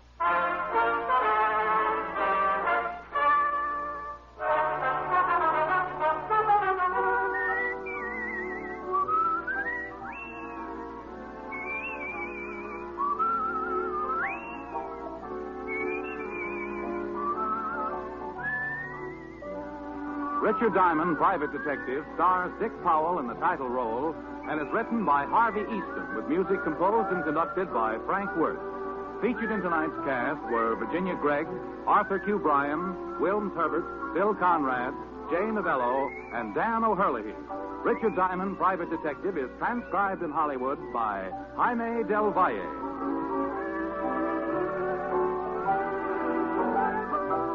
This is Bill Foreman inviting you to be with us next Wednesday at this time when we will again bring you Dick Powell as Richard Diamond, Private Detective.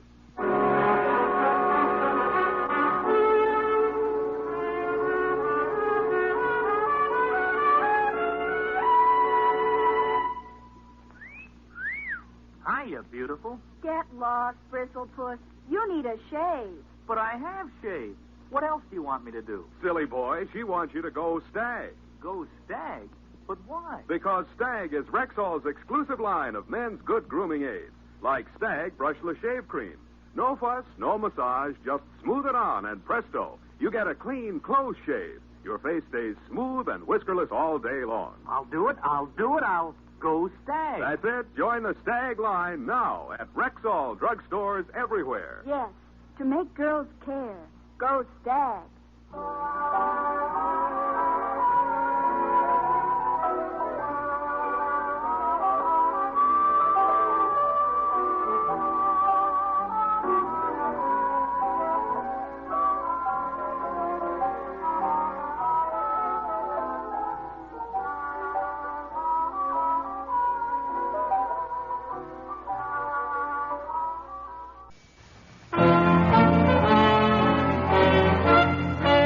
Listen while the makers of Rexall drug products and 10,000 independent Rexall family druggists bring you Dick Powell as Richard Diamond, private detective.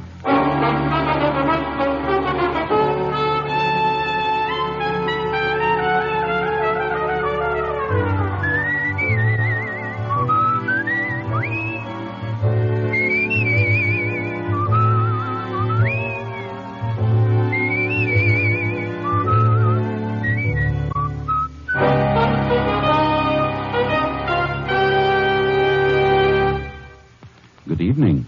This is your Rexall family druggist, welcoming you for the 10,000 independent druggists who have made the word Rexall part of our own store names. We've done that because we believe in the 2,000 or more drug products made by the Rexall Drug Company and confidently recommend them to our customers.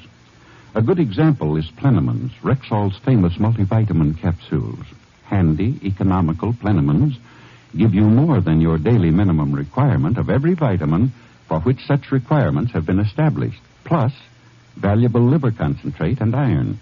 Ask for Plenamins at Rexall drugstores everywhere. And remember, you can depend on any drug product that bears the name Rexall. Good health to all from Rexall. Now, your Rexall family druggist brings you a half hour with Richard Diamond, private detective, starring Dick Powell.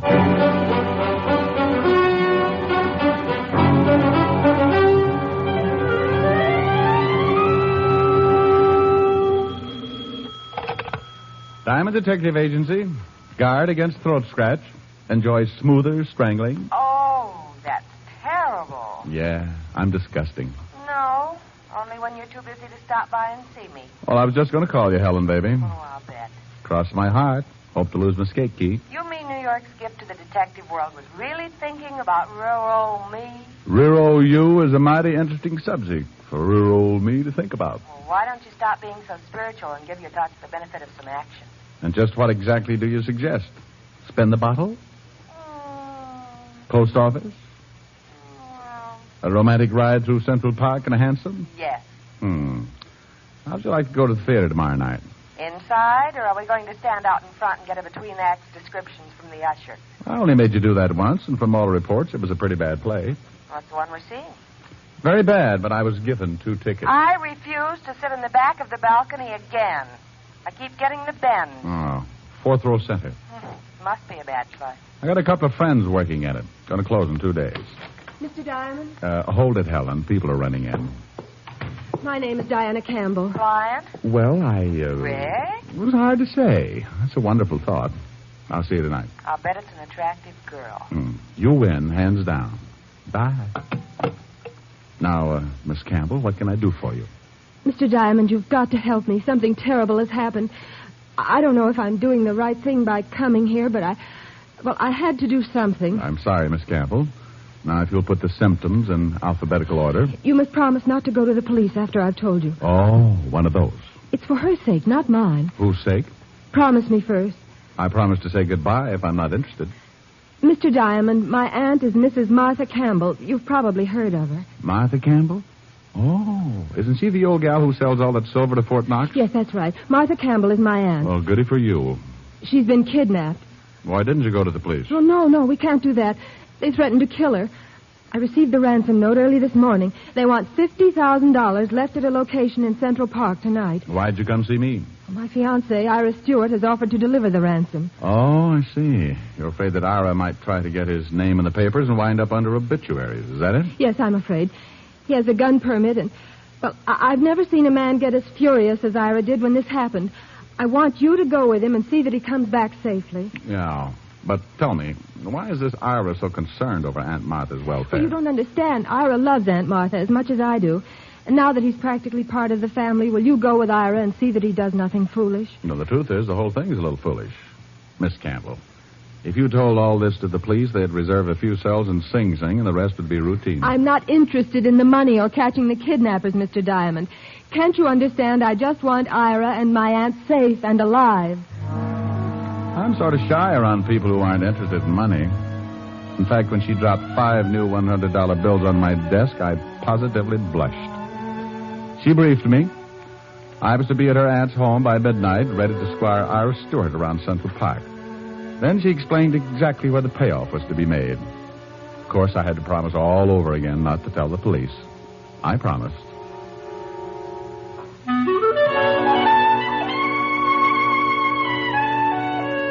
Diana Campbell left, but her perfume lingered on.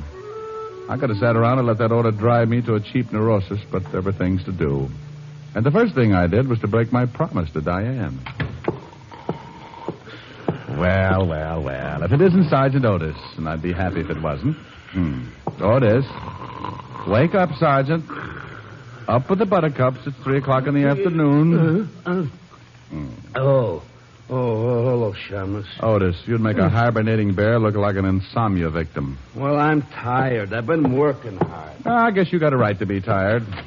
If I had to drag those 2 feet of yours around all day, I'd have a nervous breakdown. No. Hiya, fatty. Who's dead? Well, there's been a nasty rumor going around about your sergeant. No, stop clowning. It's too hot. What's on your mind? No, well, it's not your department. I need somebody I can trust. Kidnapping. Martha Campbell. The Martha Campbell? Yep, she's been snatched, and the retail price is $50,000. The old dame's niece hired me to take care of her boyfriend when he makes the payoff tonight. Where? Central Park, 2 a.m. Come as you are. Otis. Yeah, Lieutenant. Bring me a map of Central Park. Get Lieutenant Davis. Tell him I want every detective available tonight. Prepare a special message to all units. Hey, wait a minute. What should I do first? Resign, melonhead. Get that map. Walt and I went to work on the map. We circled the payoff area and set up watch points for an army of plainclothesmen. Nobody going into the area before 2 a.m. would be stopped. But anybody coming out after that time was going to need a good story. It looked great on paper, but Walt was sadder than a Scotchman being held up. If anything went wrong and the news broke, the kidnapping of a woman with Mrs. Campbell's prestige would really upset the commissioner.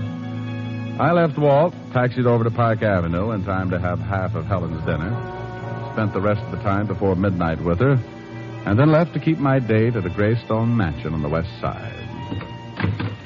Oh, Mr. Diamond, I'm glad you're here. Come right in. My fiancé's in the study. What did he say about my coming over here? Well, I haven't told him yet. I thought it might be better if... So, don't you ever do anything the easy way? Ira, I'd like to have you meet Mr. Diamond. What? Oh. Diane, tonight of all nights to have a guest over. Mr. Diamond, I'm very glad to meet you, but, well, you'll have to go now. I'm sorry. Ira Stewart was a blonde, well-built young guy in loose brown tweeds. He seemed to have trouble finding a place for his hands, and I half got the idea he'd like to try my jaw. Ira, Mr. Diamond is here to help us. What? I hired him to go with you tonight. He's a private detective. Even my best friends don't know. Glad to meet you, Mr. Stewart. Diane, have you gone mad? Do you know what would happen to Aunt Martha if those men found out? Oh, relax, Stewart. Nothing's going to happen to anyone unless you force me to make an exception. Diamond, Please, darling. I couldn't stand the thought of you going to see those men alone. We didn't know how many there are or what they might do. I've got all the protection I need right here in my pocket. Famous last words. Look, Buffalo Bill, I'll give you a clue. The kind of guys you got a date with tonight don't take 10 paces before they turn and shoot. You could be buried in that suit, gun and all. Now, look here, Diamond. It's getting late. I'd better get the money. We followed Diane up a winding staircase and into Mrs. Campbell's bedroom. This little nook was somewhat smaller than Grand Central Station, with an acre of bed in the middle. The bed had talent, because all Diane had to do was push a little button, and it slid about a yard away from the wall and exposed the neatest little wall safe this side of the First National Bank. Diane fingered the combination, and a minute later, I found out whose picture is on a $1,000 bill. There were 50 prints. Here, Diane. Put the money in this bag. That's $130, Stuart. I'm ready. Ira, please be careful. Please, both of you. Glad I made the team. Let's go.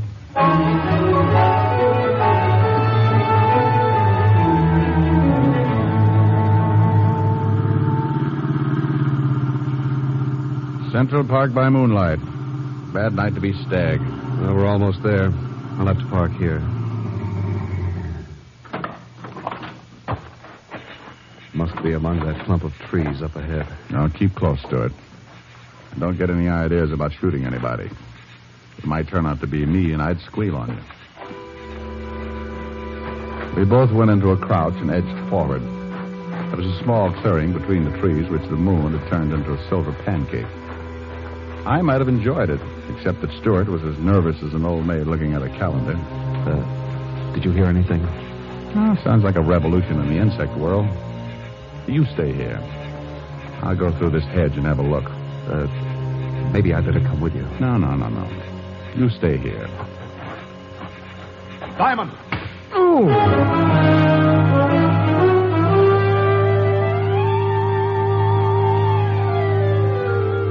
Something caught me hard and neat behind the ear, and I jackknifed into a face full of Mother Earth. Don't let anyone tell you it's nice to get away from things for a while. I didn't like it a bit. I was far, far away.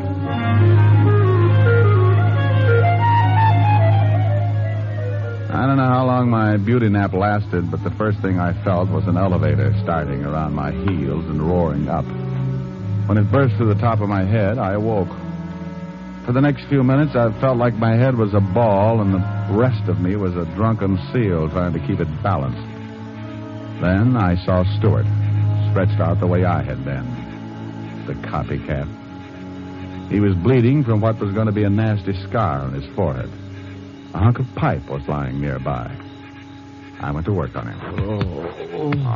All right, Stuart. Rise and shine. Oh, come on. You're just not used to it. I make it a point to have my head cracked at least once a week. What happened? Oh. Last one out talks first, and that's you. Yeah. Now I remember. There were two of them. One started for you, and I yelled. Check. Then I heard one of them say, "Get him, Bob." And then you were shaking me.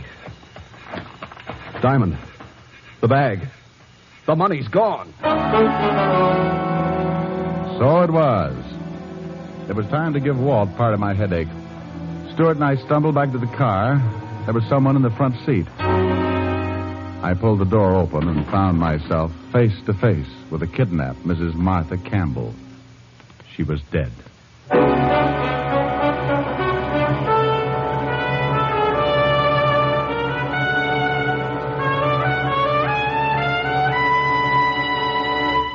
Before we continue with the adventures of Richard Diamond, private detective, here's your Rexall family druggist. There are two important facts I'd like you listeners to remember about Rexall aspirin. First, each Rexall aspirin tablet contains 5 full grains of pure aspirin. And second, there's no faster-acting aspirin made. But what exactly do you mean by fast-acting? Well, ma'am, aspirin itself is too fine to hold together in tablet form. So it has to be bound with an ingredient that will quickly disintegrate. That is, break up the tablet. So the aspirin itself will immediately be free to do its job. You mean the aspirin doesn't do any good until it's free from the tablet? Right. And that's why Rexall scientists developed a binder so low in moisture content, it begins to break up the very second it touches water. Now that means that when swallowed with water, the aspirin in a Rexall tablet is free to go to work for you, even before it reaches your stomach. Well, that's fast enough for me. And it's fast enough for 10,000 family druggists. Quality like that is what we're talking about when we tell you you can depend on any drug product that bears the name Rexall. And now back to tonight's adventure with Richard Diamond, Private Detective, starring Dick Powell. Finding Mrs. Campbell dead in the front seat was the ugly end of another beautiful day. I hadn't known the little gray-haired woman personally, but from her reputation, I had the hunch that some of this town's best charity groups would be in mourning come tomorrow. And just in case I wasn't feeling bad enough, Stuart was right in there to help me. I never should have let you come. It's your fault she's dead. You did it. You did it. Thank you, Sherlock Holmes. Now shut up. You were going to protect me. You were going to... I slapped 5 fingers of artificial sunburn into his face and shut him up. Then I checked Mrs. Campbell's corpse. She'd been murdered at least 24 hours before. I lifted her featherweight body and stretched her out in the back seat. Ira was still rubbing his cheek when I pushed him into the car.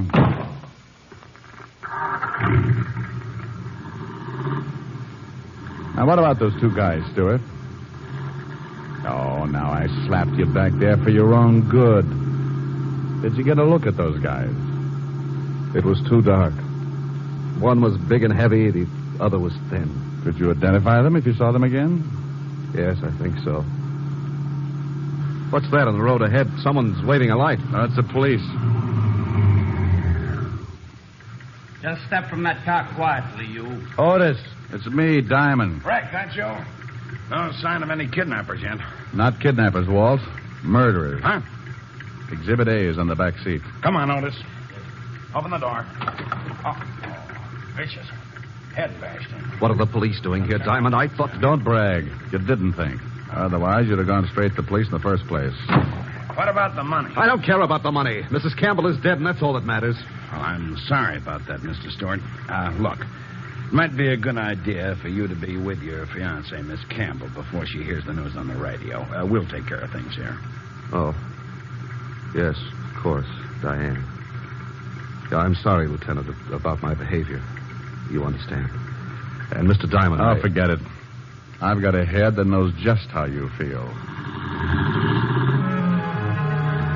Once Stuart was gone, I gave Walt the lowdown, and we settled down to work. We gave the 2 killers an hour to try a break, and then Walt passed a signal along to his men, and the ring began to close in.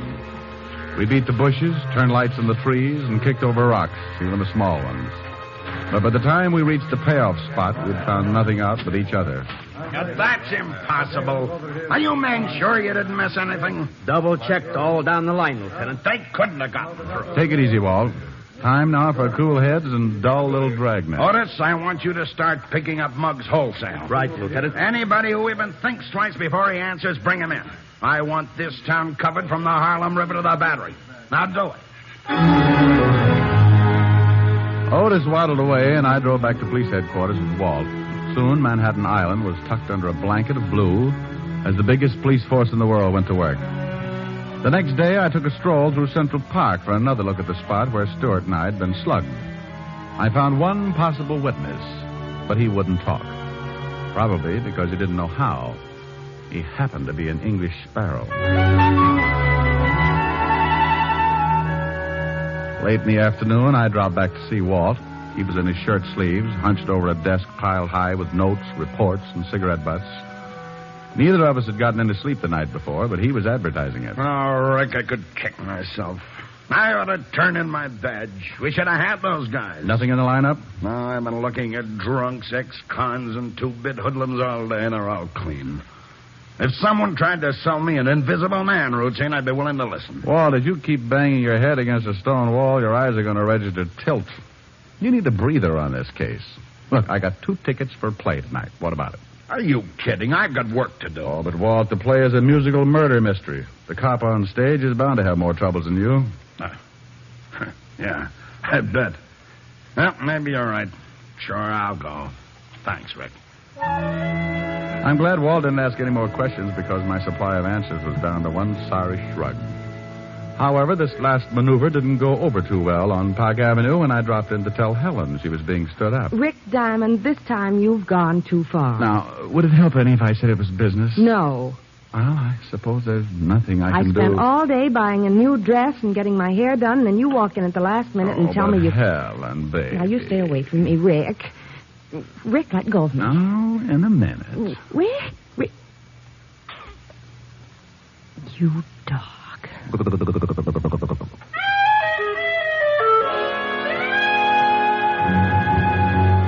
Walt was ready when I dropped in at the precinct and we took off to the theater. After the show was over, we meandered backstage to see my friends of the cast. Turned out to be an interesting evening. The next morning, I called up Ira Stewart from Levinson's office.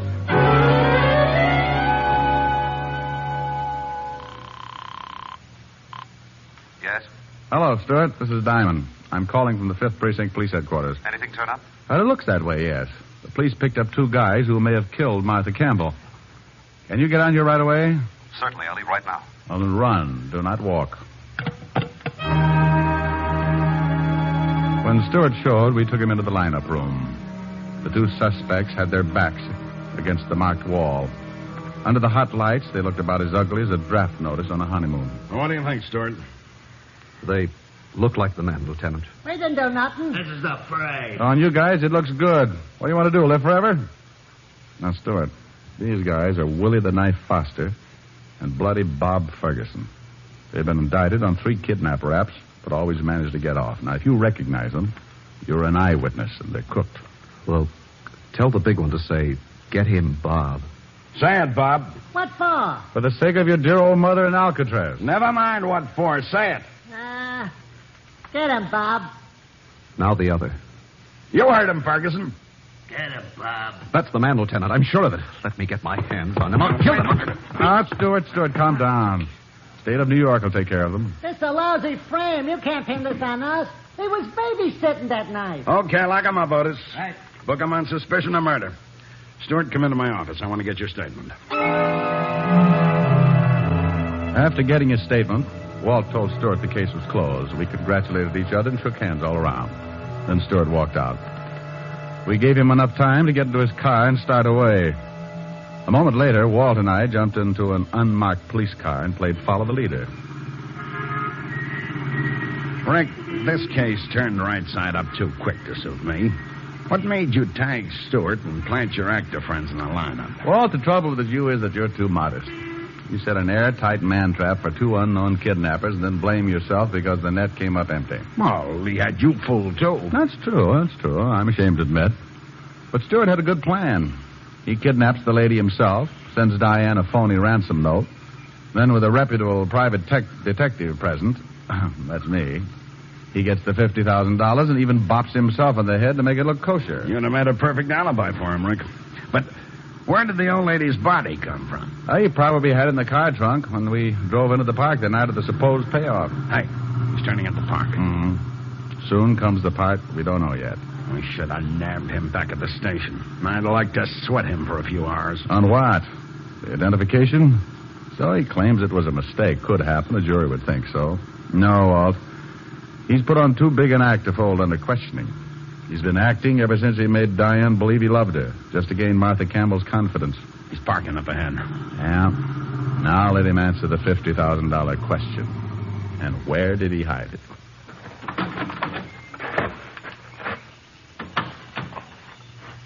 He's heading toward that same grove of trees. We took off at a fast trot until we reached a hedge not too far from where we expected to find Stewart. We saw him all right. He was standing around right under the same tree he'd led me to a couple of nights back. A family of picnickers were close by, so he was acting like a guy out for some air. We ducked behind the hedge to watch, though I had to hold Walt back a few times. Finally, Stewart tipped his hand. He reached up past the nest of my sparrow friend into a hollow of the tree. It wasn't eggs he was after. The stuff he pulled out had that fascinating color known as currency green. That's enough for me, Rick. Okay, Stewart. Duck, Walt. Are you hurt, Walt? Yeah. One of his shots creased my shin. Hurts like blazes, though. Let's get that guy. He's running for the zoo. I'll get him, Walt. Put a tourniquet around your neck and sit tight. Oh, watch out for the crowd, Rick.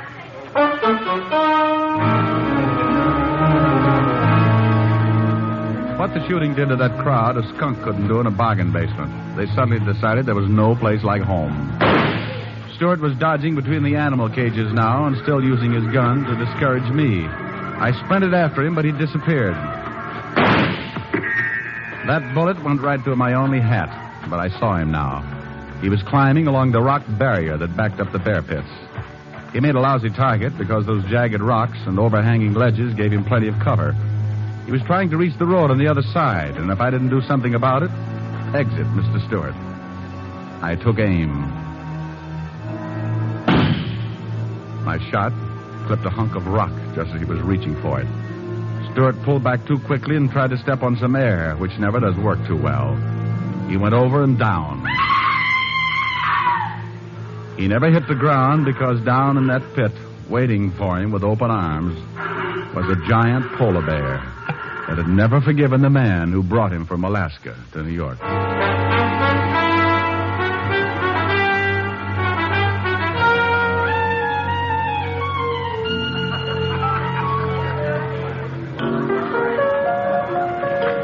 Rick, I'm glad you and Helen could make it to the cast party. Thanks, Bob.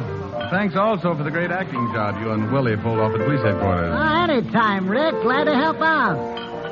Yeah, that's a nice tune. Is that a song for the show? Nah, just fooling around. After a show flops, there's nothing like a little get-together to bolster one's spirits. Well, I certainly like the taste of your bolster. Thanks, I'll mix myself another later. Rick, what are you doing by the piano as if I didn't know? You don't want to look bad in front of all this talent, do you? Oh, honey, not a chance. Just happens that Bob's playing around in my key. Well, let's do it. Let's do it, then. Count every star in a midnight sky. Count every rose, every firefly. For that's how many times I miss you. Heaven knows I miss you. Count every leaf on a willow tree. Count every wave on a stormy sea. Count every star, and darling, when you do, you know the times I have cried for you.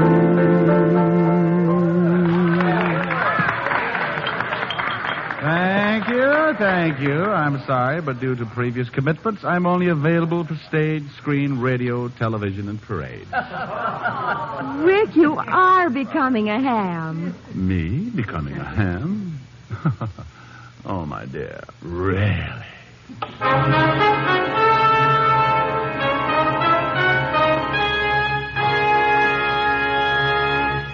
Again, here's your Rexall family druggist.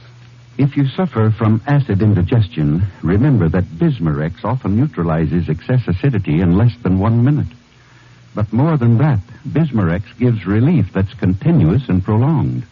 Its scientifically balanced ingredients work in sequence, easing gastric distress and leaving a soothing, protective covering on irritated stomach membranes. Ask your Rexall druggist for Bismarex. He'll tell you can depend on any drug product that bears the name Rexall. Good health to all from Rexall.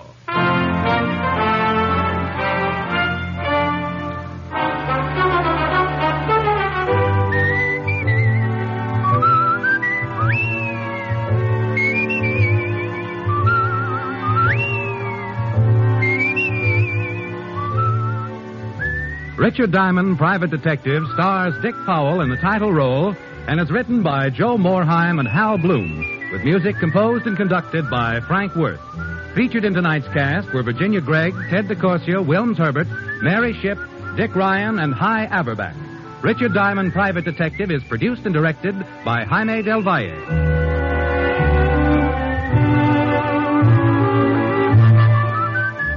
This is Bill Foreman inviting you to be with us next Wednesday at this time when we will again bring you Dick Powell as Richard Diamond, Private Detective. Incidentally, Dick's turned writer this week. Pick up a copy of the August issue of Radio Mirror from your dealer tomorrow. Read The Adoption Racket by Dick Powell.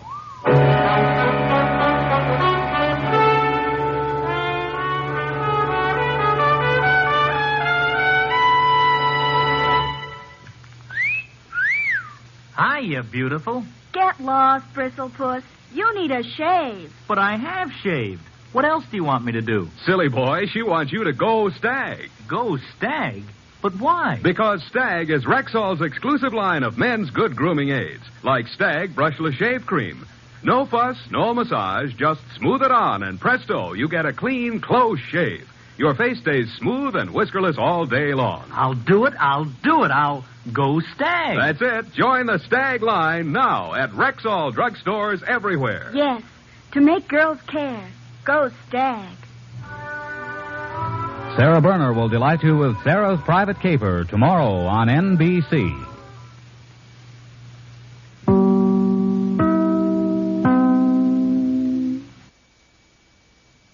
Another case closed for Richard Diamond.